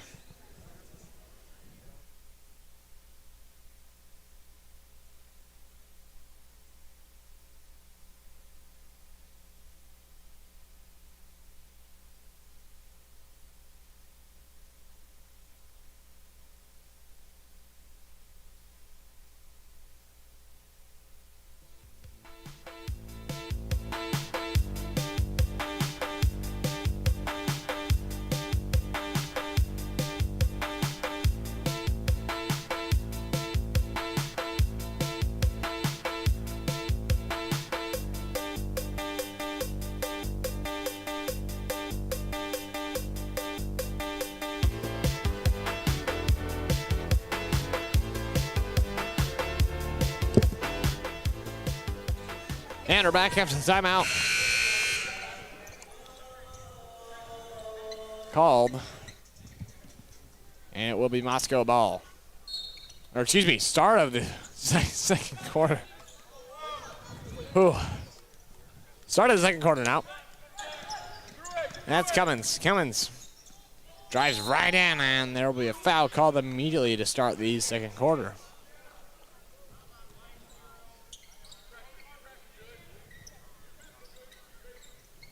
Fouls on number 0, Julian Barros. Second personal, team foul number 1. And there it is. Stolen right away. That's now Wilson. Wilson gonna drive in and good. Basket by Wilson. Payne's coming down the court again. He's going to pass it to Barrows. Barrows back to Payne. Payne for the 3. He swishes it. 3, Joseph Payne. Hillman now for the Moscow Bears. Taking it down. Hand off there to Wilson. Wilson gonna drive in. He's gonna lose it, and now it will be a turnover, and it will go to the Lapwai Wildcats. Here comes Payne.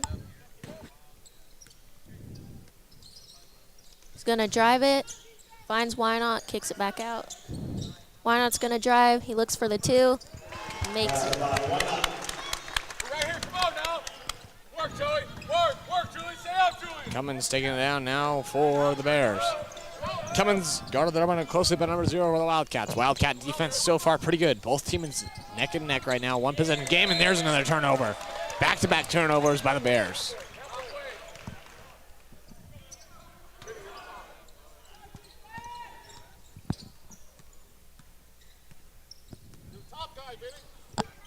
Top guy, Top of the key, Vinny. We got Payne at the top. He's going to use the screen, pass it to Kip. Kip for the 3. It's no good. Wilson with the board there is how he finds Hillman way down court. Hillman thigh saw in. It's going to be another turnover by the Bears now. Why Not's going to find the ball up to Hayes for the fast break. He gets the easy lay-in. Basketball, Hayes.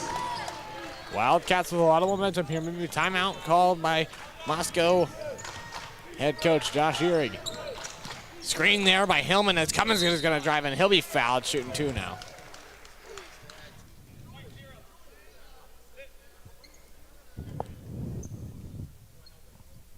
Fouls on number 0, Julian Barros, 3rd personal. Team foul number 2. Moscow, number 5, Trey Cummings. This is Cummings' 3rd time at the line. He is 1 for 3 right now. Now 50%.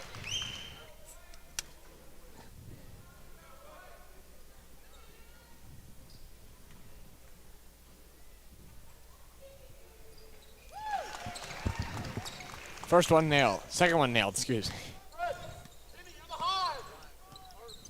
Here comes Payne. He's going to pass it to Kip at the top. Kip to Why Not. Why Not's going to find Kip again. Kip almost thought about that 3. Passed it back to Why Not. Why Not for the deep 2. It's no good. Deep pass there, now to Wilson, right to Abendroth, but no good. Payne's going to find that rebound. He's coming down quick. Finds Barros at the hoop. Oh, gets swatted. Swatted there by number 5. That's Traden Cummins. Solid defense there as Moscow trying to come back. Flat. Take it out. Take it out. Bonnie's going to take out the ball. Finds Why Not. Why Not looking for a shot. Finds Bonnie, and Bonnie gets Cummins swatted. is there again. Great defense by him.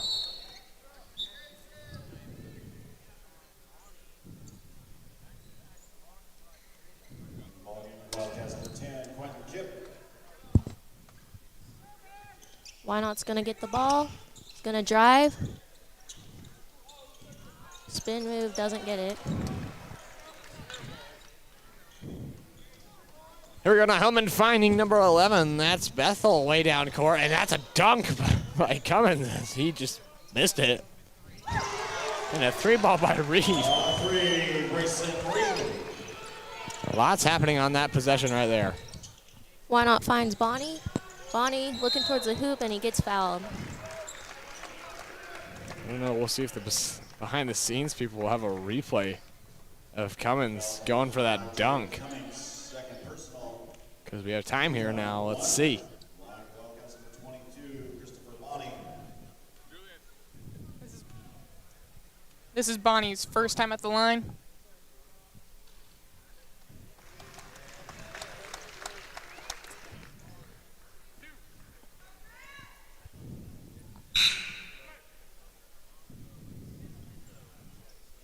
Number 10, Tyson Izzo returning to the Bear lineup. Tyson Izzo in for the Bears. Now a 5'8" junior. Bonnie went easy on that free throw.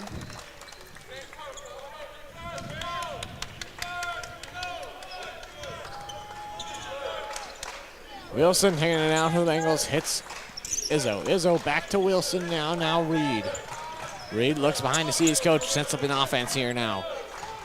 Kicks it to Hillman. Hillman guarded very closely by Bonnie. Hillman kicks right out to Reed in the near side corner as that's now Bethel. Bethel looking. Finds Wilson. 5 on the shot clock as he's going to go up and no good. Bonnie's going to find that rebound and passes it to Why Not. Why Not driving. Finds Bonnie at the top.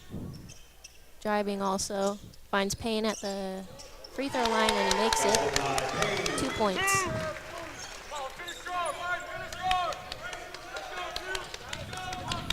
Still a 1 possession game here now. Wilson. Back and forth to Bethel. Bethel gets tracked. Now Hellman, deep three, and it's gonna get stuck. Jump ball. Jump ball. And Reed's there to get it out. Not something you see too often, but that's happened twice today, actually. Hasn't happened once this tournament, but today.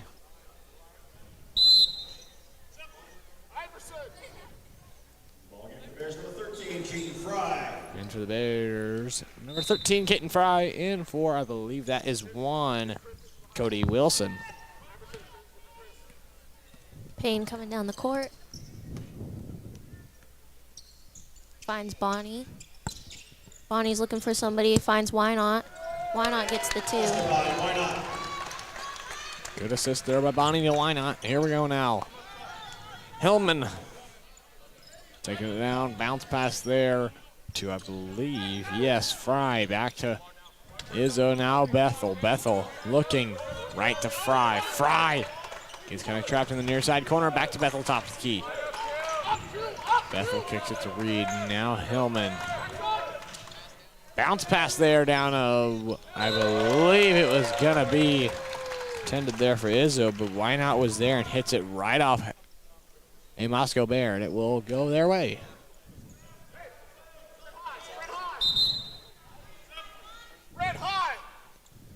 Substitution for the Bears, number 15, Grant Abendroth, in for number 25, Brayson Reed. Ball game for the Bears number 15, Grant Abendroth. We got Payne here. Finds Why Not. Why Not. For the three. No good. Kip gets the offensive rebound. He's going to find Payne. Payne's going to find Why Not towards the hoop. Ref calls a travel when Why Not fell. You're all right, you're all right. You're all right, bud.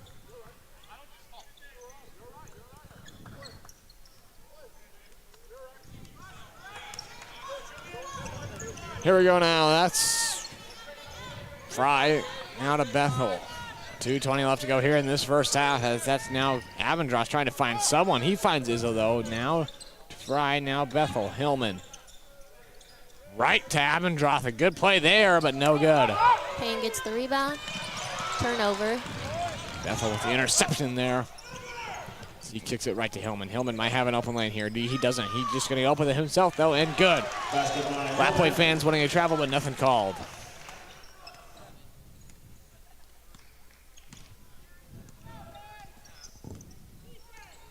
Payne's going to find Bonnie at the top. Bonnie finds Why Not. Move, Julian, move. Why Not's looking for somebody. Finds Barros. On the other side of the court, he's going to... Ref calls a foul.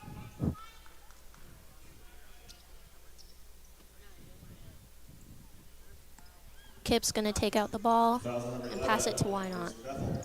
Why Not's driving baseline. He finds the lay-in. 2 points. Just under 90 seconds here to play in this first half, as that's now Hillman trying to set up something as the Bears are down 5 here. Now Hillman trying to find Izzo in the bottom of the court, but it's going to be tipped up by number 10 for the Lapway Wildcats, and it will stay down there with the Bears.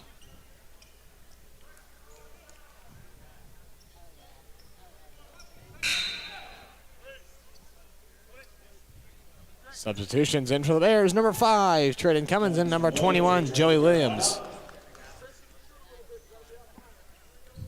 Hillman on the hoop to inbound. He's going to hit number 13, Fry, way down court. That's Hillman guarded there by Why Not in the near side corner. Now back to number 5, Cummins. Now back to Fry. Fry, top of the key. Kicks it right out to Cummins as Cummins kicks back to Hillman, top of the key. Long possession here. 2 on the shot clock. Cummins at the buzzer on the shot clock, and good. Nice position there. Use up all the clock and end it with a 3. Why Not's going to come down the court with the ball. He's going to use that screen by Bonnie. Moscow fouls him. Fouls on number 21, Joey Williams. Foul number 21, Joey Williams. His first. Team foul number 3. Go, Chris, down. Kip finds Why Not.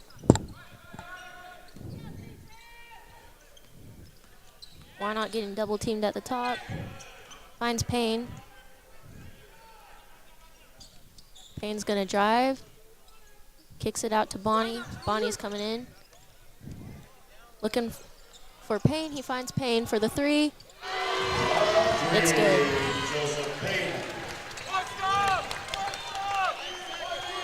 5 seconds left to play in this first half. I would imagine they're just going to put something up here, and they do send a prayer up, and no good. Hit.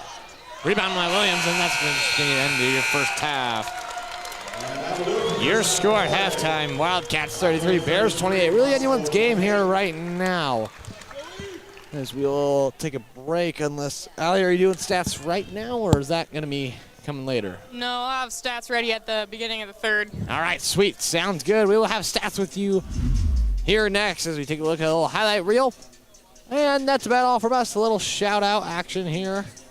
Let's shout out some sponsors real quick. Hell's Canyon Grand Hotel, Holiday Inn, Cover Me Tees, BSN Sports, Pepsi, and awards, etc. Thank you for sponsoring the 11th Annual Avista Holiday Tournament and making it possible. And now that's enough from us as we will take a break. We'll see you in 9 minutes and 30 seconds.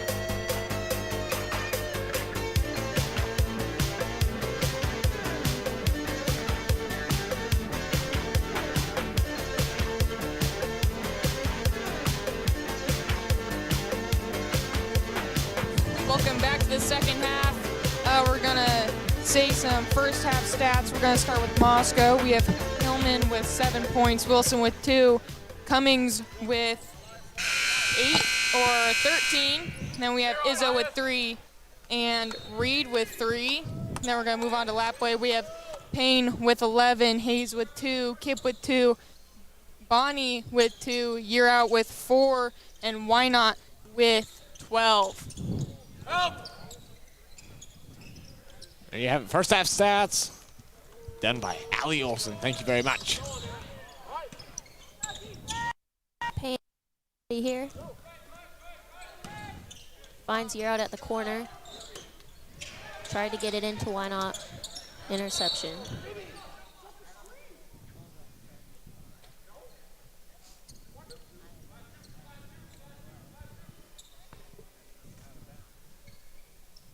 Why Not's going to take out the ball. Finds Kip at the top to Boney. Year Out gets the foul.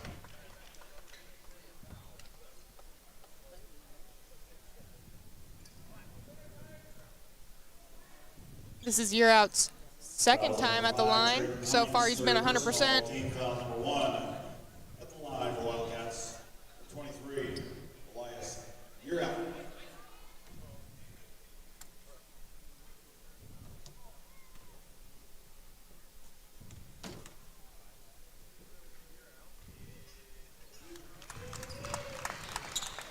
First free throw is good.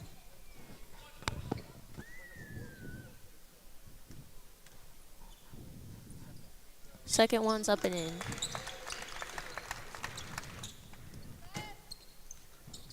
Hillman for the Bears now taking it down. Williams there to set a screen. He's going to take it in himself. Up and no good.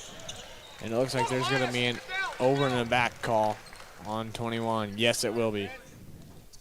A push. Same thing. Elias Year Out's going to take down the ball.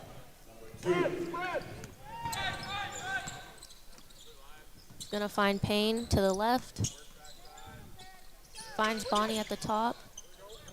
Why not? Why not over to Payne again? Payne into Bonnie. Bonnie up for the 2. He misses. Reed with the rebound there, passes it all the way down to Wilson. Wilson right back to Hillman, now to Cummins. Cummins gets stopped in his tracks right there, and a little bit of a travel maybe, but that's Wilson now going up for it by himself, and no good. Offensive board, though, by Reed. Here we go. A nice possession here so far for the Bears. They're now going to call a double dribble, so it will be a turnover.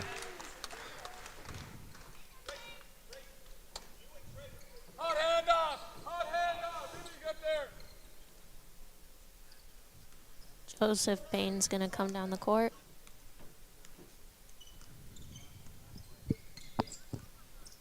Hands it off to Why Not driving. Back out to Payne. Payne for the 3. He misses. Offensive rebound by Bonnie. Out to Why Not to Kip at the top. Kip for the 3.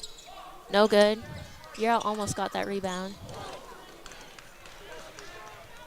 Bears finally with the rebound, and that's Cummins. Completely drops his pass there. Missed pass there. Thrown by Hillman, I believe. Joseph Payne's going to come down the court again. Passes to Bonnie at the top. Bonnie to Why Not. Why Not for the 3. No good. Rare miss there by Why Not, as that's Reed now. Pass to Hillman. He'll go with the 3 ball, and no good.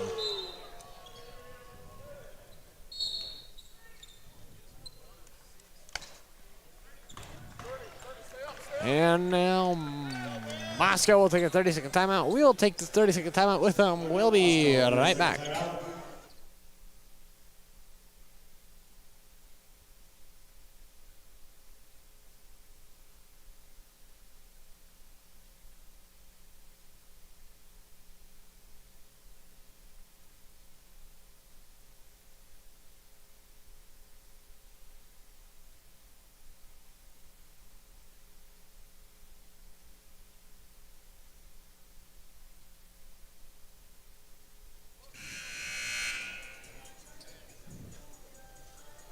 Welcome back.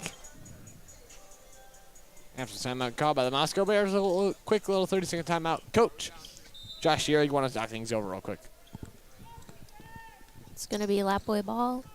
Joseph Payne coming down the court. Finds Kip easily into Bonnie.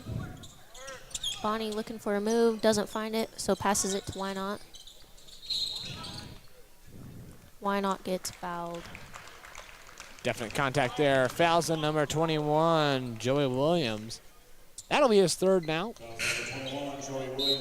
Kip's going to take out the ball. And he'll be subbed out for number 15, Grant Abendroth. Kip's going to find Why Not. Way back here. He's going to drive and gets fouled.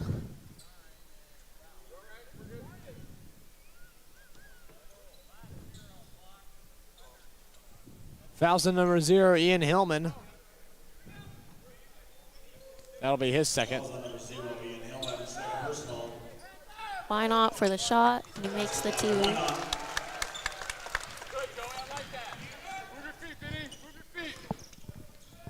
Reed, open lane, gas his own, and a contact there, but no foul, and that will be finally called a jump ball.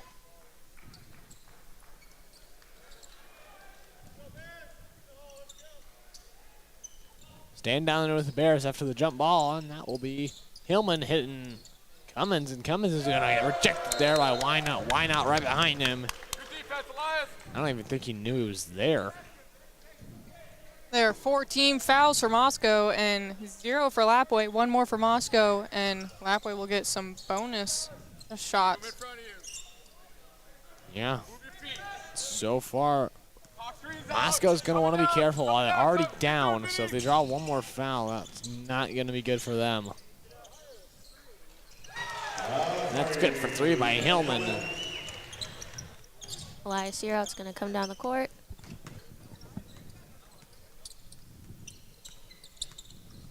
Finds Payne. Payne finds Why Not in the key. Why Not got fouled again. Fouls on number 0, Ian Hillman again. That'll be his third. Fouls on number 0, Ian Hillman. Third personal. Team foul number 5 at the line for lap number 51. Case Why Not.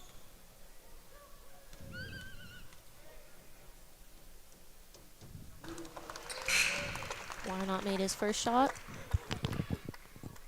The ball game for the Bears, number 10, Tyson Izzo.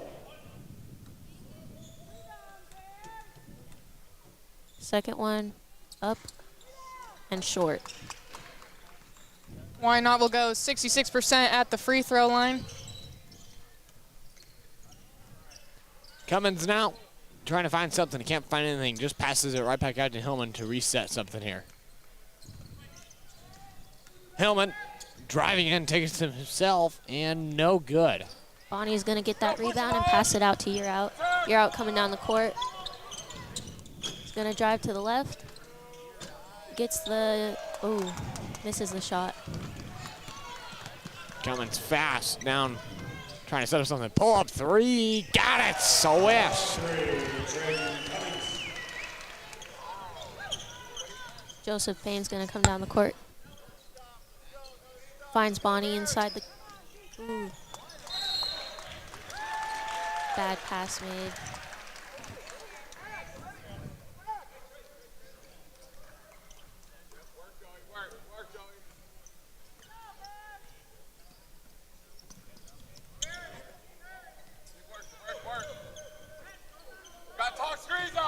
Hillman now. Top, passing there to Avendroth. Avendroth almost lost the ball there, but nothing doing there. As he just hands it off to Izzo to reset something now. Hillman pass there right to Cummins. Cummins trying to set up something. Tough defense here as they're trying to find something going here. Nothing good outside the perimeter. Avendroth is just going to chuck one up as the high shot clock expires, and it will stay in bounds. I'm not sure if that's a reset, though, because it didn't hit the rim. I don't know. Shot clock rolls that well, so. Kip's coming in. The ref's going to call a foul. Will be a blocking foul. Izzo didn't get the feet set in time, so it will stay a blocking foul.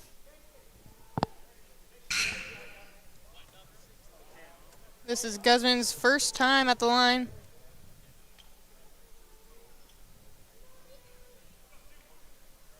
Fouls on number 10, Tyson Izzo, first personal.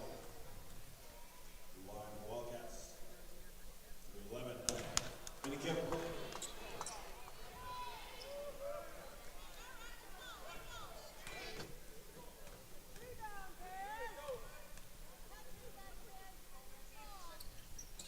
Guzman's second free throw is up and in.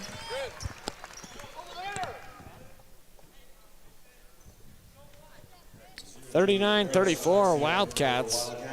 So far, kind of in control. With just 2:44 left to go here in the third. Stay up, Julian. Stay up. Be physical. Hillman Don't let him get it, Julian. taking Don't him let him down. get it. Try to hit it, Avondroth, but it's intercepted there by Dwinop. You're out for the dunk. He could not miss that one.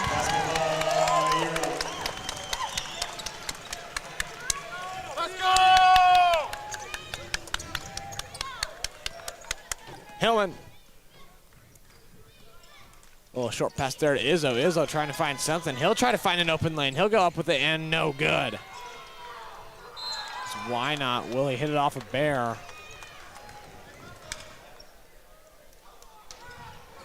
And he does, so it will go to the Lapway Wildcats. More low. Let's go. Hustle.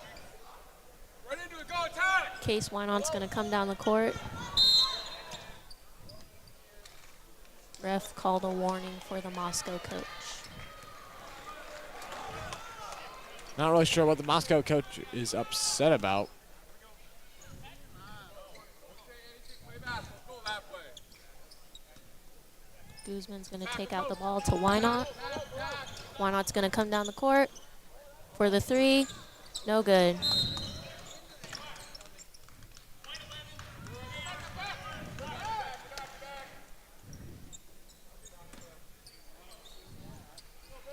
Fouls on number 11, Vinny Kim. Second personal, team foul number 1.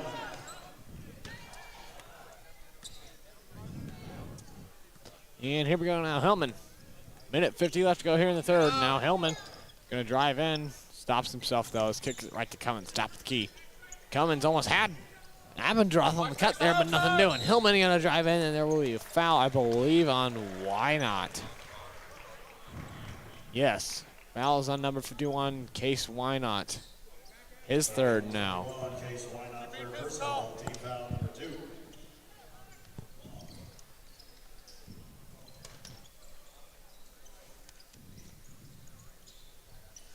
That's Abendroth now goes up with it, and good.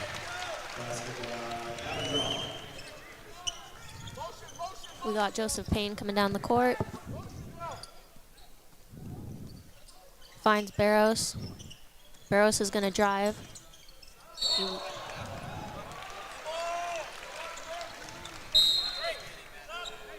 Coming in for the Bears, number 1, Cody Wilson. Cody Wilson.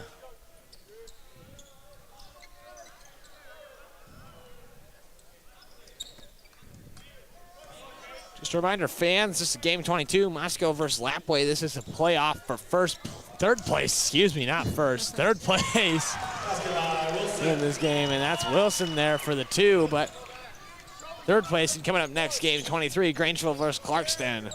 We'll have you covered for these next 2 championship games after this one. Wynot's going to pass it to Euro up, and he got the 2.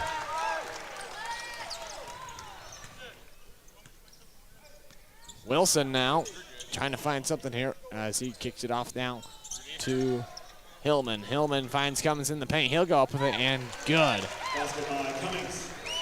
They get just a 3-point deficit for the Bears. Here comes Joseph Payne. He's going to drive. Makes the 2. Easy jump shot. Wilson now trying to find something. Just 8 seconds left to go here in the third quarter. It's intercepted. Julian Barros is going to go in, and he gets the lay-in.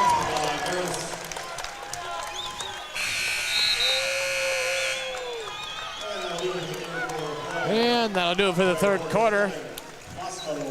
Wildcats 47, Bears 40. So coming up next, like I was talking about, game 23, that'll be a championship in the girls varsity bracket, Grangeville versus Clarkston.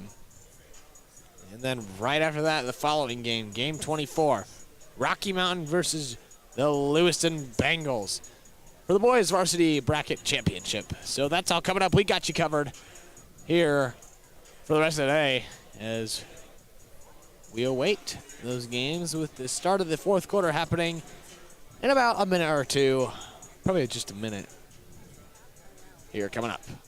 As you can see, the brackets right there, teams that won in their routes to get all the way to where they are right now for the boys.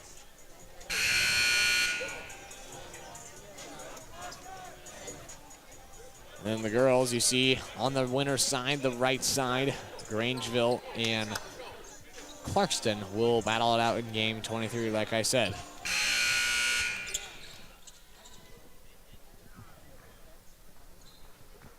Case Wynot's going to take out the ball. And he's going to pass it to Joseph Payne. Payne finds Bonnie. Bonnie, backdoor cut with Case. Case misses, but he gets 2 shots.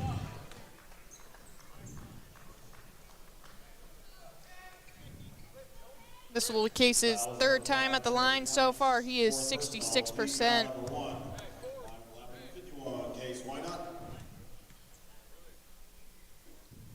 First one's up and in.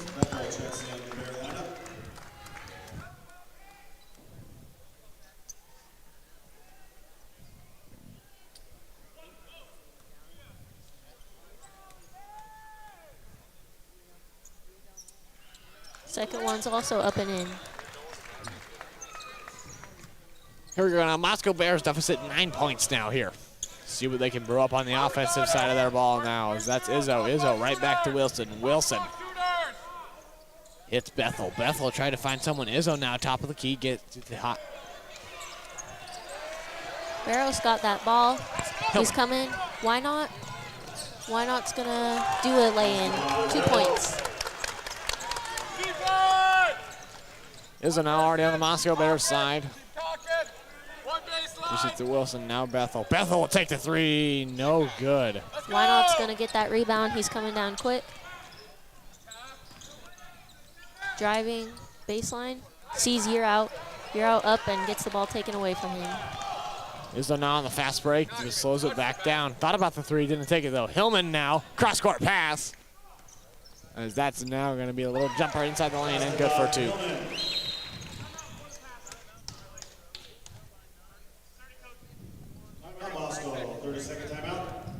And the timeout called by Moscow. We'd like to shout out our sponsors: Hell's Canyon Grand Hotel, Holiday Inn, Cover Me Tees, BSN Sports, Pepsi, and awards, etc. Shout out to all of you, and a major thank you to Lewiston School District Maintenance helping us put together this whole entire trailer, but basically putting together this whole entire podcast. They were here with us square one. It's been a year in the making. Thank you. Being able to a full-on mobile broadcasting trailer was all possible, done by the Lewiston School District Maintenance. So shout out to you guys. Thank you very much.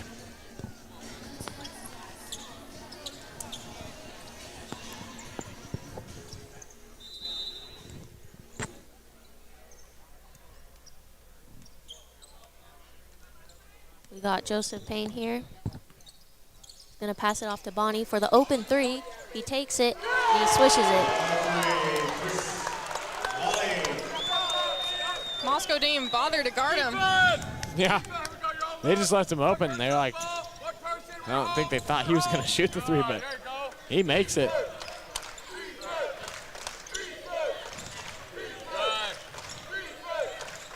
Izzo dishes it to Bethel. Bethel looking, finds Wilson right back to Bethel, top of the key. Izzo, 3 ball up and away and no good. Why not's gonna get that rebound? He's coming down the court. He's gonna find Year out for the lay-in, and he gets 2 points. Great offensive move there by Year out. From with the assist from Why Not. Wilson driving in, wide open lane, no good. Your out's going to get that rebound. He passes it off to Case Why Not. Why Not to Barrows. Barrows for the easy bucket. 2 points. Keep going! Let's go! Chase, don't do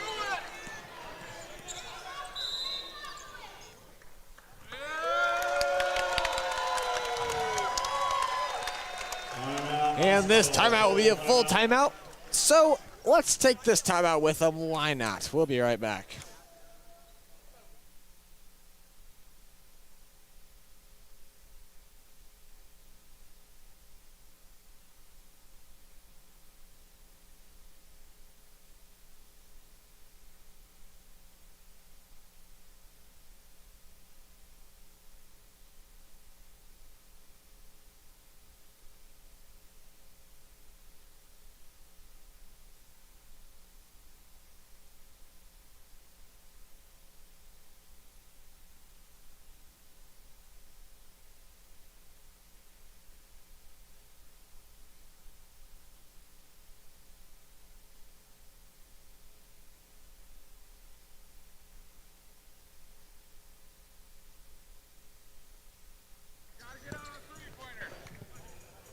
And we're back after the timeout called by the Moscow Bears after they are now down by 16. Here with just 5:36 left to go here in the fourth quarter. Yeah, we're home. We're good. Stay there. Avendroth, far side corner now. Trapped by Why Not, and he's going to step out of bounds. And great defense there by Why Not.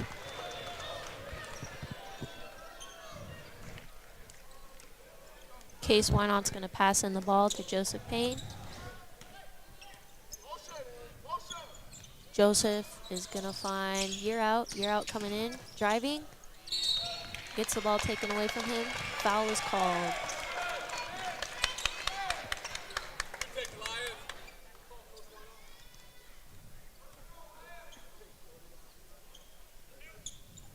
Fouls number 15, Grant Avendroth, first personal. Team foul 2 at the line. Year Out's first shot is up and in. Elias, you're out.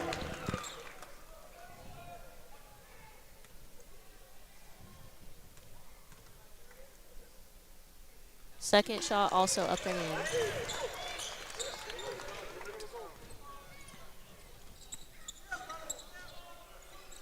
Hillman dishes it to Cummins right back. Avendroth is going to go up with himself and good for 2. Passed by Avendroth. Case Why Not's going to take the ball down.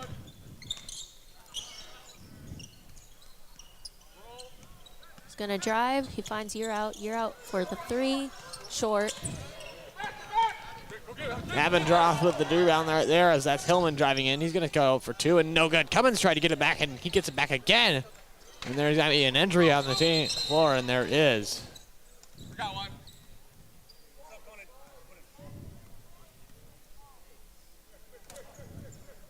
I believe he got shot to the face there. Ooh, and there's some blood. Oh.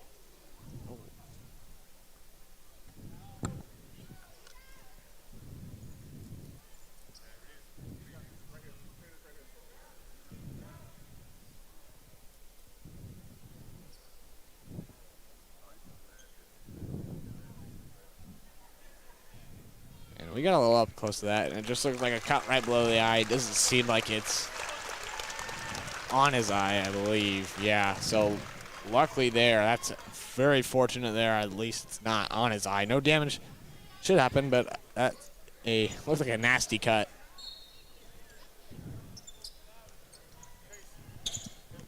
Here comes Joseph Payne.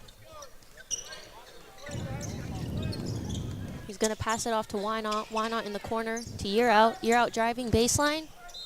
He gets fouled for the lay-in.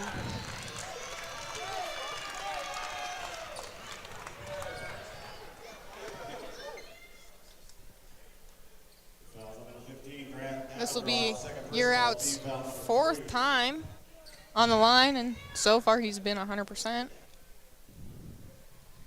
4 times to the line, 100%. Wow.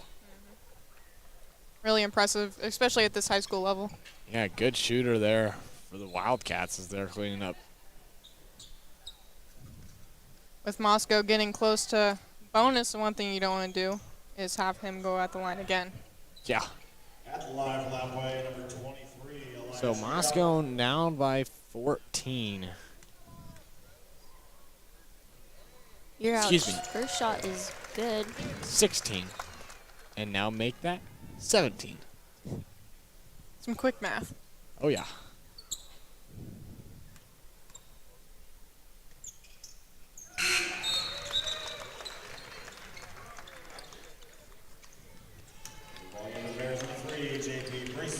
Substitution for the Bears, number 3, J.P. Breeze.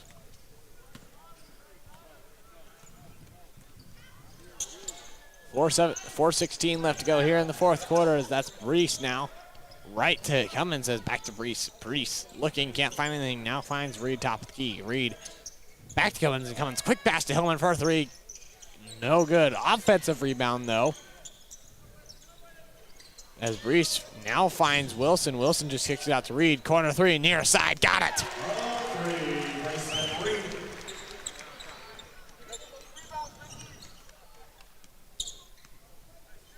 You're out coming down with the ball. Gonna pass it off to Joseph Payne to Why Not. Why Not's gonna drive. He gets fouled.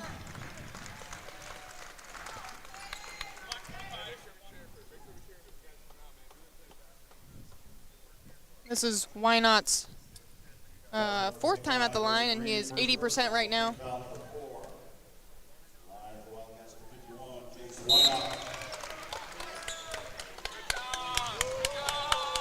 Tristan Kipp and Pharrell Hayes are in the game.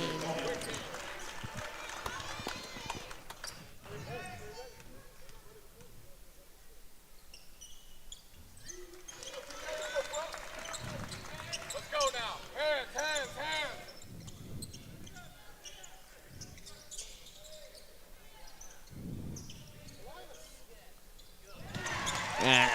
Sorry about that, guys. That's an open 3 there by number 25, Brayson Reed. Elias Yerout's coming down the court.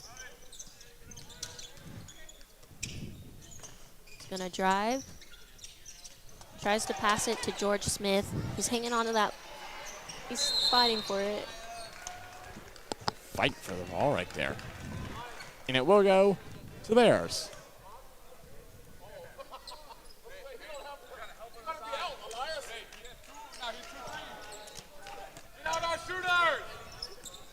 Wilson taking it down now.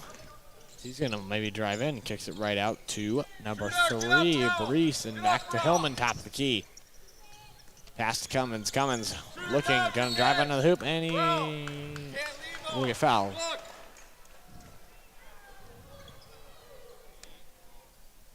That's only the first foul this quarter by the Wildcats.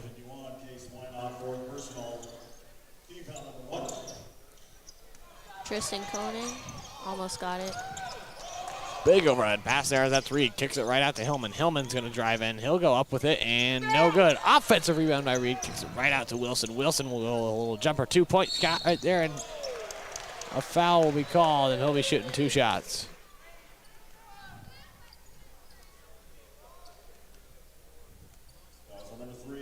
This is Wilson's first time at the line.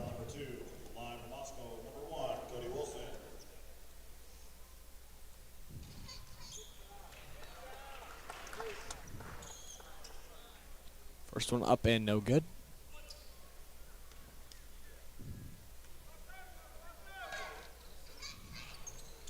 Case Wynot's gonna get that rebound. Coming down the court. He's gonna hand it off to Yerout. Yerout, come in. Back to Wynot. Wynot's getting double teamed. Passes to Yerout in the corner.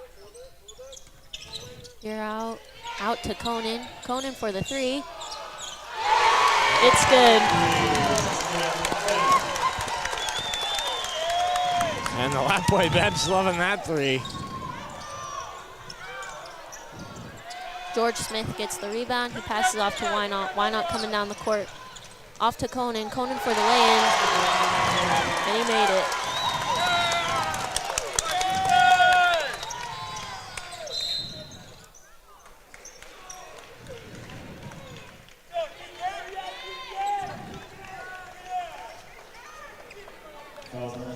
So that's number 4, Tristan Conan. They're cheering on a lot right there. This will be Cummings' 4th time at the line. He is 3 for 5 right now. Now 4 for 6.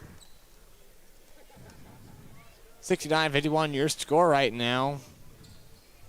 Bears have some time still. 1:44 left to go here in the 4th. Coming second shot up and no good as Why Not gets the rebound there. Why Not's going to come down the court. Uses that screen by George Smith. Passes it off to Conan. Conan to you're out. Back to Conan. Conan to Why Not. Why Not to Conan. Conan for the 3. It's off to the left.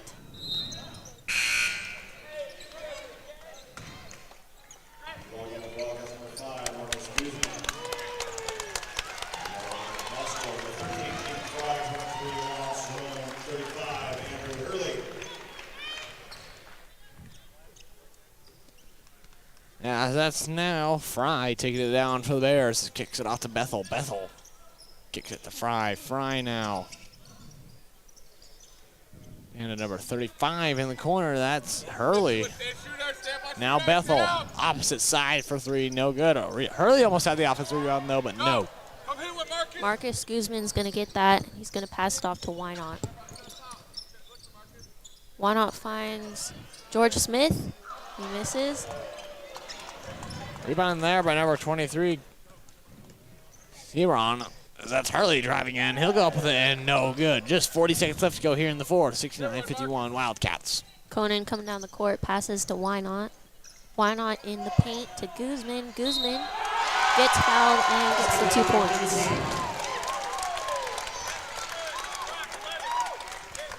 Fouls on number 11, Maurice Bethel. This is Payne's 1st time at the line. Stop, Marcus! Finish strong, halfway, finish strong. Just 25 seconds left to go here in the 4th as that's now One person on the ball, no shooting. Breeze. Hands it back to Fry. Fry had nowhere to go there, but that's Hurley now. Try to find Bethel, and that ball will go out of bounds.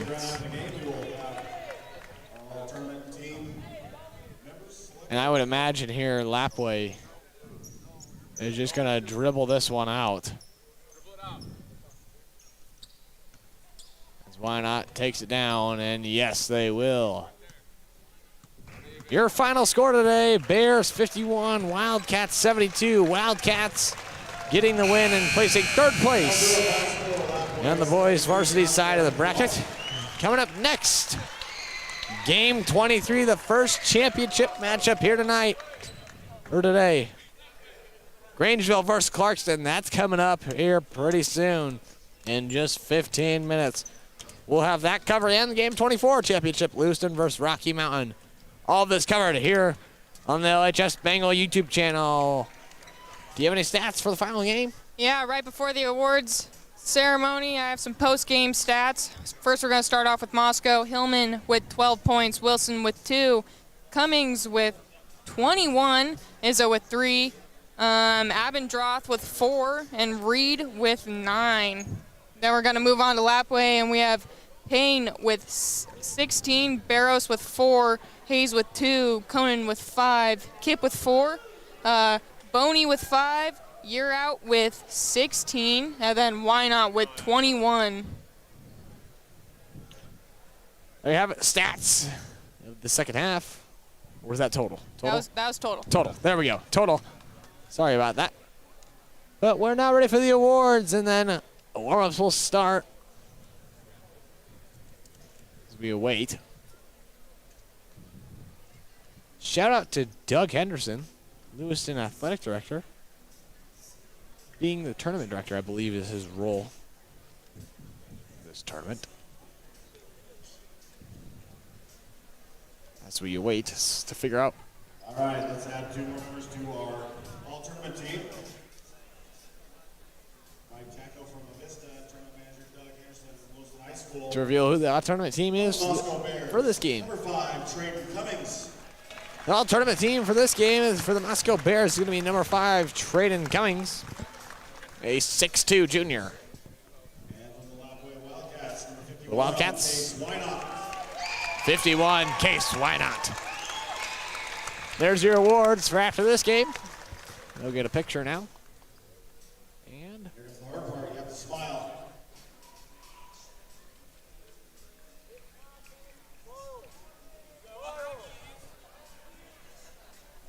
And we got it. there you go. Lapway placing 3rd in the Avista Holiday Tournament. We'll be figuring out 1st and 2nd in game 24, but now on to game 23. Thank you all for joining us for this game. Hope you all stay, because now we got championship. We're figuring out the 1st place. And we'll see you all very, very soon. We'll be right back.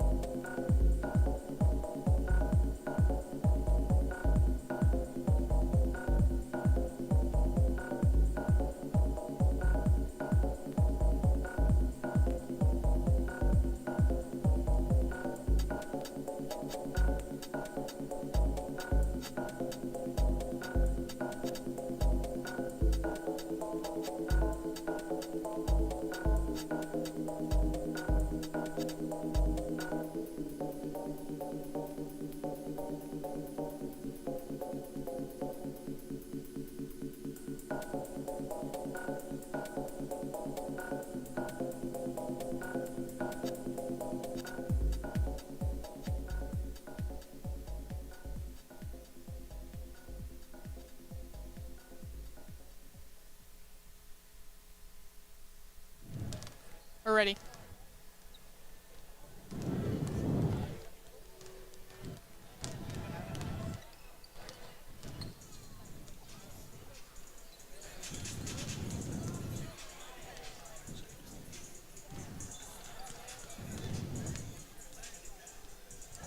All right.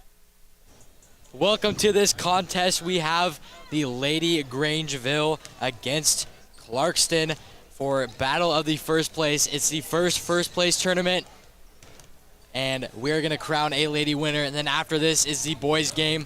It's gonna be Lewiston versus Rocky. So we got 2 championship games here to start. And so now we're gonna go into the highlights of last game, Lapway, big win. And we're gonna go into the highlights of that second half.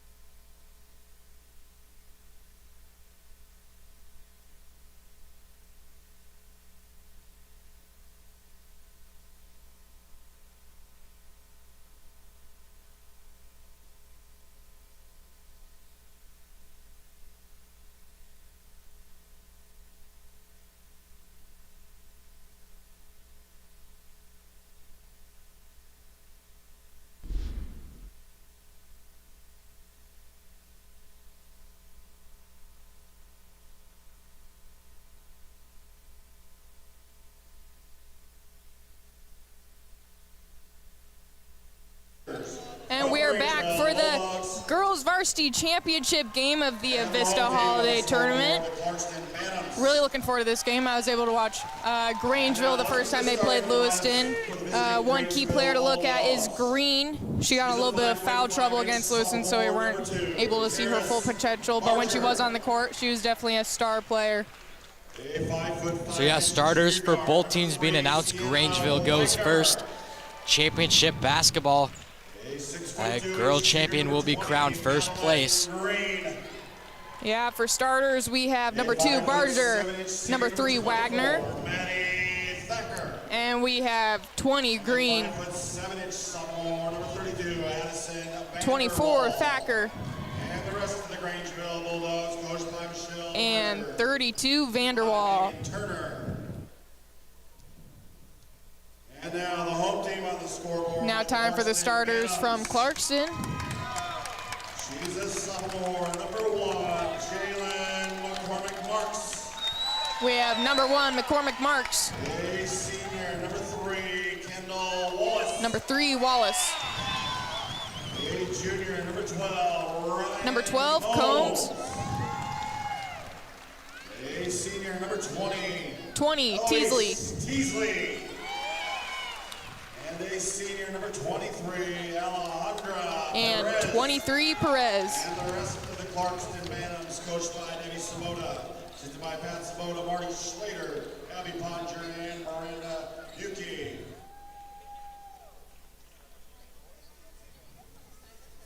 All right, so both teams coming in this game 2-0.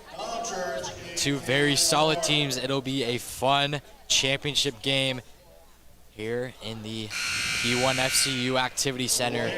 Lewis Clark State College, Lewiston, Idaho. And we are about ready for tip-off. For Grangeville, we have 6'2", Madeline Green jumping. And then for Clarkston, we have senior Eloise Teasley. I don't have her height on here, so that's why I chose to do the senior instead. Two number 20s off tip-off. Teasley will win the tip, but it'll go out of bounds. It's going to be Grangeville's ball. Barger inbounding.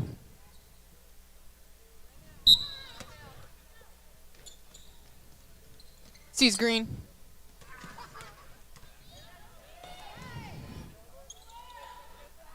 Green goes back up top to Barger. Barger looks into Vanderwall. Stolen by Clarkston. Wallace just misses the shot. Grangeville now has possession. Barger with the ball. Looks like a foul's called. Foul's going to be on number 3, Clarkston, Wallace. First personal team foul, number 1. Barger inbounding under the basket. Quick lob pass to Thacker. Back to Barger. Barger goes for the layup, and it's good. First 2 points of the game go to Barger. Grangeville with a very solid offense. Good ball movement there as Clarkson loses the ball. Number 23, Alejandro Perez. We have Thacker inbounding it. Clarkson with the press. Green. Back to Thacker. They're able to beat the press. We have Vanderwall with the ball, goes for the layup. Just misses. Teasley with the rebound. Perez with the ball. Sees Teasley up top. Teasley for the 3, and it's good.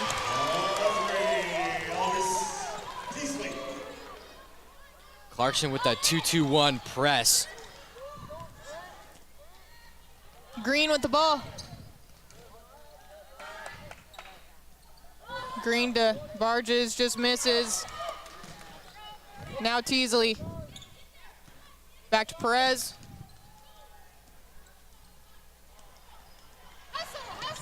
Grangeville gets possession.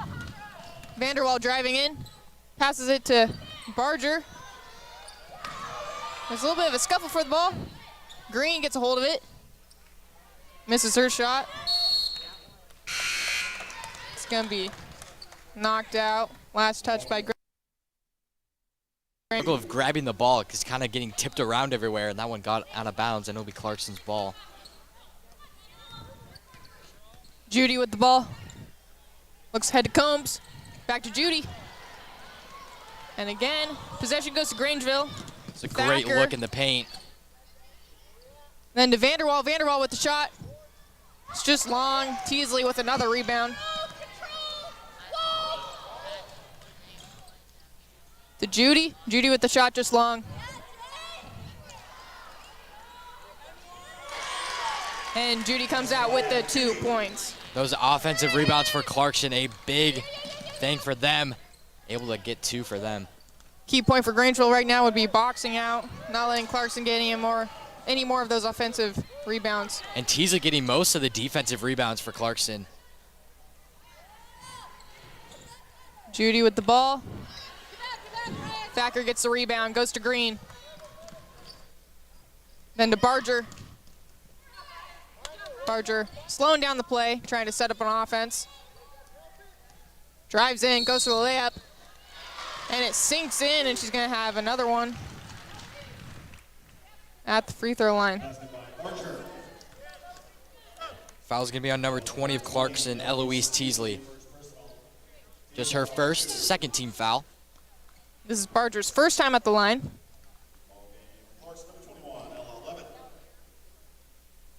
Her one and only one's up, and it's good. Teasley with the ball. It's tipped off by Vanderwall. Yeah, it was a good reaction time by Vanderwall, able to jump that pass and deny. So far, Grangeville's been very proactive and not super reactive on defense, allowing them to tip the ball a lot when Clarkson's passing. That was a dangerous pass by Wallace, lobbing it over that press. Lucky that didn't get picked off. And Judy in the corner, just short. Judy again. Swings over to Wallace. Wallace misses. Teasley with the rebound. And Teasley with the 2 points. Yeah, Teasley able to use her height, get strong up to the basket, and score 2. Thacker with the ball. Thacker with the shot, just short. Judy with the rebound. Then McCormack Marks looks ahead. Pretty good prep pass. I think it was a little too strong for the Yeah, receive it though. That was great pass by McCormick Marks. Yeah, like you said, a little too strong on that bounce pass, but great vision. And overall, some great awareness on where Clarkson's defense is. Yeah, great job by Clarkson's offense to break that press, that tough Grangeville team. Other teams have had a very big struggle with their press. Judy saves it. Sees Dempsey back to Judy. Then to Levitt. Teasley's able to save it. Big bounce. And a shot by Levitt in the corner, but it's just long, and Thacker tries for the rebound. She steps out of bounds in the process. So far, I think Clarkson is in a lot more control than Grangeville right now. Yeah, Clarkson seems to have the longer time of possession, and Grangeville with quite a bit of turnovers to start. And some unforced errors that lead to Clarkson getting possession. Foul's called. That was on 3, Grangeville. Wagner. It's her second. Yeah, her second foul. Still really early into the game. Not even in the second quarter. Judy with the ball. Sees Teasley. Teasley goes for the shot. Looks like she travels though. Thacker inbounding. And a good press from Clarkston. Yeah, that pass was just a little bit off. Number 32, Vanderwall, was pretty wide open, but she couldn't deliver that pass.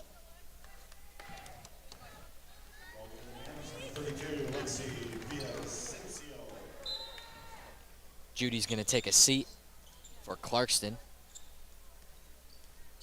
We have Levitt with the ball, goes to the shot, and the 2's good for Levitt. Cut by Levitt there, able to find her way a basket.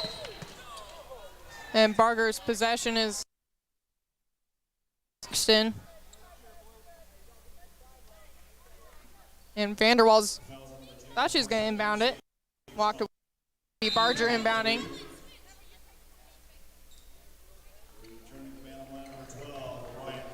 We have Combs subbing in for Teasley for Clarkston.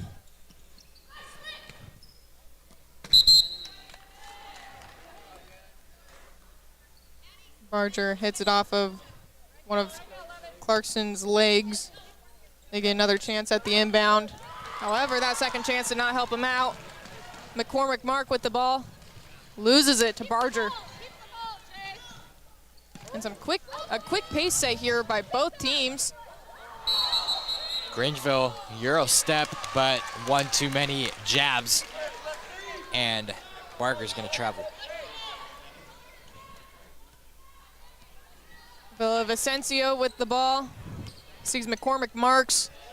Then in the corner to Dempsey. Dempsey with the shot just short. Judy with the rebound. Back to Villavicencio. No good. Thacker with the ball. Sees Barger. Barger taking the ball down the court.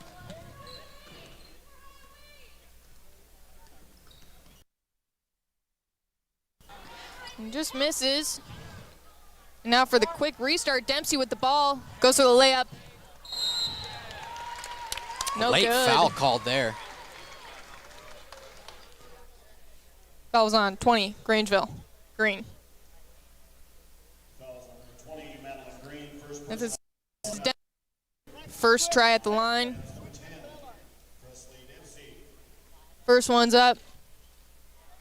Bounces around the rim, but doesn't go in. Returning to the man line, number 3, Kendall Wallace.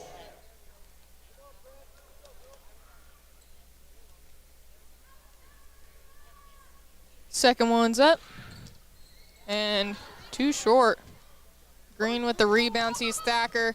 And then to Vanderwall. And a good block from Dempsey of Clarkston.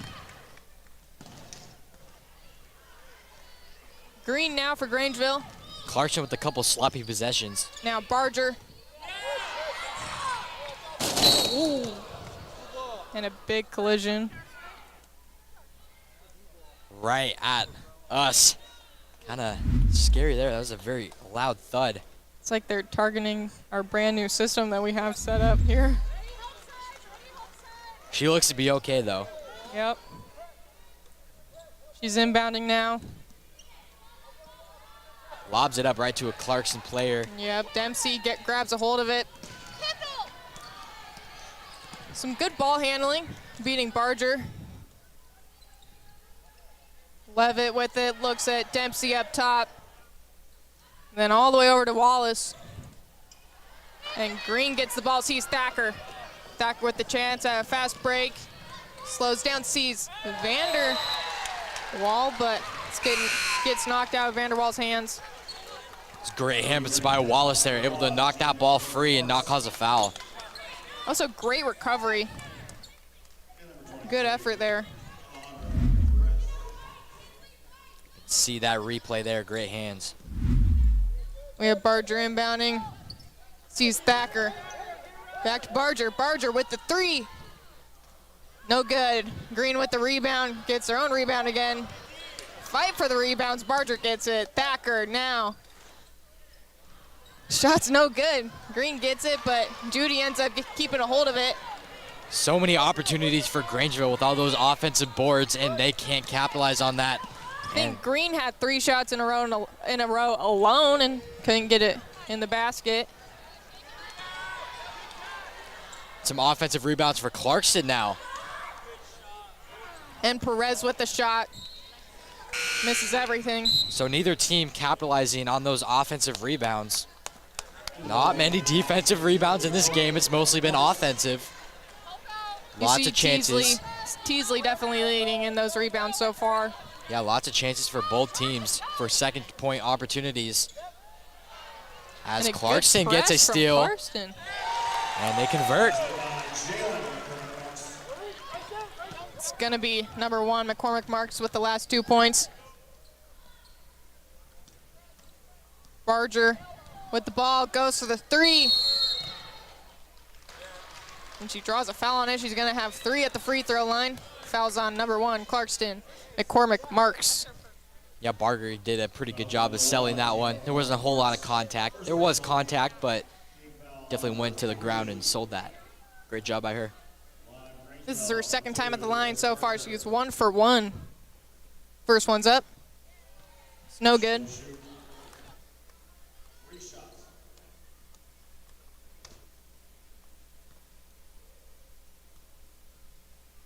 Second one's up. Oh, so no good. Let's see if she can make it 50% here.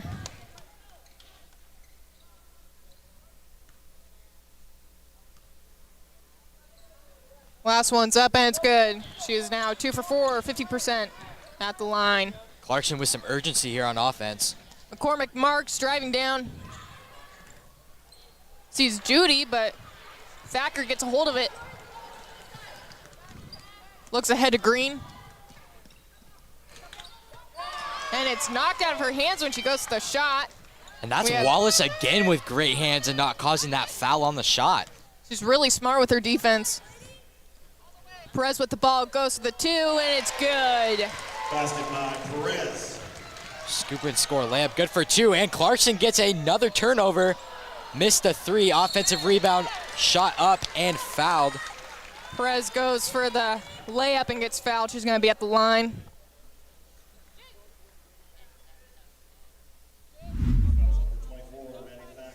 See a replay there, that good solid drive, scoop, score by Clarkston. Perez's first one's up. It's no good. We've had some troubles with this buzzer. It kind of like gets jammed a little bit and they have to, there we go. That one wasn't as bad as some of the other ones. Some of them have gone longer, but nonetheless, it always does get fixed. Yeah, eventually. Let's hope it didn't ruin her rhythm for the free throws, and it didn't. She makes the second one.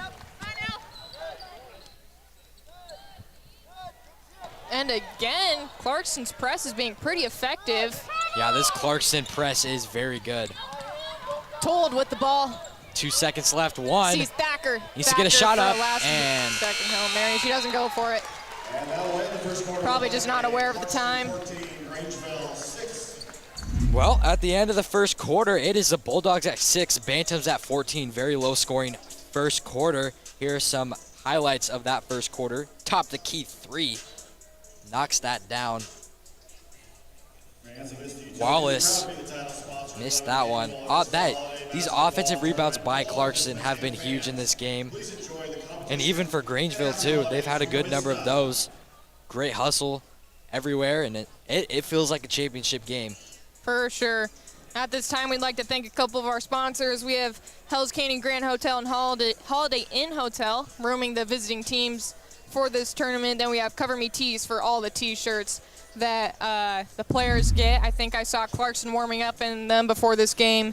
Then we have BSN Sports for the practice balls, Pepsi for the water bottles, and awards, etc. for the plaques and MVP medals.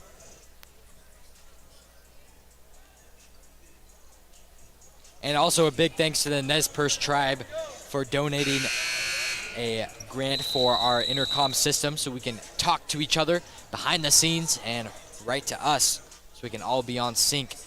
And Clarkson gets out of their huddle. They're going to start with the ball coming up. Grangeville on defense. We see Teasley back on the court after the little intermission. We have Wallace with the ball, sees corner. Judy with the rebound, and she gets the 2. And she draws a foul, so she's going to have another chance at 1 at the free throw line. Foul was on. It's a great box out by Judy there. She was totally expecting that board. She went right up with it for 2 and 1. Judy's first time at the line, and she's going to be 100% so far.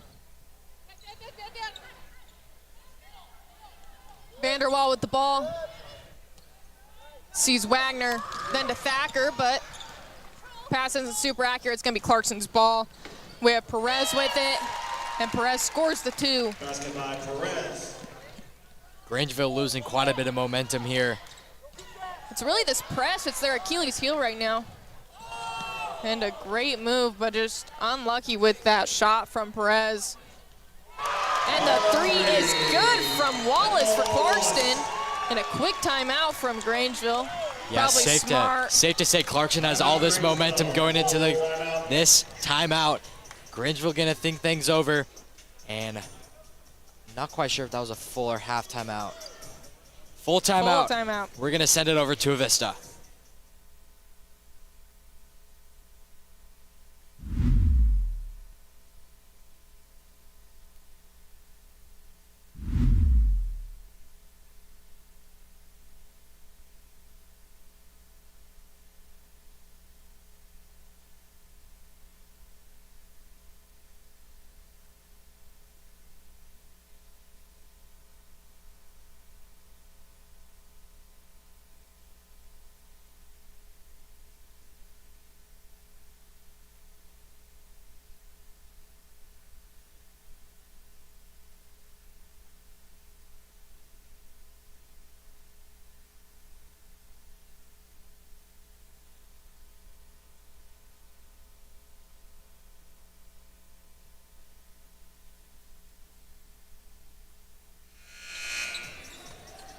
And we're back after that full timeout. We have Thacker inbounding it for Grangeville. Sees Vanderwall. Looks like they might have a little more luck on Clarkson's press. Hopefully I didn't just jinx him. Guess I did. Yeah, after that timeout, that did not help stop Clarkson's very dominant press. Or their momentum, really. There was a quick intermission for quarter, and they didn't lose their momentum there, and doesn't look like they're going to lose it after that timeout. And Clarkson has been firing since the very start of this first quarter. They have not let off the gas. Thacker with the ball. Looks ahead of Green. Green is wide open, but a good recovery from Clarkston. Green sinks it anyways, 2 for Green. Clarkson up tempo. Perez with the ball. Perez goes up, just misses. Rebound by Grangeville, but it's knocked out by a Clarkson player. So Grangeville with a couple stops on defense and then a score offensively. Starting to get a tiny bit of light, maybe some momentum here. Good fast break score.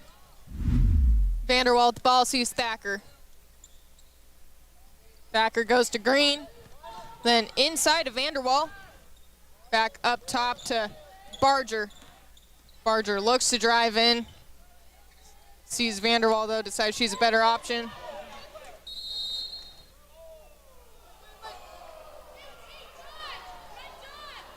And confusion on who the ball is to. Yeah, it's going to be... Looks like the refs are talking it out a little bit. Clarkson not liking that call. Also saw Grangeville's bench questioning it a little bit. And they're not going to switch the call, so it'll be Grangeville ball. Barger inbounds it. Tipped up by Teasley, but Thatcher gets a hold of it. Then Vanderwall. Vanderwall with a shot just short. Hit someone in the head. Offensive rebound by Grangeville. Careless pass, and this can be a fast break opportunity for Clarkston. McCormick Marks going for the layup, and it's good. Easy two. And Barger with the ball. Then to Thacker. Thacker looks ahead to Vanderwall. Vander swings, then looks inside to Green. Green with the shot. She draws a foul with it. Looks like that's going to be on Teasley. Yep, foul's on 20, Teasley. Just her second. But in the middle of this second quarter, you might want to have her take a seat. Green's first time at the line, and the first one's going to miss.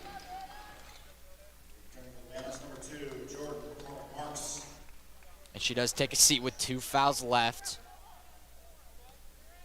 It's definitely not a player you want to see foul out, especially with the amount of offensive rebounds that she's had this game. Green's second one is up, and it's also no good. 0 for 2 at the line. So number 1 and number 2 on Clarkston. I think they're sisters, have the exact same last name. Yep. Maybe some sister telepathy or connection will come out during this game. Who knows? Number 1, Jalen's a sophomore, and then Jordan, number 2, is a senior. Maybe cousins, though. Don't know. And Vanderwall good loses defense. it under the basket.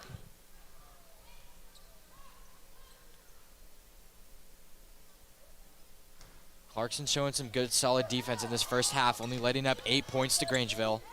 Thacker with the ball. A good inbound play, but doesn't look super effective. Looks like Barger's going to drive in. Goes to the 2, just misses. Almost gets her own rebound, but Vanderwall gets it. Foul's drawn. Foul's on. Number 1, Clarkston, McCormack, Marks. And Vanderwall's going to be on the line. And that's Mark's second personal foul. This is Vanderwall's first time at the line. Her first one's up, and it's good.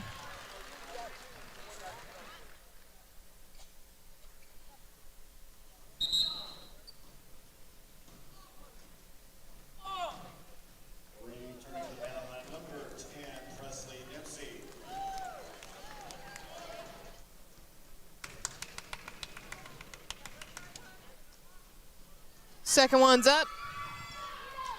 No good. Offensive rebound. Yeah. Clarkson gets a hold of it. Clarkson has numbers, decides for the three. Wallace, short. And a fight for the rebound. It's going to be a jump ball.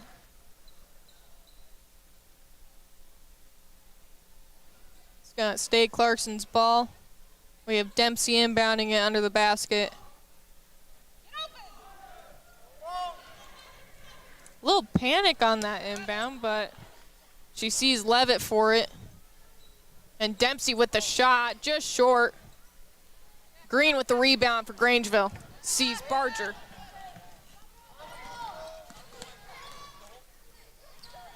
Barger drives in.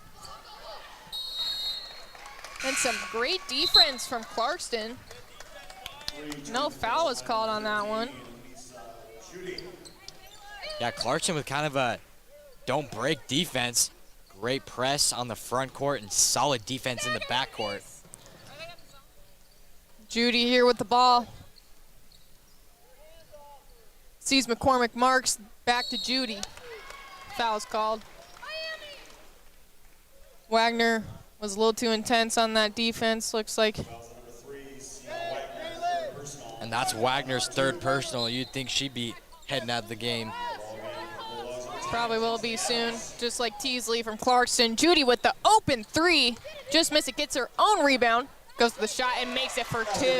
That was a super deep three. That was like 3 feet behind the men's college three-point line.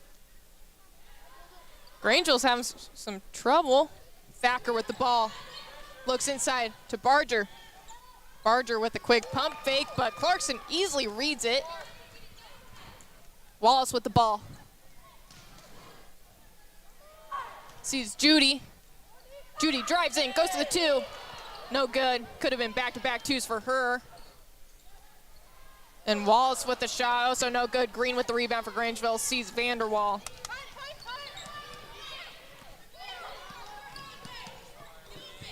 Vanderwall to Barger on the right side.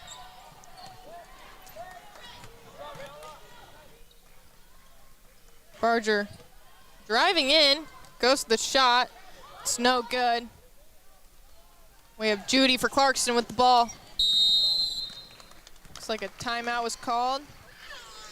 Timeout Clarkston. Take a full timeout. We're gonna go ahead and take it with them.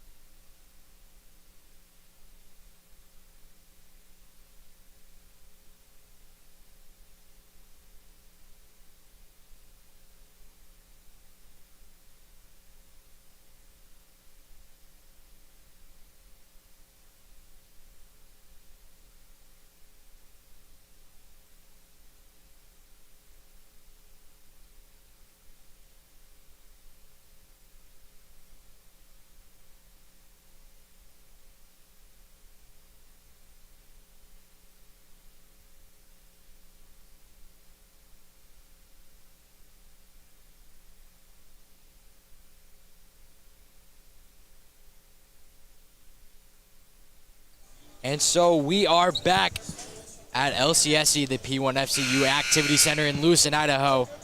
The Clarkston Bantams against the Grangeville Bulldogs. Big story for this game is the offensive rebounds for both teams. A lot of second chance opportunities for both Clarkston and Grangeville as Clarkston gets possession out of the timeout. Dempsey with the ball. Looks to the right to Judy. Judy goes all the way cross court to Villavencio, and she also gets the 3 points. Barger with the ball. Drives towards Thacker. Tries to pass it off to her. It's going to be a foul on 32, Clarkston. Villavicencio. Yeah, she got a lot of ball there, but she must have got some player there. That was a good foul. Barger sees Thacker. Back to Barger. It's tipped off by Clarkston, though. Pass was a little too easy to read for Clarkston. They're easily able to tip it off. Yeah, this Clarkston defense is very tough. Not allowing many points, just 9. And we're almost at the end of the second quarter.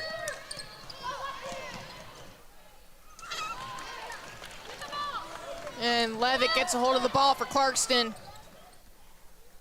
Sees Villavicencio. Then in the corner, McCormick Marks with the three-pointer in the corner. Yeah, this Clarkson team is fiery. They have a lot of momentum as Grangeville gets 2 offensive rebounds, and they get points of their own. But they're exchanging 3s for 2s, and that is only extending Clarkson's lead. Villavicencio with the ball, looks inside McCormick Marks. No good. Green gets the rebound, sees Vanderwall.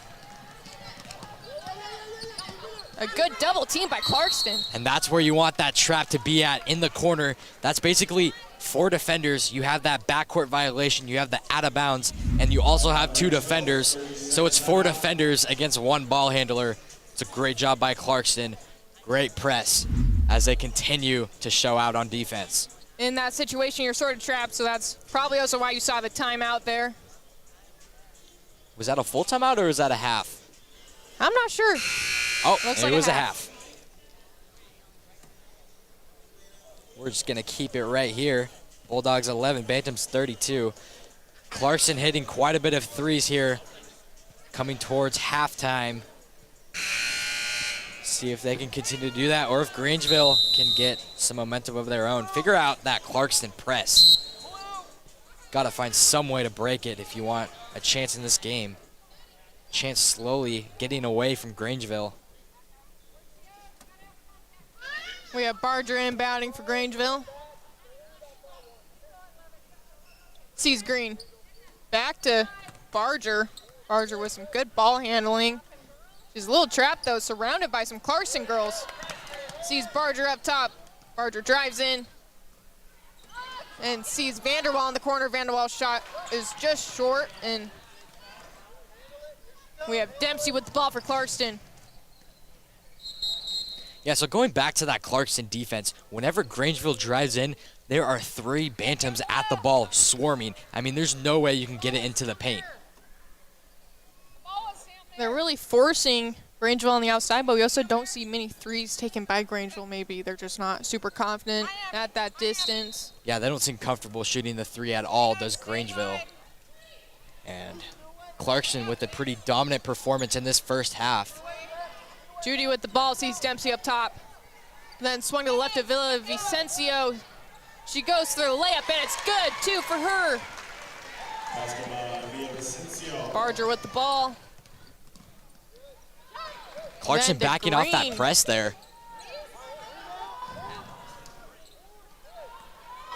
We have Dempsey with the rebound for Clarkson. And the long pass to Judy. Looks like a travel is called. Yeah, you saw Grangeville shoot that shot there. I'd like to see Grangeville pass the ball around, get a better offensive possession, move the ball, find some gaps in that Clarkson defense. Clarkson running a 2-3 zone.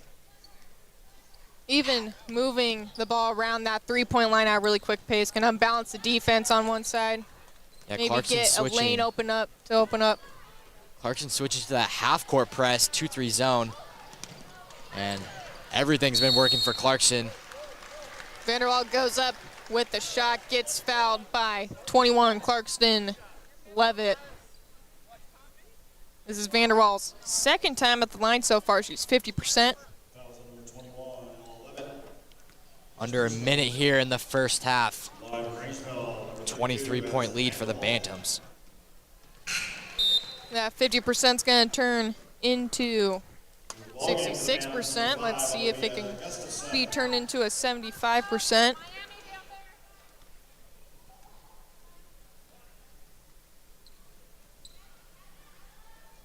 And it will not. Barger with the ball. Goes to the shot.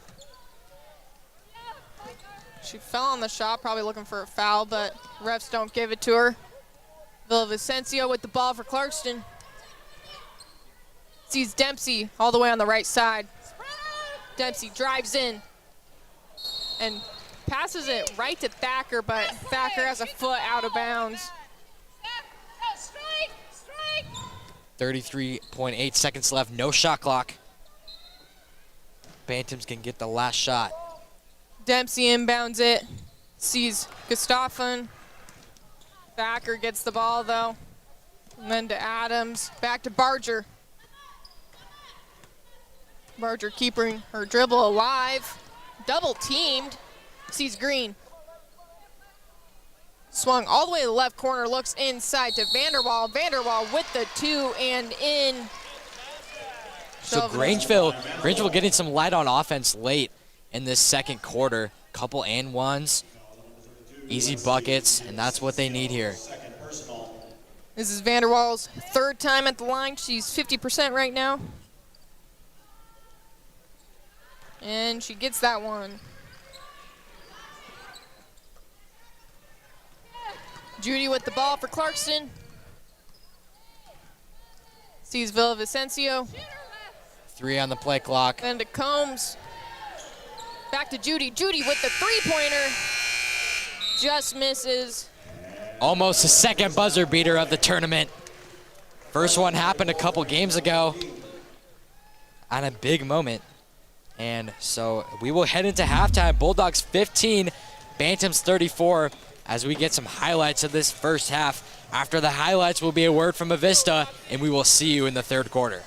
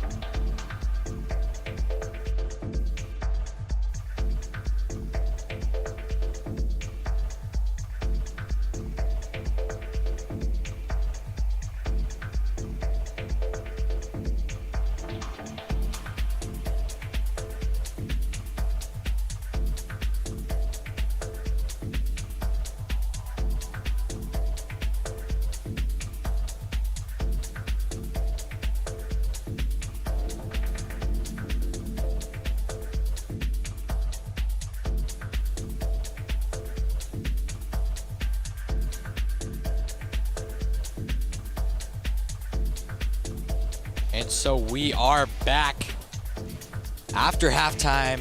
The score is 15-34 Bantams here in the P1 FCU Activity Center, LCSC campus in Lewiston, Idaho. I'm really excited to see the second half. I'm really wondering what the talk in the locker room was for Grangeville about that press from Clarkston. Be interesting to see if Clarkston's going to stick with that press with this commanding lead, and we'll see what Grangeville has under their sleeves here in this third quarter. I would definitely still input the press into my plays if I was Clarkston. If it's not broke, don't fix it. So far, Grangeville hasn't been able to successfully beat it multiple times in a row.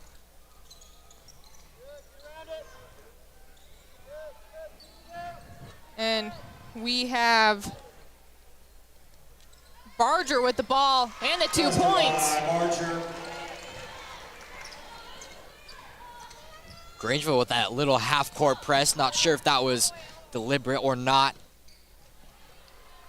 We see that Teasley is back in the game for Clarkston after getting a little bit of foul trouble in the first half. She has 3 fouls during this game. So quick 2 from Grangeville, and number 20, Green, is going to go to the line to shoot 2. Number 3, Kendall Wallace, second personal, team foul number 1. This is her second time at the line. She's going 0 for 2 right now. Grangeville, number 20. And it's going to be 1 for 3. Let's see if she can make it 2 for 4.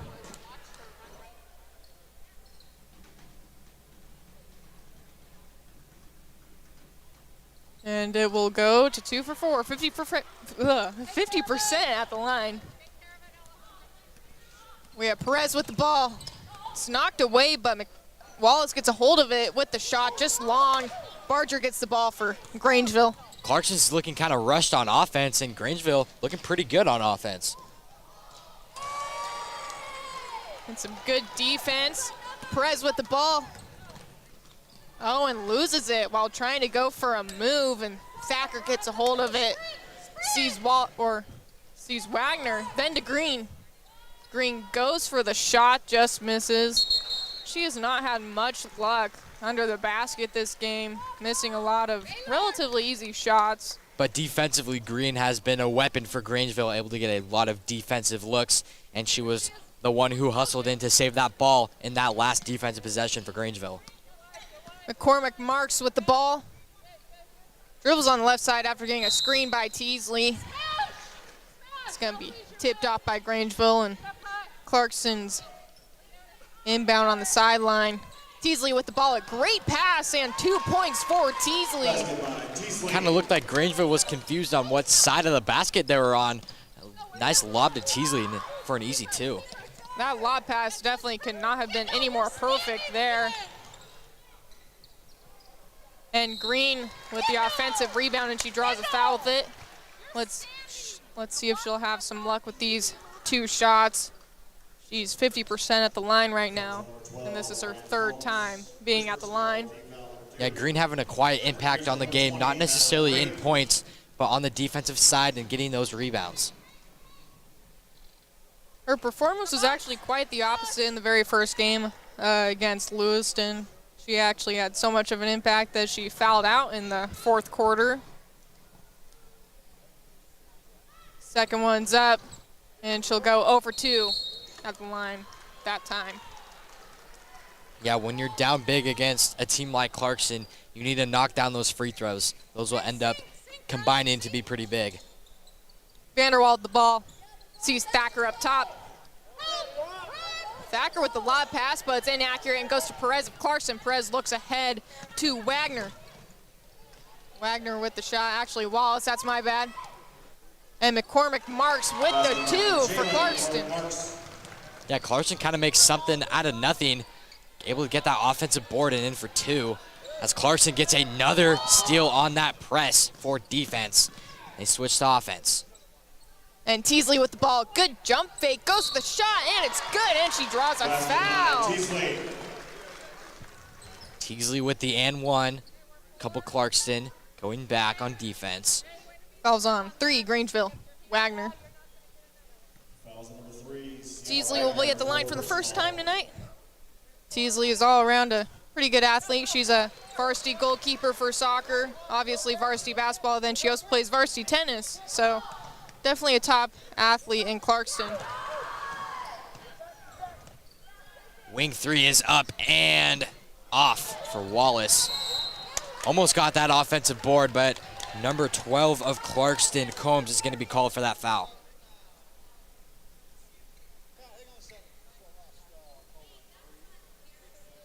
A little confusion there.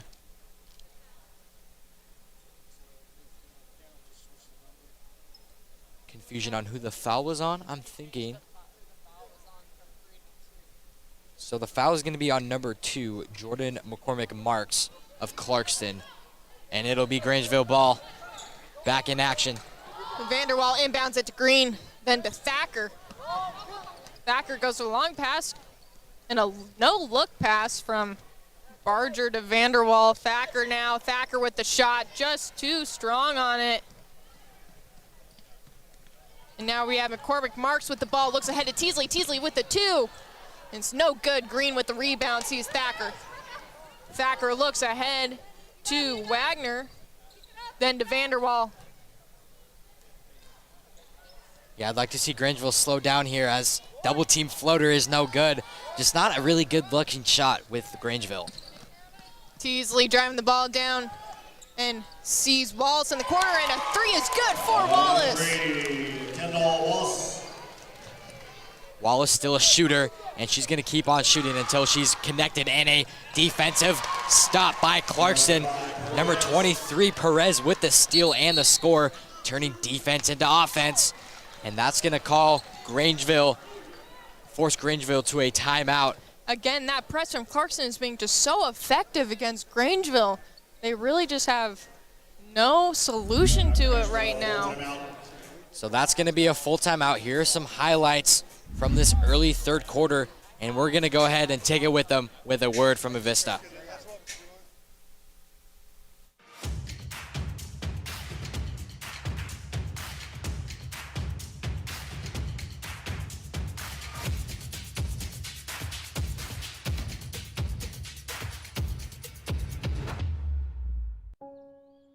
Nature has its own power.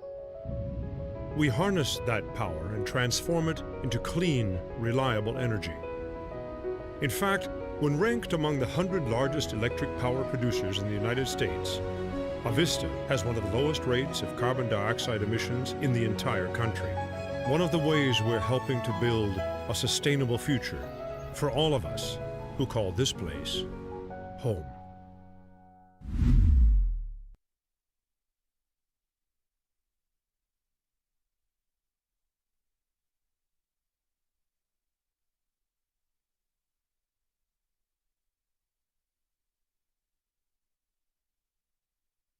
This game, boys championship. But first, we have Grangeville versus Clarkston. First place game. We have Barger inbounding it for Grangeville. Right now, Eloise. Now. Good play, sees Green. 2-3 zone look for Clarkston. Barger with the ball again. It's knocked away by Clarkston, but Wallace is going to draw a foul. Wallace's second personal. Couple substitutions. 3 substitutions for Clarkston. We have Perez and Combs and Teasley coming off. Looks like we have maybe Levitt coming on, Judy coming on, and one other girl. However, I cannot figure it out. Maybe Dempsey coming on. And a good tip-off from Wallace. Wallace goes for the 2. It's too strong, a little too eager for that shot. Dempsey gets the offensive rebound, another shot. Third time is not the charm for Clarkston, and Green gets the rebound. However, passes it right out of bounds while trying to go for Thacker. Yeah, 3 offensive chances, 3 offensive rebounds for Clarkston, unable to connect with all that. And Grangeville throws it away. It'll be Clarkston's ball. As number 32 for the Bulldogs, number 32, Addison Vanderwall. And we see Green come off for Grangeville. Judy with the ball for Clarkston. Drives in, passes it back out to Dempsey. Looks like she's gonna double dribble. Yeah, she kind of dropped that ball there, and that counted as her first dribble, and then she really dribbled. That was the second. I think Clarkson might be losing a little bit of their momentum with these unforced errors that they're making.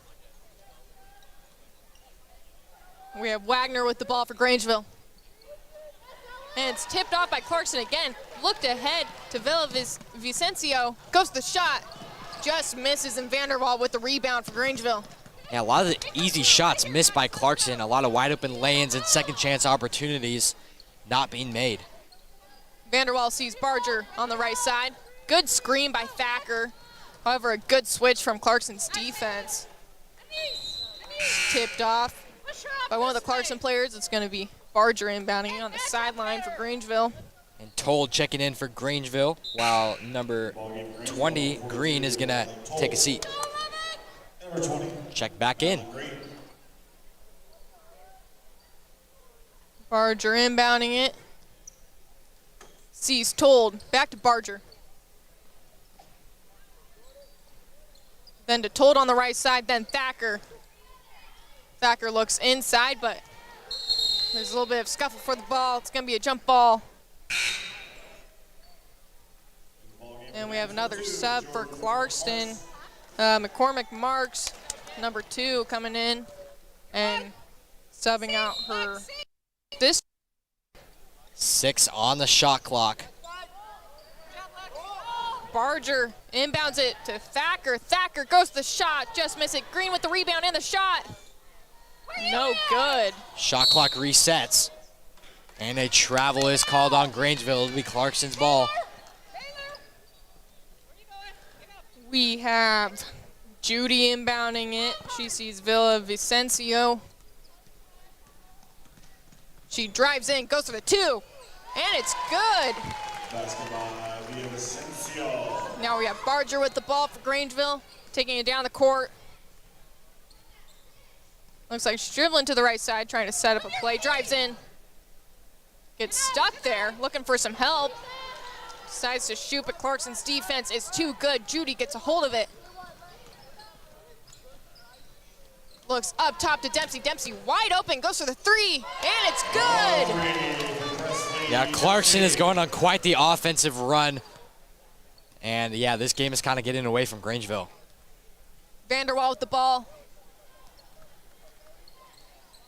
She looks a little panicky, not really knowing what's going on. She drives in. And foul was on number 10, Clarkston Dempsey. Vanderwall is going to be at the line for the 4th time tonight. She's 50% right now, I think. No, 3 out of 5.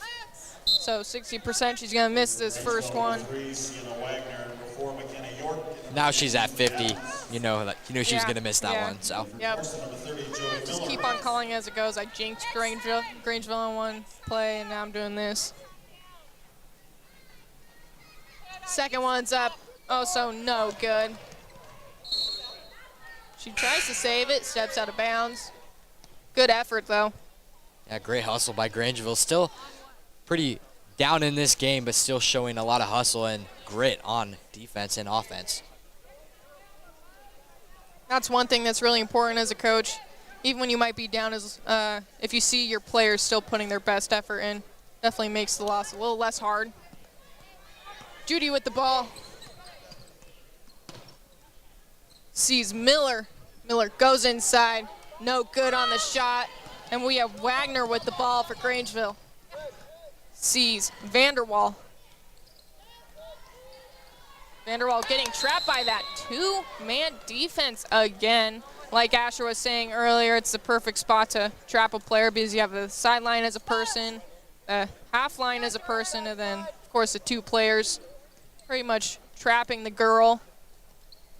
So going back to shoes, I noticed that number 10, Dempsey, and number 2, Villancino, have those Kobe reverse Grinches as number 10, Adams, is able to sink that 3. They have the Kobe Grinches, and those are pretty rare to have. And the fact that 2 of them are on the same team, it's very nice to see. Really matches those Clarkson colors. I like them. I'm not a huge sneakerhead, but I'm glad you have the information, Asher, to give it to our fans listening in. And we have Barger. No, not Barger. We have Wagner with the ball right now. It's tipped out by Clarkson again. Great defense. It's definitely the star of their performance tonight. Dempsey with the ball. Looks up top. And McCormick Marks with the 3. Jordan McCormick Marks. Yeah, Dempsey didn't realize how open she was if she would have turned her face to the basket, but she passed it out, and I guess 2 is better than 3. We have a foul. Looks like it was on 32, Clarkston Villavicencio. And we're going to have Green at the line for the fourth time. She's 2 for 6 right now, 33%. First one's up. It's no good. Yeah, having a rough night at the line. 56-22, favor to the Bantams. We have our second one going up, also no good. And we have Miller with the rebound, looks ahead of Dempsey. Dempsey back to Miller. Miller goes to the shot, it's knocked out by a Grangeville player. Thacker with the ball. Can't keep a hold of it. 15.6 seconds left in this third. When you have an open shot like that, it's really important that you keep your composure. Yeah, you can't hype yourself up, even if it is an easy shot like a lay-in. Hype yourself up and you can miss that. Dempsey with the 3 from Clarkston. Presley Dempsey. Yeah, no one from Clarkson can miss there. Full court shot is short. And this is all Bantams, especially in this third quarter. First quarter was very tight, very low scoring first quarter. And we are gonna head in the fourth. It'll be Bulldogs 22, Bantams 59. We will see you in the fourth.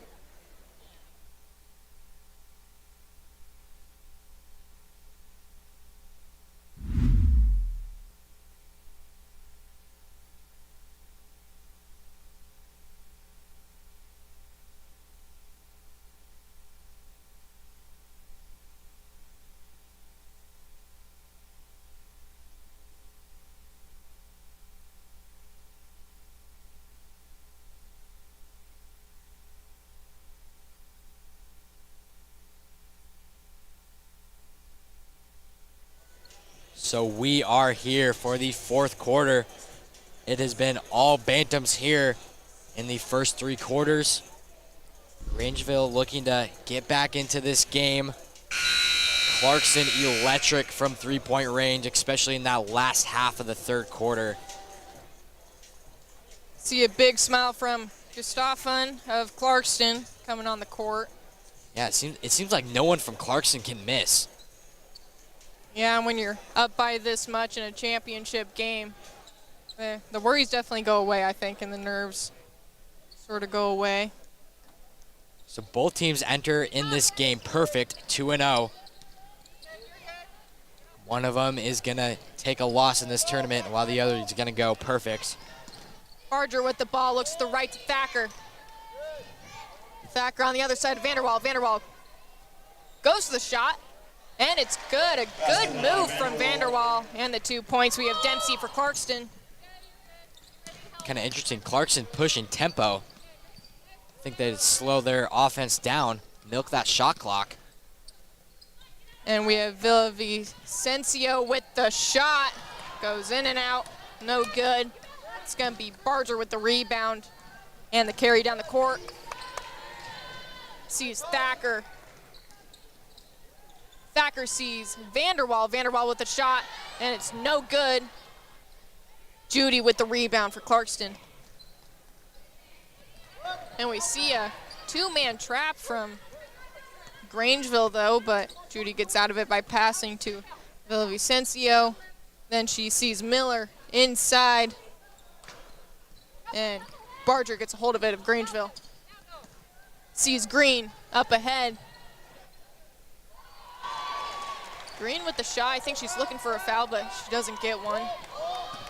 Dempsey with the ball. Sees Gustafson. Then to Miller, and there's going to be a fight for the ball, and it's going to be a jump ball. Kind of rushed on both possessions. I'm really surprised to see Clarkston kind of using those fast break opportunities even when they don't have numbers. There's really no need for them to rush right now. They're up by, A lot. yeah, like 35 points. I think it'd be really smart to just slow it down and keep your stamina high. You don't want to get too burned out to where Grangeville can come back and have some quick fast breaks without you being able to recover. But this Clarkson defense staying aggressive and still creating turnovers. Grangeville's two-man press has kind of been effective these past 2 possessions. It's definitely something new that Clarkson hasn't seen yet. Judy with the ball. Keeps your Grangeville's dribble bringing pressure. alive. That might Then to be... Gustafson. Gustafson's pass is too high for Miller, and it goes out of bounds. Yeah, that tough perimeter defense by Grangeville is kind of speeding the Clarkson offense up. Maybe that's why they're rushing a little bit. After those good threes that Clarkston hit in the third quarter, maybe that could be a change of Grangeville's plan. And a three is good for Vanderwall. We have Judy with the ball of Clarkston. Sees Gustafson. Gustafson's shot is just off. Judy with the rebound. And the shot, no good. And Vanderwall with the rebound. Man, I'm going to keep on saying this. There was 30 seconds left on that shot clock, and you're shooting that not wide open shot. I'm not really understanding that by Clarkston. With the first season, with the shot clock, it could be where they're a little stressed out about time, but really there's no need to be. 35 seconds is still a really long time to have an offensive possession and score a basket. Grangeville's starting to see some light, but it seems to be a little too late for that. Green's going to be on the line for the 5th time tonight. Yeah, if Grangeville's playing like that this out of halftime with that fiery perimeter defense, speeding that Clarkson offense up and scoring on offense, it could be a lot closer game here. Like I was saying before, Vanderwall's 3 points with the 2 3-pointers hit by Clarkson last quarter. Grangeville could have realized that they're pretty dangerous around the perimeter of the court. So that is going to be an offensive foul, it looks like, on Grangeville. And a timeout by Grangeville, 30-second timeout, and we're going to take it with them.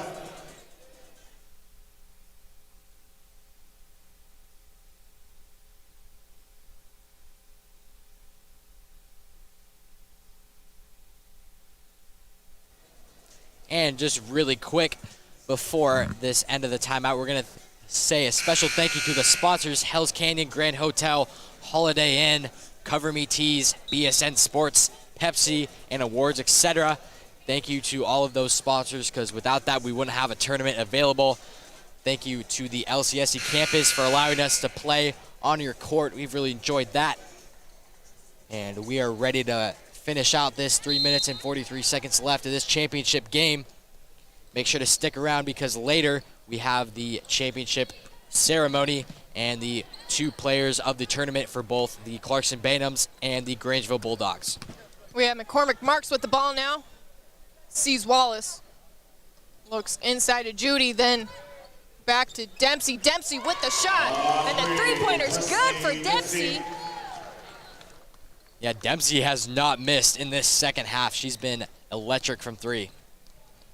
Vanderwall with the ball. And a little bit of a collision for the ball there, but looks like Judy gets a hold of it. And again, we see a little bit of a press from Grangeville, but Judy gets the ball again. She's gonna drive in, goes for the shot, and it's good and one. Fouls on 20, Grangeville, green. Substitutions in for Clarkson. Number 30, Joey Miller. Looks like she's subbing in for Clarkson. And number 10 on Grangeville is going to take a seat, Adams. And Judy's one and only free throw will be good. She is 2 for 2 at the line right now, only being there twice. We have Vanderwall inbounding for Grangeville. Looks like this is going to be another quick sub for Clarkston. We have McCormick Marks coming in and Judy coming out. Now we have Barger with the ball for Grangeville, sees Vanderwall. Vanderwall panicking a little bit, sees Told, then back up top to Vanderwall. And Wallace is going to get it from Clarkson and go for the 2, and it's good! Barger again with the quick restart, wanting to get down the court fast. However, Grangeville not giving up. Thacker with the ball, sees York in the corner. York drives in. And good defense from Clarkson, got all ball there. And Wallace with the 3, no good. And it looks like while trying to get the rebound, York will step out of bounds. Yeah, that was an unnecessary shot by Wallace there. No need to get that 3 in transition. Clarkson has not gone back, slowed down their offense, and ran a play at all this game, I don't think.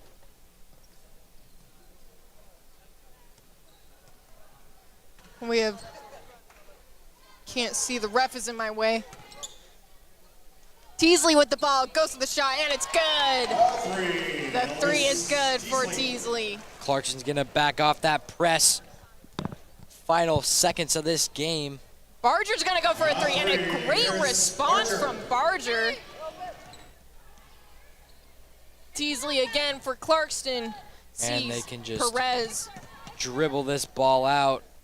Doesn't really look like they're wanting to, though. We have Teasley, then Perez. Then all the way across to Miller. Miller to Combs. Combs sees Miller. Miller with the shot, and it's good, 2 for Miller. In the last 12 seconds of the game or so, now we're at 8. Yeah, Clarkson not letting off that gas. They could have just dribbled it out, but they choose to shoot a lay-in as a deep 3 is short. So that's going to be the end of this game. Final score, the Bulldogs 32, Bantams 72. Very commanding lead for the championship game. And the Clarkston Bantams are going to be the winner on the girls' side of the bracket. First place goes to the Bantams. Grangeville is going to take second. And make sure to stick around because we have an award ceremony for the Clarkston Bantams. And then we have player of the tournament for both the Bantams and the Bulldogs. So keep it right here. And after this game, we have the men's basketball last game of the tournament. Last game of the day is the Lewiston Bengals against the Rocky, drawing a blank on their mascot. Grizzlies. The Rocky Grizzlies, yes. So that'll be a great game. Last game, championship game. It's going to be a good one. Waiting for ceremony and awards. We'll be right back.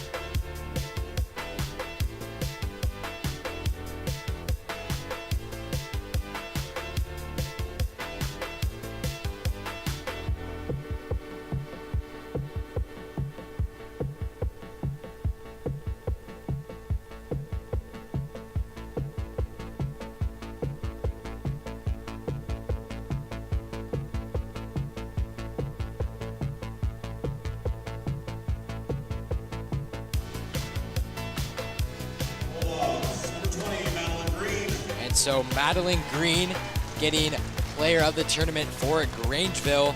Congratulations to Green there. And the champions for the girls, the Clarkson Bantams. So Jalen McCormick Marks getting player of the tournament for the Bantams. Congratulations to both Marks and Green for the finalists. Player of the Avista Tournament this year, number 3, Kendall Wallace. Most valuable player goes to Kendall Wallace of Clarkston. Congratulations to Wallace. She hit a very many clutch threes in that, all 3 of those games. She was also very smart with her defense, swatting the ball away multiple times on a shot and not getting a foul called on her. So Congratulations to those 3 ladies.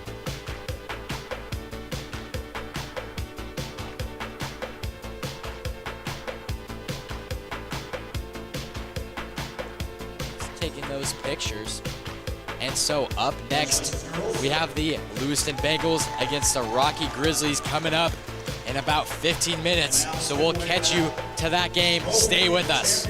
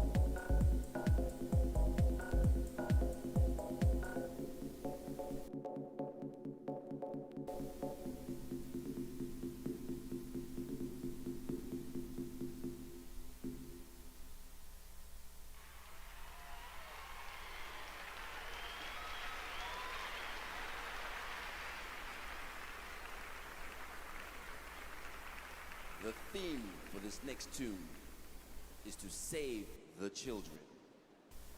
We are very serious about that because we expect the children to save our soul.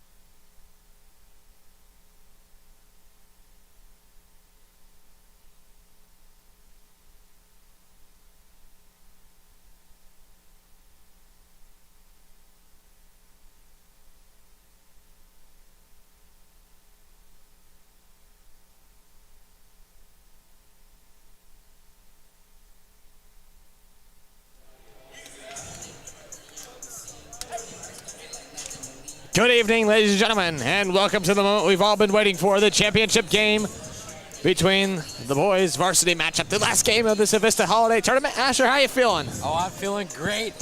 called a lot of games this tournament. This is the last one. Like you said, the one we've all been waiting for. Couldn't have said it better myself. Great matchup between the Lewiston Bengals and the Rocky Grizzlies. And it's going to be a close one. I feel like it's going to come down to the wire. I think it's all going to come who can get the most offensive rebounds and the most stops on defense. It'll be a defensive battle, and that'll be the difference in this game. And we are just 30 seconds away from tip-off here between the Lewiston Bengals and the Rocky Mountain Grizzlies. We are set for a good one here as we have arrived to Championship Saturday. Man, getting here this morning, you already knew the matchups, and you knew this would be one that was going to be a long-awaited and a long, very hyped-up game. But we finally made it here now. Well, and the girls' championship game already happened. Clarkson with that big win over Grangeville. It was almost a 30-point deficit, and they just had a commanding lead that entire game. So Clarkson, the winner on the girls' side, and now we're here to crown a champ on the boys' side. Starting lineups are being announced right now, and we are ready. The championship game in the 11th annual Avista And we are also joined with Mason Smith, as we forgot to introduce ourselves. I'm Wes Hess. I'm Asher 5. And I'm Mason Smith. And we are set to go here. the Lewiston Bengals. It's going to be a good one here tonight, And now let's get the starting lineups. as it is a final matchup here at LC, the last one of the holiday tournament. Are the nerves setting in, Asher? Oh, no, I'm nice and cool. I've had Nice and quite cool? a bit of warm-up games. I don't know about those nerves for both teams, though. That might be a good factor here early in this game. In the first quarter, maybe quite some costly mistakes on offense, maybe some turnovers early can separate a team. Yeah, it's been a while since I've been back on the air. I think, what is it, 2 games, maybe a half? I don't know, who knows, but I'm back on, so we're set to go here. Lewiston Bengals, coached by Brooks Mull, and the Rocky Mountains, coached by Ivory Williams. A 5'10" senior number 2, Jordan Bramlett. A 5'8" Starting lineups almost over here now. And we are going to get going here soon. 2-inch junior number 31, Parker Bogart. And a 6'5" senior. So we already knew the matchup today. Hottinger. How do you feel about it? You know, do you feel like it's going to be a close one, close game here? It's going to be a battle until the very end. Yeah, I think there's going to be a lot of momentum shifts. A team is going to go out pretty far ahead, and then the other team's going to come right back. Probably a lot of lead changes here tonight. Last game, championship game, and everyone's ready. Crowd is hyped up, and the tip-off is underway. Doing the tipper for the Bengals, number 1, Rylan Gomez, and for the Grizzlies, number 23, Stevens. That is Brock Stevens. And here we go. We are officially underway, as that ball would be won by the Bengals. Bramlett now with the ball. He's going to drive in, spin move backwards, right out to Walker. Walker kicks it right out to Hottinger. Corner 3, thought about it, didn't take it though. Right back to the top of the key, kicks it to Bramlett now. Bramlett known to drive in and take it all the way to himself. He's going to kick it right back outside the perimeter to Hottinger. Hottinger's going to go in himself, and no good. Rebound Jordan Bramlett though. He's going to go up and one. A great way to start off this ball game. Explosive offense by the Bengals. Fantastic offense awareness and passes, finding the open man, and Bramlett able to make plays for himself. Foul is on number 5, Zach Seeger, his first personal and first team foul. And fun fact, it is Drew Hottinger's birthday, number 33. And so maybe a birthday wish would be a win in this championship game for Drew. And I believe I'm just relaying a message to our trailer people out here. We do have these scores mixed up. It is Bengals 3, Grizzlies 0. That's number 5 now for the Grizzlies. He's going to throw an incomplete pass intended there for number 3, Mac Saavedra. That was number. Saavedra is a player on Rocky to look out for. He is a killer behind the arc. He had a ton of threes versus Lapway. Walker Dishes it right there, bounce pass to Hottinger. Now to Ryland Gomez, top of the key, guarded there by 15 for the Grizzlies. Bramlett gonna drive in again. He's gonna go up and no good. Rebound there by number 23. Stevens, as that's now Saavedra taking it down, kicks it to Seeger. Seeger drives in. He's gonna take it himself right back out to Saavedra for three. In. Lights out from three-point range, as I mentioned. That ties the game 3-3. Already a close game here in the P1 FCU Activity Center. Bramlett dribbles all the way back to the top of the key. Gonna reset it here now. Bramlett kicks it to Hottinger, corner far side. Hottinger. Right to Bramlett for three. In and out, no good. Rebound Saavedra. Saavedra drives down. He's gonna kick it right there to Stevens as Stevens kicks it back to Seeger. Thought about the three, didn't take it all the way down to 13. That's Turner. Turner right back to Saavedra. Saavedra talking to his teammates as he's resetting the offense. Hits Seeger. Seeger gonna drive in, take it himself. Contact and a foul and one. Looks like foul is gonna be on Bramlett. That was Foul is actually on number Gomez. 1. Ryland Gomez, a 6'5" senior for the Bengals. That'll bring to the line number 5, Zach Seeger. So far, both teams coming out pretty hot on offense and an explosive offense from both teams. I definitely think both teams are very quick and to get down to their side of the court.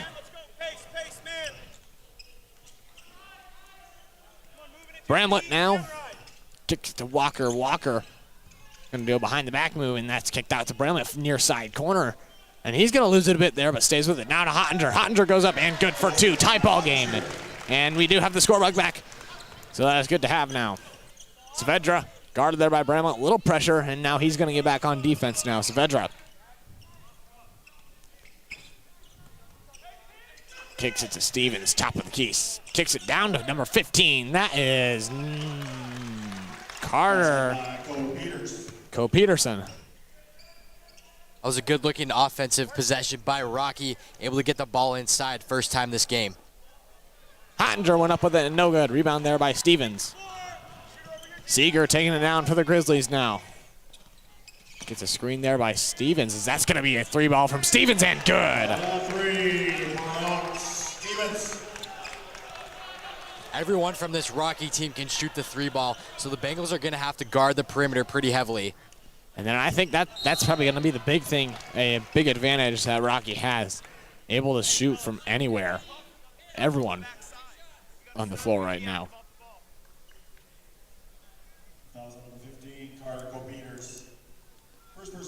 Foul is a number 15, Carter Co-Peters. His first. To the line now is number 33, Drew Hottinger.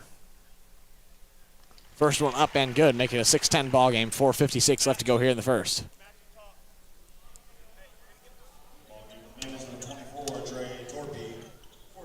Sophomore Dre Torby and freshman Blaze Hepburn check into the game. Pretty young lineup for the Bengals, just one senior. Not going to be Hottinger. And Bramlett, too. Hottinger's second is up and in. And now that's Saavedra taking it down for the Grizzlies. Slows down to the top of the key, guarded there by Bramlett. Grizzlies. He hands it off.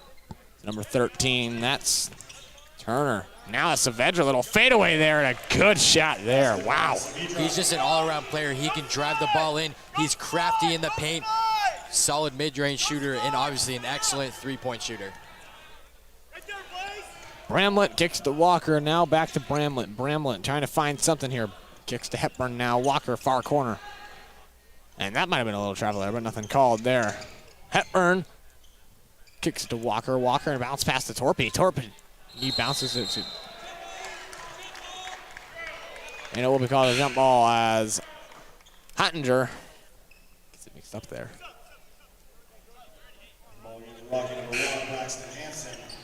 In for the Bengals, number 1, Ryland Gomez. In for number 2, Jordan Bramlett.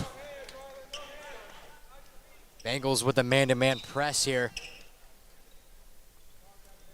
Pressure on the Grizzlies now. Walker guarding Saavedra is now it's going to get double teamed and not going to get trapped there, as we've seen the Bengals be very successful with that, with the Grizzlies easily there to break it up. Saavedra gonna do a pull-up three, and good. Wow. Banked it in.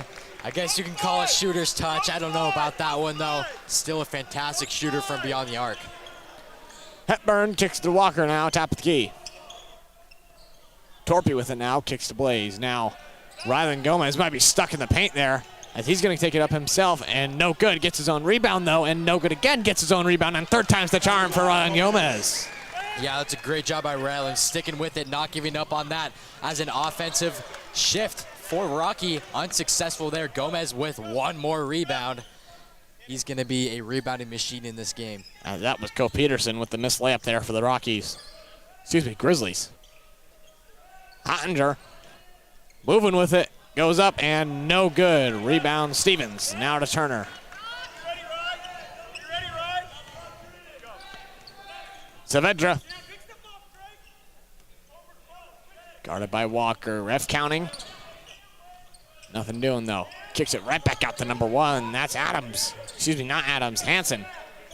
And a miscommunication there as that pass will stay over though, as Rylan Gomez intercepts it. Now to Walker. He's guarded there by Saavedra. He's going to go in. No foul. And Walker then with a good shot there after contact. Great job by Walker, driving in strong. Could have gone it offensively. Not really sure what that call was. No call there. Good job by Walker. And there's Turner kicking down to Stevens, guarded by Ottinger. And that's a good move there. Ottinger was kind of like trying to predict there when he was going to go up, and he predicts incorrectly, and that's an easy point there for the Grizzlies. Walker kicks it to Torpy. Torpy now to Hepburn. Corner three, no good. Yeah, Turner. that's kind of part of being a freshman. Get those pre-game jitters, not quite experienced, and you airball that three. And here we go now. Fouls on number 33, Drew Ottinger, his first.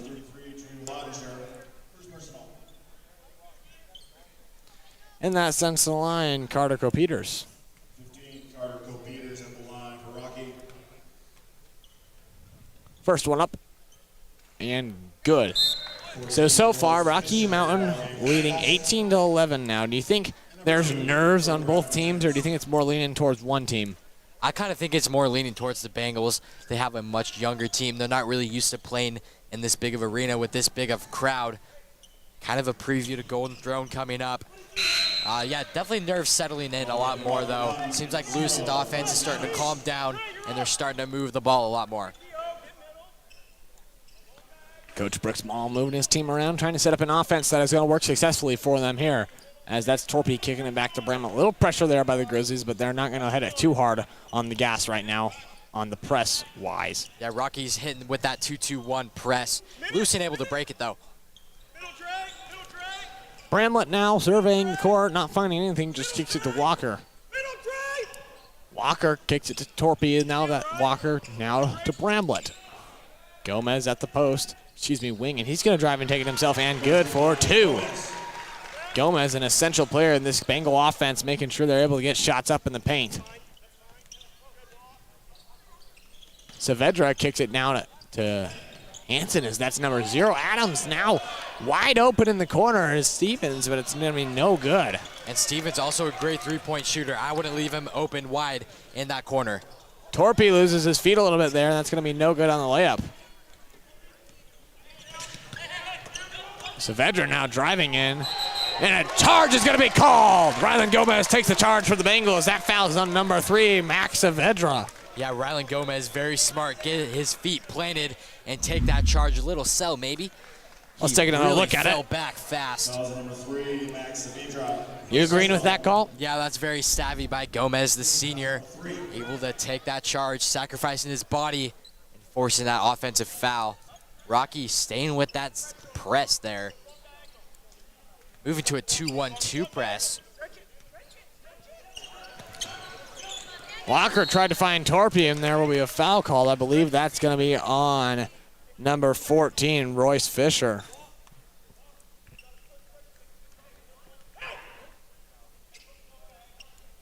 Unless there was just a call.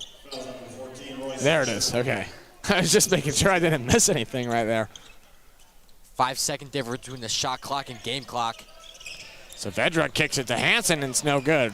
Rebound, Jordan Brimley. So no shot clock now. Bengals could take it to a last shot here.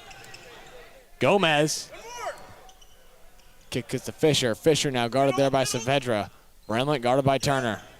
Brimley kicks it to Gomez at the wing, and he's going to try to drive in, take it himself. Spin move, goes up with it, and good, and one.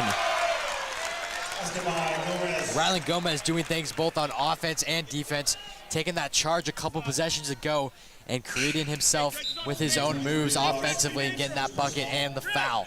Yeah, so far, Ash, are you feeling a momentum on either side right now, or is it still pretty neutral? Yeah, Rocky had the momentum early in this game for a while, and then the Bengals are starting to get some plays both offensively and defensively. I feel like they have a little momentum here. Yeah, for sure. Rocky's up by 4 still, so with just 10 seconds left to go here in this first quarter, definitely going to want to get a last shot off, as that's Hansen trying to drive in. That ball will go out of bounds, and ran into the ref a little bit there, but Chad Arlen's there to give the ball back to the ref. Ref kind of helping with a chop block there for the player. 6 seconds left. Little As you replay see on that. Replay. Ooh. Good thing he's okay. 2 seconds left. 1 second. Brimley Shot at is the up. buzzer. No good. That'll be the end of your first quarter. Your score right now, 15-19. Any thoughts?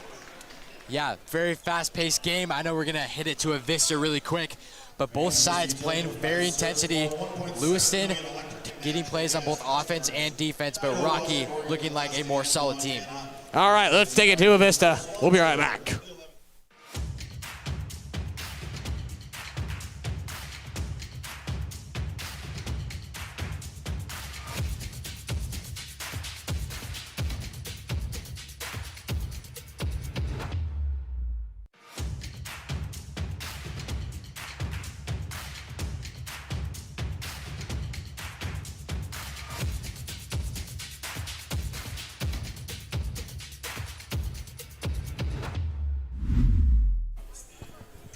And so we are live here in the P1 FCU Activity Center, LCSE, in Lewiston, Idaho, between the Lewiston Bengals and the Rocky Grizzlies. So far, Bengals staying in it well. But 19-15 your score right now. Still anyone's ball game. Plenty of game left. So the second quarter is going to start with the Bengals and Bramlett. 4-point game. Here we go. Kicks it to Fisher now. Hottinger at the wing. Kicks it right out to Torpy. Thought about the three. Didn't take it. He's going to drive and kick it right back out to Bramlett. Pump fake. Goes up at the wing and good for 2. A great possession there. Yeah, Bramlett just kind of taking the game into his own hands. Just pretty much doing it all on offense in that possession. So the Bengals still have yet to really get a lockdown on this Grizzly offense. We'll see what they can do here. Maybe during that in-between quarters, Coach Malm getting some observations, figuring it out. That's Turner now, kicks it right down to Co Peters, and that's another turnover, and now will be a foul. So Bengals, great defense there, trying to get a stop. Rocky with an early team foul here in this second quarter. Maybe Lewiston will get in the bonus here. That would be big for them. Fouls on number 13, Caden Turner, his first of the night. Brim looking, finds Hottinger. Now back to Torpy at the wing, in the post, beyond the arc. Offensive rebound. Brim at the 3-ball, and good. Yeah, Jordan Bramlett coming alive offensively in this first half, making a big impact for the Bengals. And rejected there, the team of Gomez and Hottinger. A wall you cannot stop. Great block by those two. Yeah, you really cannot get a shot off when those two are defending you. Gomez wide open. Good for 2. Yeah, between Gomez, Hottinger, and Bramlett, the 3 seniors, they are taking over this game. Saavedra. That's number 21. Sweeney still with it there. He finds Saavedra now. Saavedra going to take it to 3. And Gomez with the rebound. Bramlett.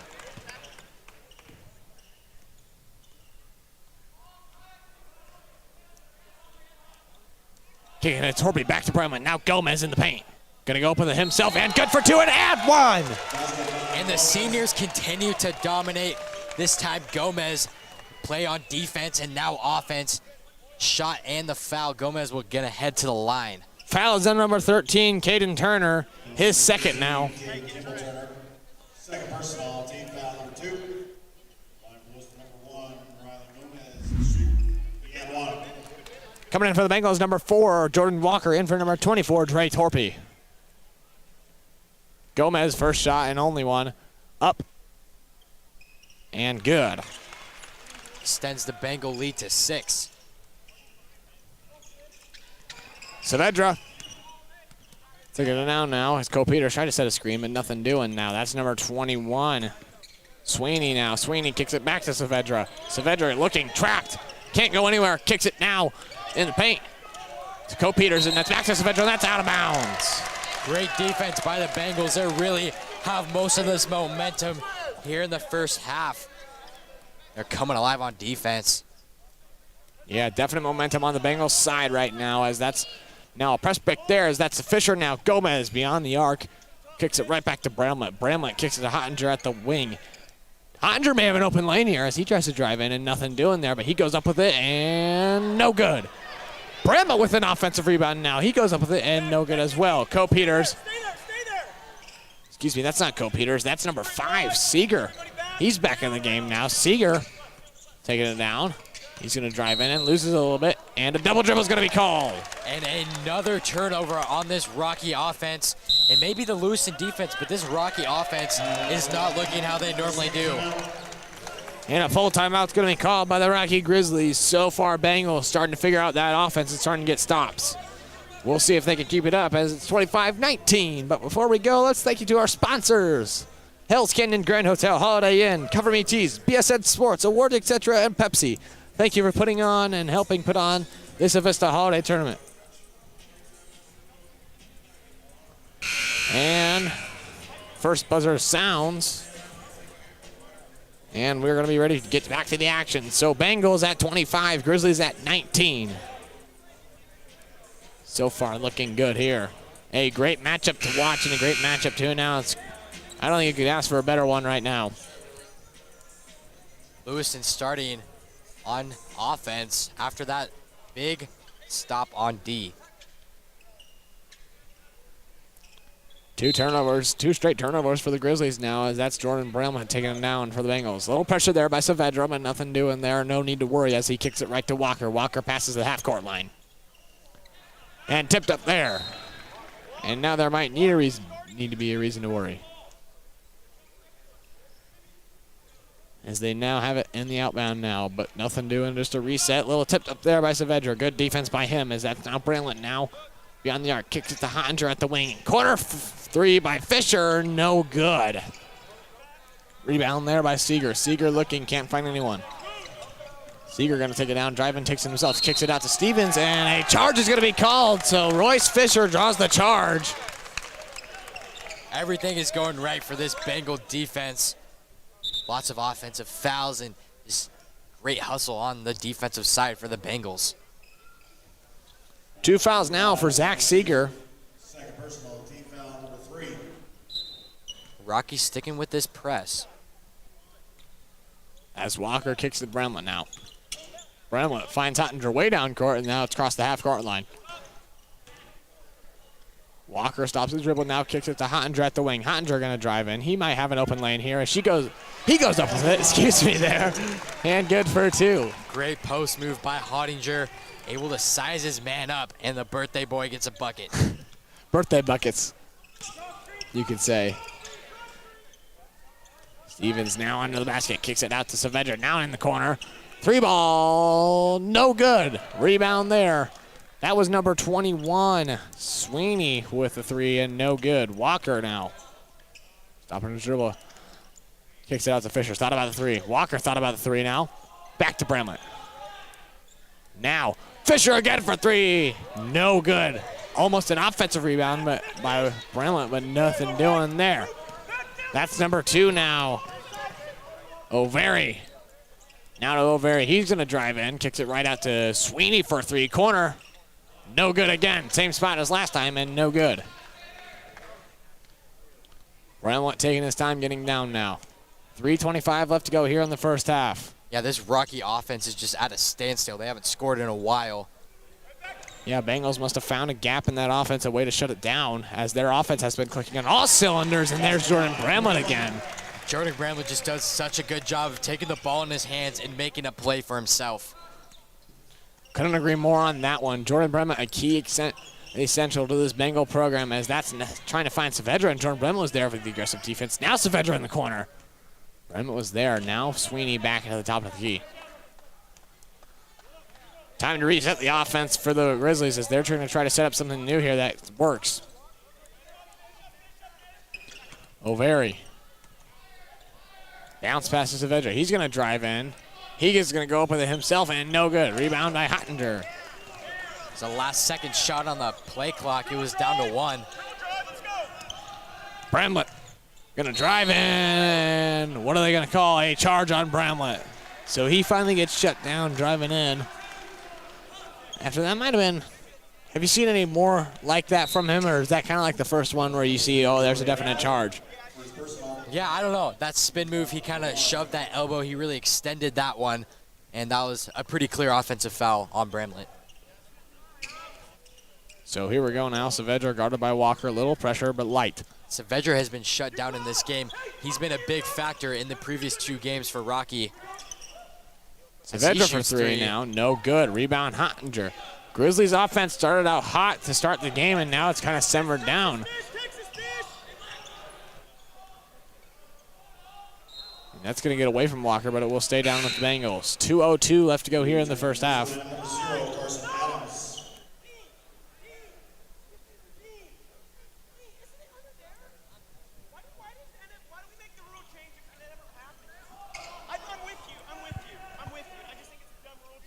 And now that's Walker now. Takes it all the way back to Hottinger. And a short pass, little handoff there to Walker now. They're going to try to set up a new offense here as that's Saavedra right in front of him. Walker kicks it right to Torpy. Torpy driving over. He's trying to find something, can't find anything. Stops his dribble. He's stuck. Shot now, clock at 5. Torpy's going to have to put one up here soon. He puts one up. No good. And a foul will be called, I'm pretty sure, on Drew Hottinger. Yes, it's going to be a push on number 33, Drew Hottinger, his second now. That's kind of an unnecessary foul on Hottinger. Rocky was going to get the board anyway. I'd like to see him back off and go to defense.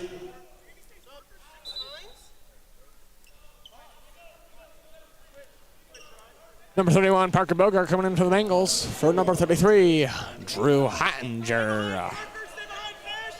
1:36 left to go here in this first half as we have had Bengals kind of regain a controllable lead for now. O'Very kicks it out to number 21, Sweeney for 3, and now he finally gets one. And that's a really good sign for Rocky. I feel like that made shot may switch the momentum and get a feel for that offense. Yeah, Torpy kicks it right down in the corner. Parker Bogart right back to Torpy. He dribbles it up a little bit, and he might not have a dribble, but Torpy kicks it back to Walker. Walker trying to find something. He gets to take it in himself, and good. And and Bramlett and Jordan kind of have similar playing style, able to create offense for themselves, a nice spin move and drive to the paint for 2. Yeah, very good play there by Walker.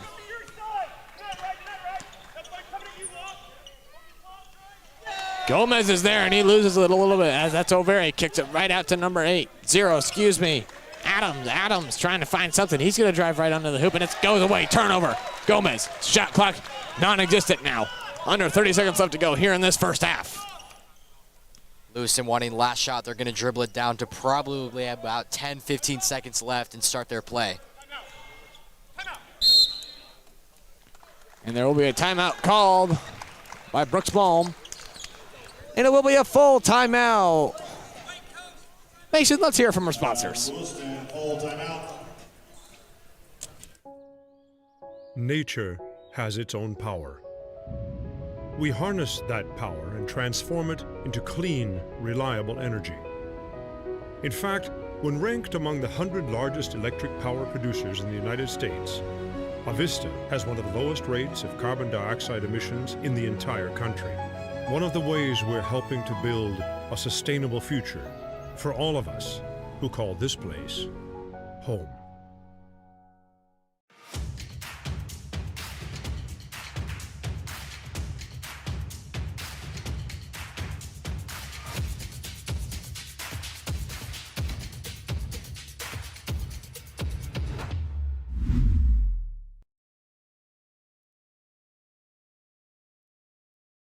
Alrighty, and welcome back to the P1 FCU Activity Center. As we are set to play out the last 18.5 seconds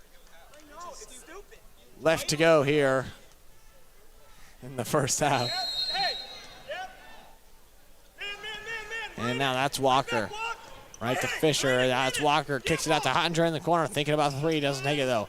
Gomez tops the key now. 10 seconds left. They're going to need to get a shot up here soon.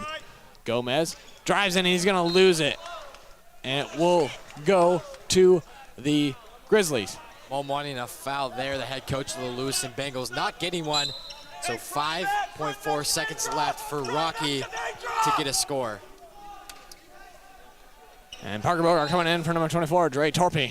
And here we go. Last 5 seconds here. Saavedra gonna have a chance at it. He's gonna go up and no good. Saavedra showing off his speed, getting to the front and back court in 3 seconds, but coming up empty-handed.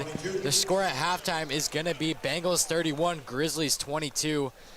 Very fast-paced game, and we are gonna head to halftime. And the Grizzlies wanting goaltending on Rylan Gomez, but there is none. The refs will continue this ball game out, and they will continue and take it to the halftime. So, I think you already said the score, right? Okay. So that's already said. Thoughts? Concerns? Anything? Yeah, so Lewiston started off pretty slow. Grizzlies came out hot.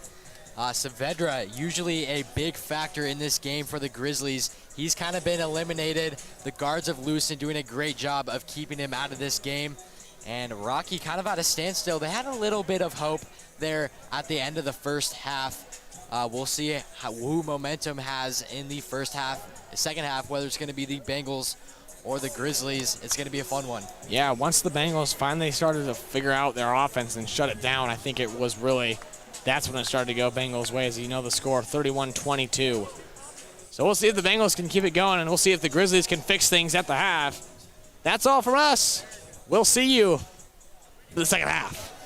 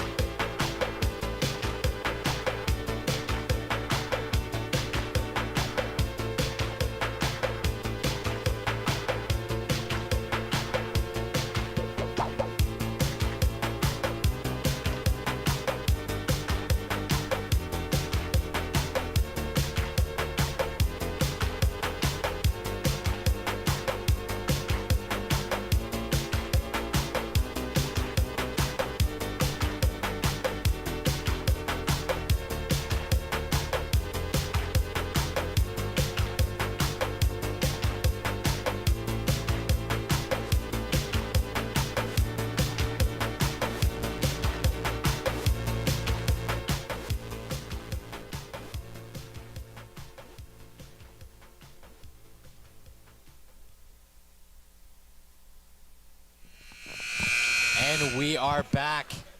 The P1 FCU Activity Center in Lewiston, Idaho, between the Lewiston Bengals and the Rocky Grizzlies. Scores 31-22 in favor of the Bengals.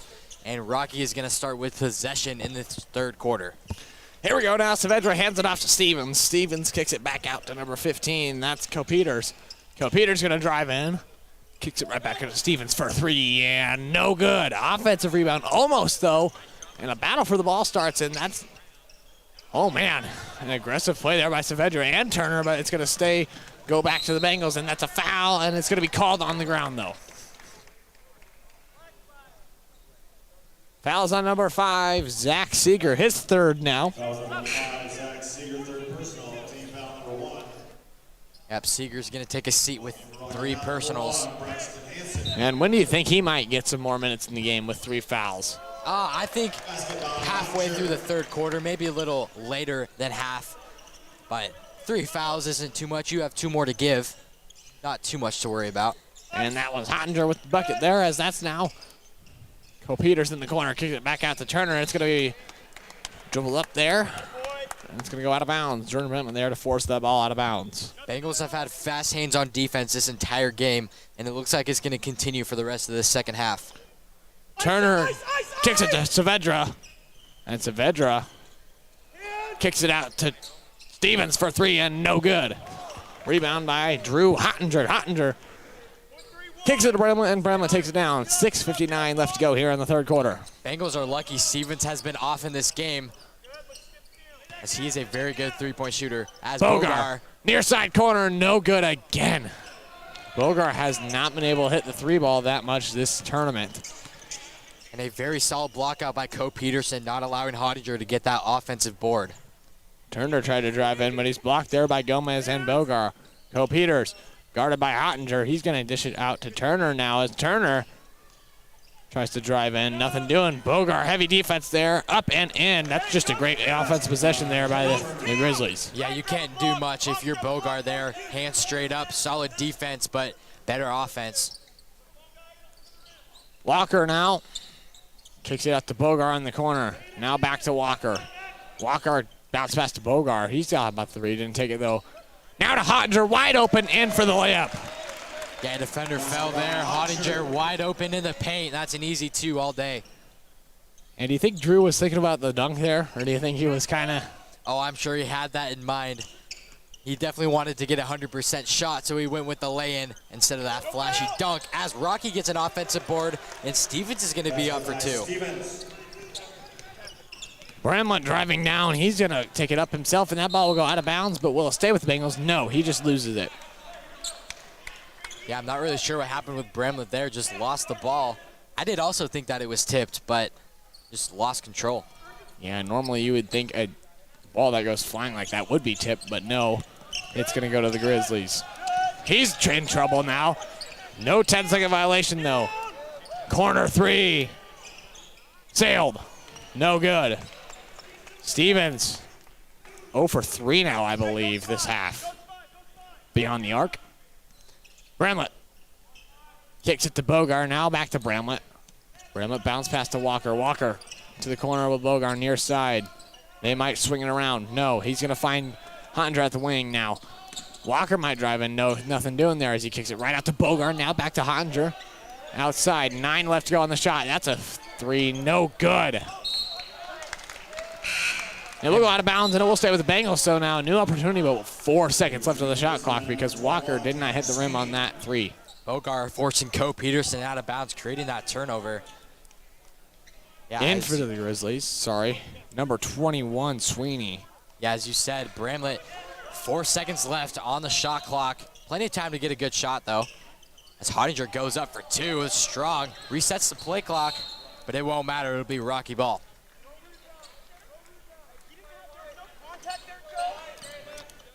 And Malm wanting contact on that shot by Hottinger or Bramlett. Can't tell, but no foul. We continue play. Saavedra trying to get something going here now as that's kicked to Turner. Turner.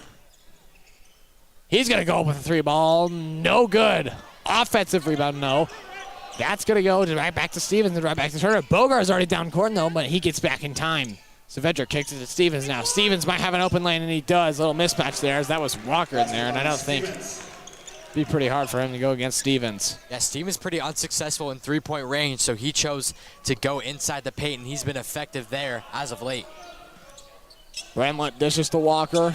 Now back to Bramlett. Now Hottinger at the free throw line. He's going to drive in. Goes right back to Gomez, and good. Man, that duo. I mean, you can't get any better than that. Gomez to Hottinger there. You just really can't beat it. There's nothing that can stop that. I mean, that's an assist all day. Either Gomez to Hottinger or Hottinger to Gomez. If that gets open, because that defender is just going to draw back and go right to either one if they're in the paint. And that's a three ball there by Hansen. Good shot there. Just a 6-point gain. It feels like the Bengals have a stronger lead than that. But just a 2-possession game. Bengals with the lead. Fouls on number 21, Sweeney. I believe that will probably be his first, yes. First personal. Team foul number 2.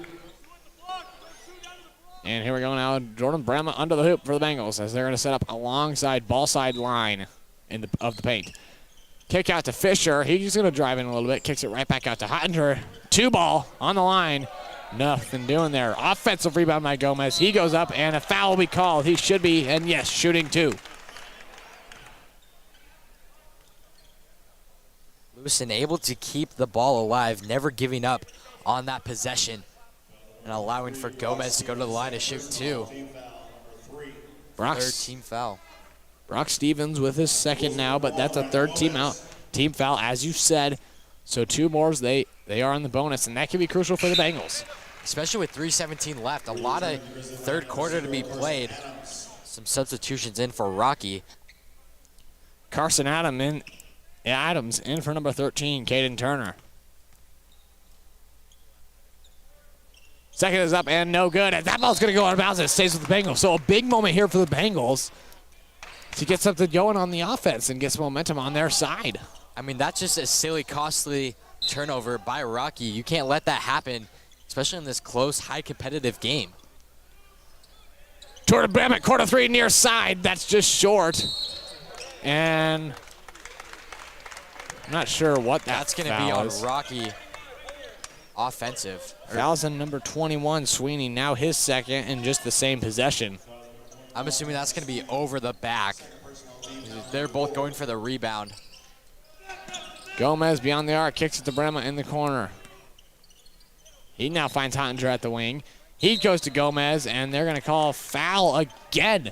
So that's going to be bonus now for the Bengals. Yeah, lots of fouls by Rocky in this one possession for Lewiston. Very critical. So Lewiston, 3 minutes of being in the bonus. That could be costly for Rocky.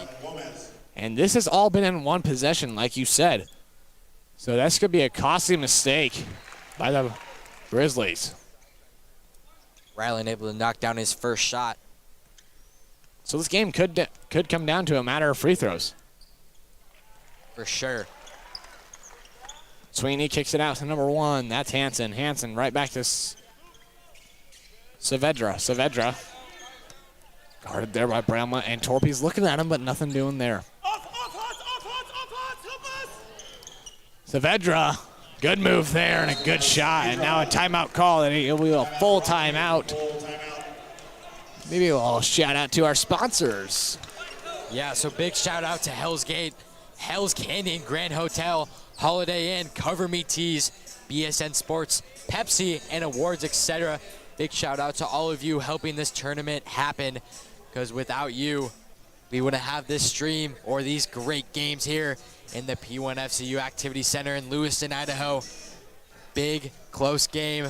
Championship game, last game of the tournament between the Bengals and the Grizzlies. Bengals find themselves up 7, but that shot, mid-range shot by the Grizzlies was good. So cuts the lead to 7. Anyone's game here in the third quarter. Yeah, something could brew up on the offensive side for the Grizzlies now. Yeah, and a big thing to look at is Bengals being in the bonus for a long time, 2:43. They get 2 shots after every Rocky foul on defense. So you could see the Grizzlies kind of let up on defense or play a bit more clean defense, which is good for the Bengals as well because it gives them a bigger opportunity for the Bengals to get more points on that board. 2:43 left to go here in the third as that's Dre Torpy to take it out for the Bengals. Bounce pass there to Bramlett. Bramlett guarded there by Saavedra. Saavedra gonna dish to Fisher now. Fisher trying to find something, kicks it out to Torpy. Heavier defense now I'm seeing beyond the arc from the Grizzlies. As that's Bramlett trying to drive in, takes it himself and rejected there by number 21. Offensive rebound by Hottinger. Hottinger kicks it to Gomez. Gomez gonna try to drive in. He loses it a little bit now. And now it's back to Torpy. 5 seconds on the shot clock. Hottinger needs to put one up. He puts one up and no good. Great awareness by Hottinger though, seeing that shot clock and getting a shot up in time. Saavedra. Here's a screen set by Stevens. Back to Stevens now. He could have had an open three, didn't take it though. Deep three there by Sweeney and no good. Now Stevens with the offensive rebound kicks it out to Adams. Now reset the offense here. 25 left to go on the shot clock. Saavedra gonna drive in. He tried to kick it to number 21, Sweeney, but it's rejected there by Gomez. Hottinger taking it down for the Bengals. The tall man. Yeah, anyone can take it down from this Bengal team. That's another positive for them. They don't need to waste time dishing it to a point guard. Bramlett with the ball now as he's going to do a little spin move here and try to take it himself as he kicks it to Hottinger. Hottinger is going to try to go up with one, and he goes up and good. Yeah, that's just a strong move by Hottinger, able to back down his defender, and he is owning the paint right now.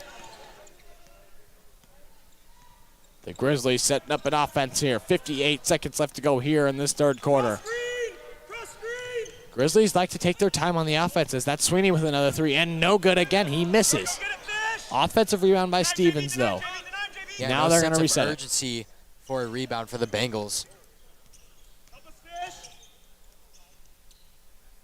In the near side corner, Stevens, he kicks it out to number 1. That's Hansen for three, no good. Rebound there by Gomez.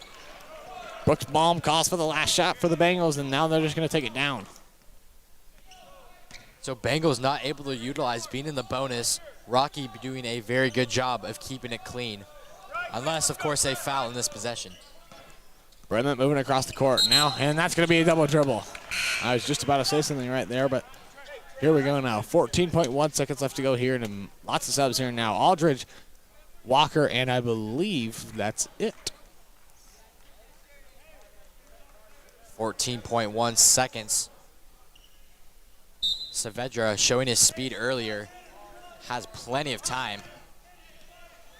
3-on-3, Drew Aldridge and Saavedra. Attentive D by Aldridge. That's Sweeney going to take it up at the last second. No good. And no foul called. And that will be the end of your third quarter. Your score right now, 42-33. Bengals still in the lead. So we're going to throw it over to Avista for a word.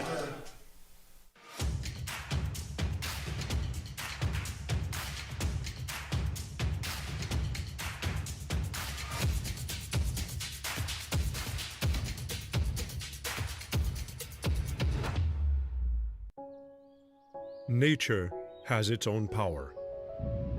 We harness that power and transform it into clean, reliable energy.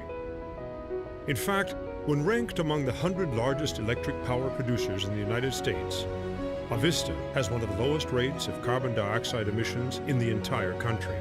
One of the ways we're helping to build a sustainable future for all of us who call this place home.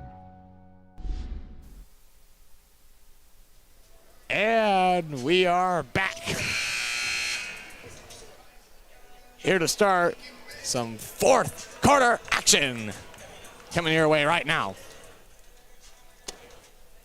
Here we go. Bengals will start the fourth quarter on offense. And here we go. Defense. Our last quarter of the Avista Holiday Tournament. And we couldn't ask for a better scenario right now. Bengals 42, Grizzlies 33. What are your thoughts? It's been a marathon. Game coming towards an end, and an electric finish between the two teams. They're battling very hard. And we're going to start this fourth quarter off with a Drew Hottinger foul. That is his third. So he has 2 more fouls to give until he's going to have to take a seat. Start of this fourth. Now it's a long shot there to Hansen now. Hansen dishes it back to Saavedra. Saavedra guarded there by Aldridge.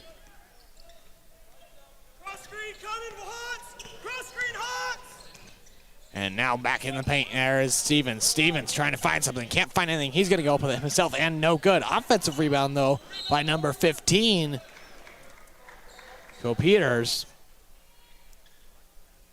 That will go out of bounds, but it will stay with the Rocky Mountain Grizzlies.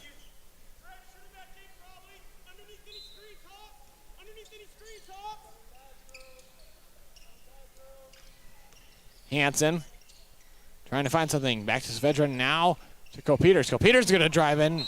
Gomez on the floor, and he will be shooting too. So something we haven't seen in a while is the Rocky Mountain Grizzlies shooting free throws. Yeah, the Bengals have kept it pretty clean, but that is going to be Hottinger's 4th foul. And it looks like Bramlett's going to sub in for Hottinger. And that is not good for the Bengals. Is that, like you said, Drew Hottinger's 4th foul. So you do no longer have the duo of Rylan Gomez and Drew Hottinger for a bit, but I'm assuming if this game gets tight, they're immediately going to go back to Drew Hottinger and put him back in the game. For sure, Hottinger, Bramlett, and Gomez have been the leaders of this team so far, scoring the most points, making the most impact, and you're going to want those 3 players towards the final minutes of this game. Coming in for the Bengals, number 31, Parker Bogart, number 2, Jordan Bramlett, in for 33 and 3, Drew Aldridge and Drew Hottinger, the 2 Drews.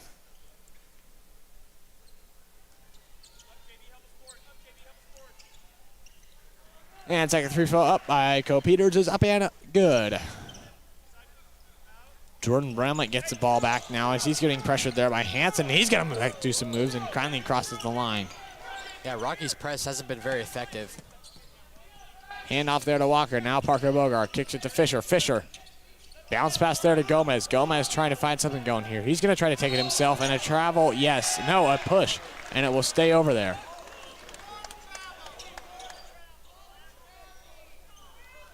Foul is on number 15, Carter Peters. So the Rocky fans wanting a travel before that foul, but the ref is saying there was a foul before the travel. Deep pass there to Royce Fisher. That's Walker in the near side corner. Now to Bramlett in near side corner. Back to the wing is Parker Bogart. Now back to the top of the key with Walker. Walker back to Bramlett. Now back to Walker.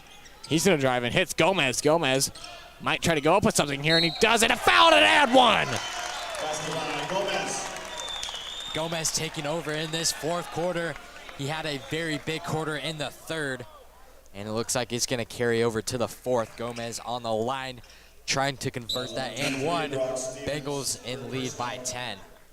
Coming in for the Grizzlies, number 0, Carson Adams. I know you said it, and we've said it already, and I'll say it again. Gomez, an essential player to this Bengal program. A 6'5" senior. Multi-sport athlete, also plays football, is also very good. And Drew Hottinger, the other big, is also the starting QB on football. Both seniors, and they were also just very good athletes. And here we go now. That's Peters. Peters driving in. He's going to go up, no foul. And that ball will go out of bounds, and it will stay with the Rocky Mountain Grizzlies. 6:21 left to go here in the ball game. That's Sweeney now under the basket. He's going to dish it over to Peters. Parker Bogart's there, and an and one. A response by the Rocky Mountain Grizzlies. Fouls on number 31, Parker Bogart. His first of the night. First personal, team foul, number 3. So the Bengals going to the line to shoot another set of free throws, converts the and one. So the Bengals now have let up 3 fouls this quarter with 6:15 left to go. So that could be an issue, because being in the lead, you don't want to give up any free throws. Fisher hands it off to Walker now. Walker trying to find something. A nice little pass there. Parker, corner three. No good. Off of Rocky, it'll be Bengal ball.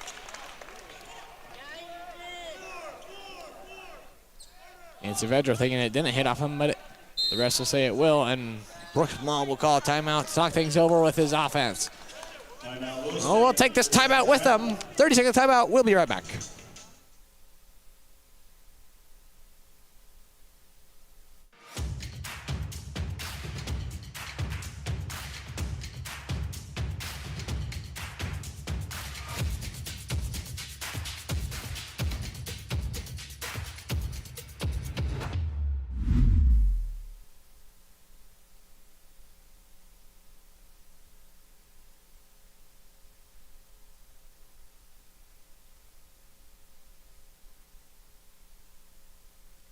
And we're back. After the 30-second timeout called by Brooks Malm, talk things over with his offense and his team. 44-37 your score right now. Bengals up by 7. That's dish to Fisher. Fisher kicks it back. Now Gomez.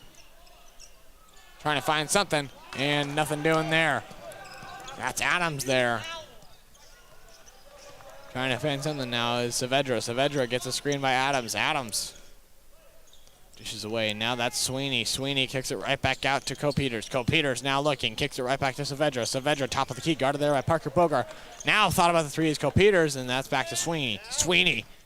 Handoff there to number 1, Hanson. Hanson's going to go up, and it will go out of his hands, and it will go Bengal way. Great defense by the Bengals. A long possession there for Rocky, but Rocky had absolutely nothing. The Bengals gave him nothing. Hey, clear for him, it's man. When we get it in, just clear it, it's man. So far, a very tight game played both ways. What do you think has been the most successful factor now? It's definitely down to shut down those star players. And those star players usually just take over the game. And the rest of the players are just kind of role players, but they've taken away everybody. And that's their success in this game, as Rocky does get a stop here, very much in this game, only a 7-point game, 5 minutes left. I think we're in for a good ending here, as that's Saavedra with a little jumper there, and no good. Rebound by Gomez. So now Bengals really in no hurry to take it down. 4:48 left to go here in the fourth quarter. Bramlett trying to get Hanson off him, as that's intended for Parker Bogar, but it finds Fisher, luckily. Fisher hands it out to Parker Bogar, and now a foul will be called. Foul is on number 0. Carson Adams, that is second of the night.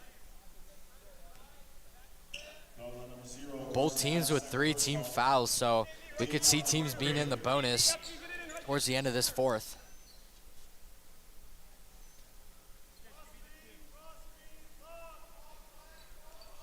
And here we go now. Bramlett to pass it out for the Bengals. He finds Gomez.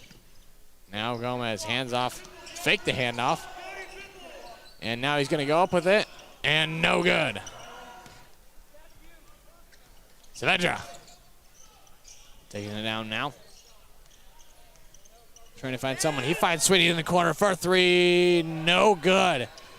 And a rebound by Bramlett there. I think the big thing right now is that Bengals cannot let up offensive rebounds. I think they can let up shots taken up by the Grizzlies, but offensive rebounds are not gonna be really good for them right here. That was a great contested shot by Parker Bogar on the help side defense. That was not his man, but guarding the shot otherwise, as Jordan Bramlett gets the and one. Extending the Bengal lead to 9, has an opportunity to make it a 10-point game with under 4 minutes left in this fourth. Carter Co-Peters finds his 3rd foul of the night. As you see that explosive and 1 foul. Celebrating on the ground is Bramlett. He has a shot to make it a 3-point play, and he does. His one on the layup and good. Check it in for the Grizzlies, 23, Brock Stevens, in for number 15, Carter Co-Peters.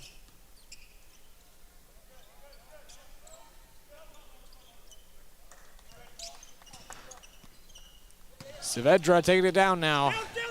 Hands it off to Adams. In the corner is Sweeney. Sweeney drives in and no good.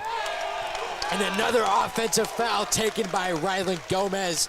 Sacrificing his body, getting his feet planted. And that is going to put the Bengals in the bonus for the rest of this game. Not right now, though, because that was an offensive foul. Sweeney gets us start of the night now. 3 players with 3 fouls for the Grizzlies. Only one of them in the game right now. And there's a foul now, and that will bring Jordan Bramlett to the line shooting 2.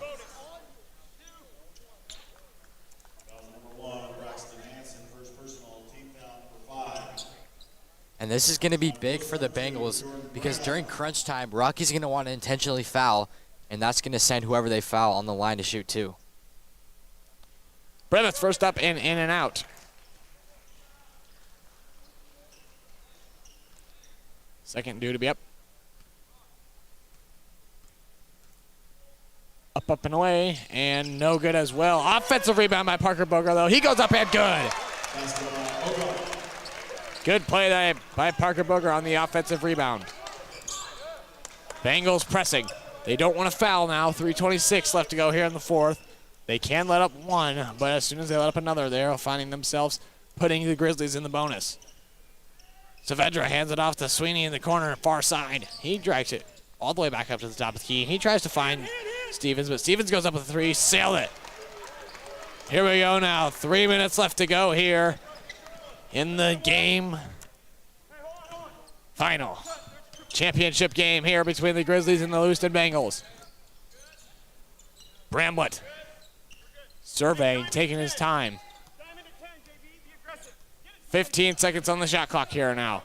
Bramlett trying to set it up here now. Gomez coming up for him.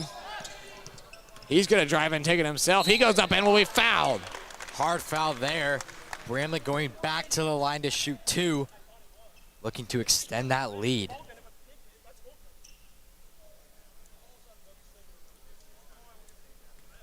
And head coach of Lewiston, Brooks Baum, wanting a goaltend there on that shot. Doesn't get one, though. Fouls on number 3, Max Saavedra. Fouls on number 3, Max Saavedra. Second personal. Line for Wilson, number 2, Jordan Bramlett. Brooks Baum wanting goaltending, but it'll be free throws. First one's up. Excuse me. No good. Returning the rock around line number 13, Kimball Turner. Jordan Bramlett to the line. He's now been 0 for 3 since he started, since they were in the bonus. Bramlett, a high percentage free throw shooter, as he connects his second. So here we go now, 50-37.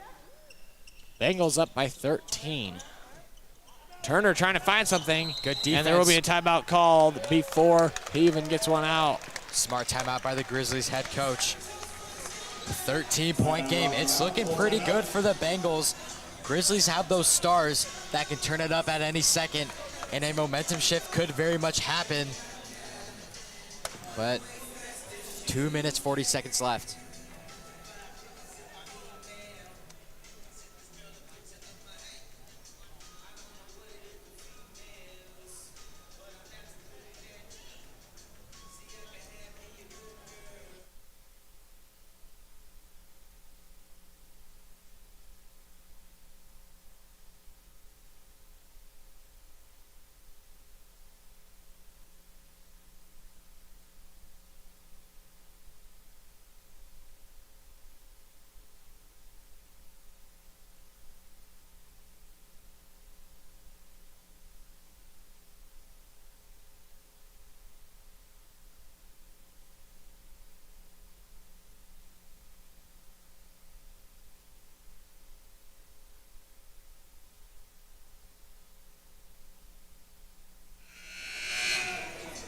Here we go now. 50-37, your score right now. 2:40 left to go here in the 4th. To win it all.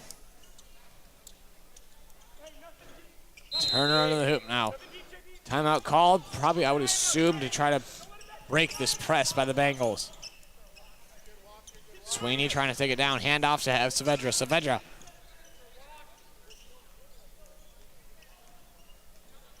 Takes you to the corner, far side. Now back to Turner. Now back to Saavedra. Saavedra trying to find something. Can't do anything here. He's going to try to find something as he kicks it to Stevens out for three and no good. And it's going to hit off a Grizzly, and yes, it will go to the Bengals. And that's just a savvy play by Bramlett, looking to hit a Rocky player. He did, and it bounces off them, and Bengals will take possession. Bounced off of number 15, Carter Copeters. Yes, good. And a good call by Bramlett, calling the timeout himself. He was in trouble. Not many Lewiston Bengal people helping him. And we're going to take a 30-second timeout. Timeout, Lewiston, 30-second timeout. And we'll take the timeout with him. We'll be right back.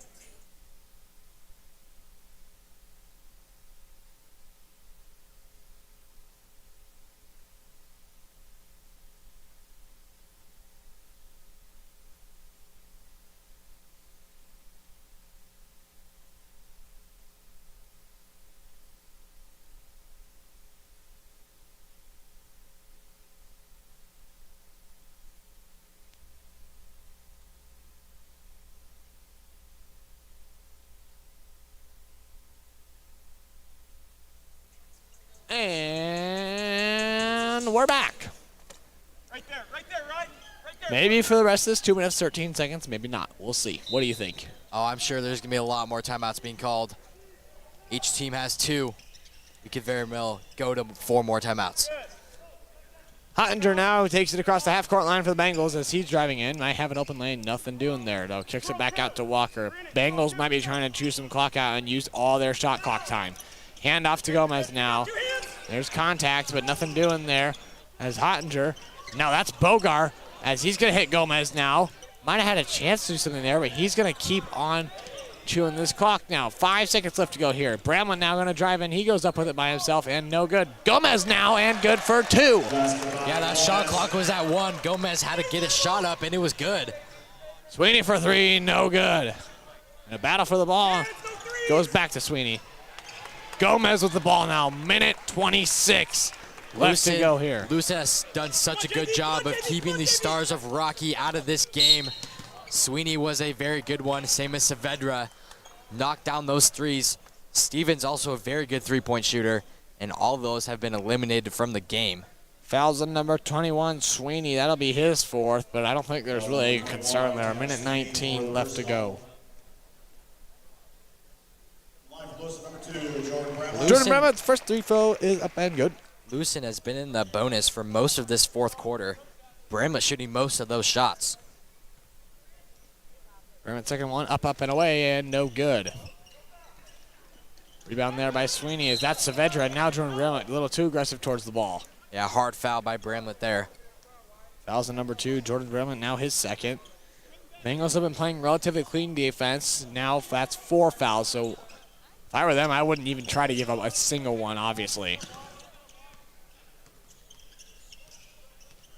Saavedra trying to make a move there, and that doesn't go in.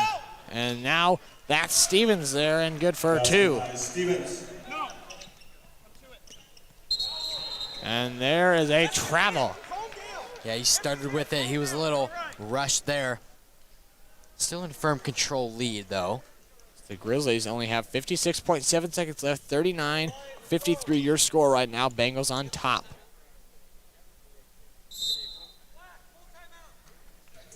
And now a full timeout will be called by the Grizzlies. Let's do a little shout out to our sponsors, and then we'll take a quick little break. All right, for one last time, shout out to our sponsors, Hell's Canyon Grand Hotel, Holiday Inn, Cover Me Tees, BSN Sports, Pepsi, and awards, etc. Thank you to all those sponsors. And another shout out to Nespers for a lend of their money to get an intercom system so we can talk between the cameras and from the behind the cameras to us. Great communication there. Thank you for making this tournament possible. And that's all from us. We'll be right back for the rest of this 4th quarter.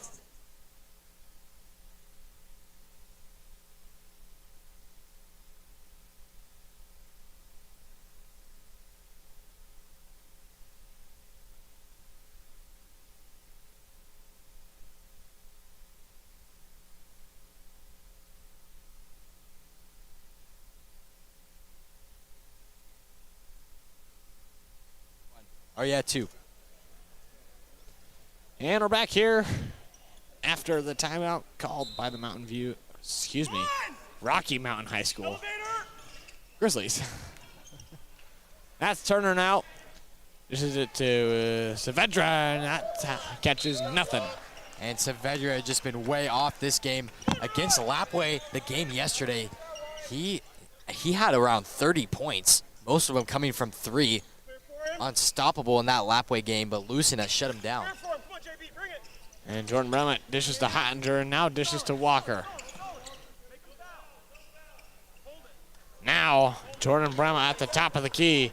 Rocky head coach dishes saying no fouls to Walker, and they might dribble this one out, and they will.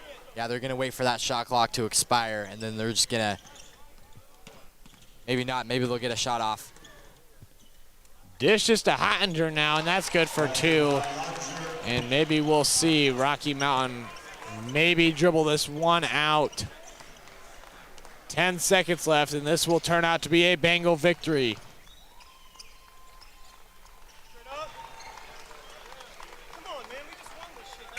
And that is the ball game.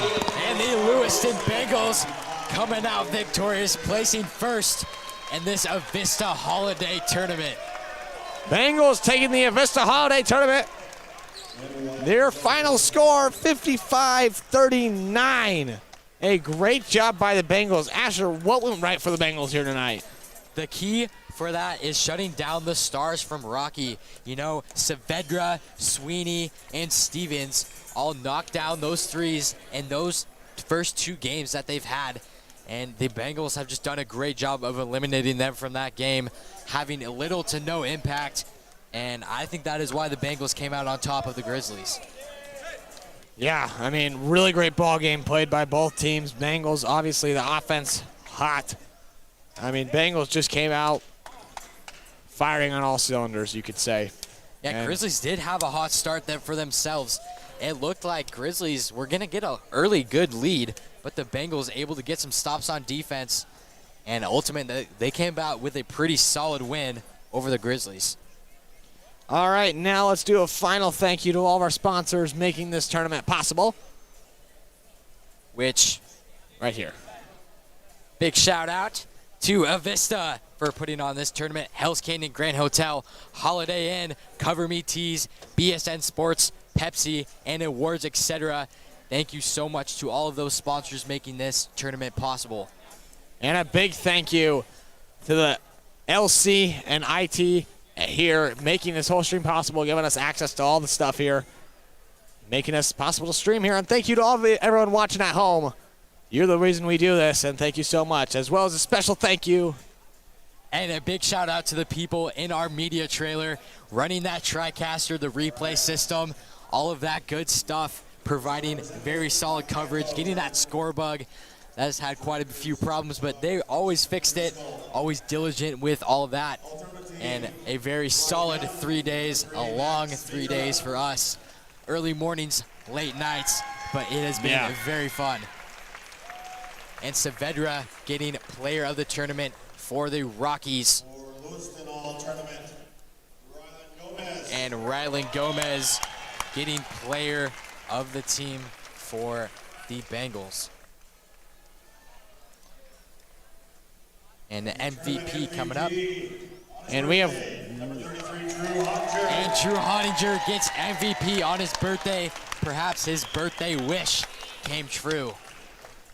And just one more big thank you. Thank you to the Lewiston School District Maintenance Team. I mean, wow.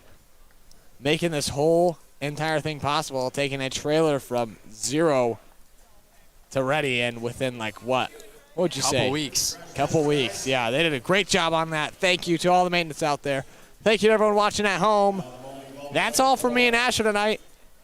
Congratulations to the Lewiston Bengals coming out on top, getting first place. Also, congratulations to the Lady Bantams getting first place for the girls division. And that's all I've got. And then just one big thank you to the crew putting this on. We have Kai Kleppel up in the crow's nest. We have me and Asher here at the table.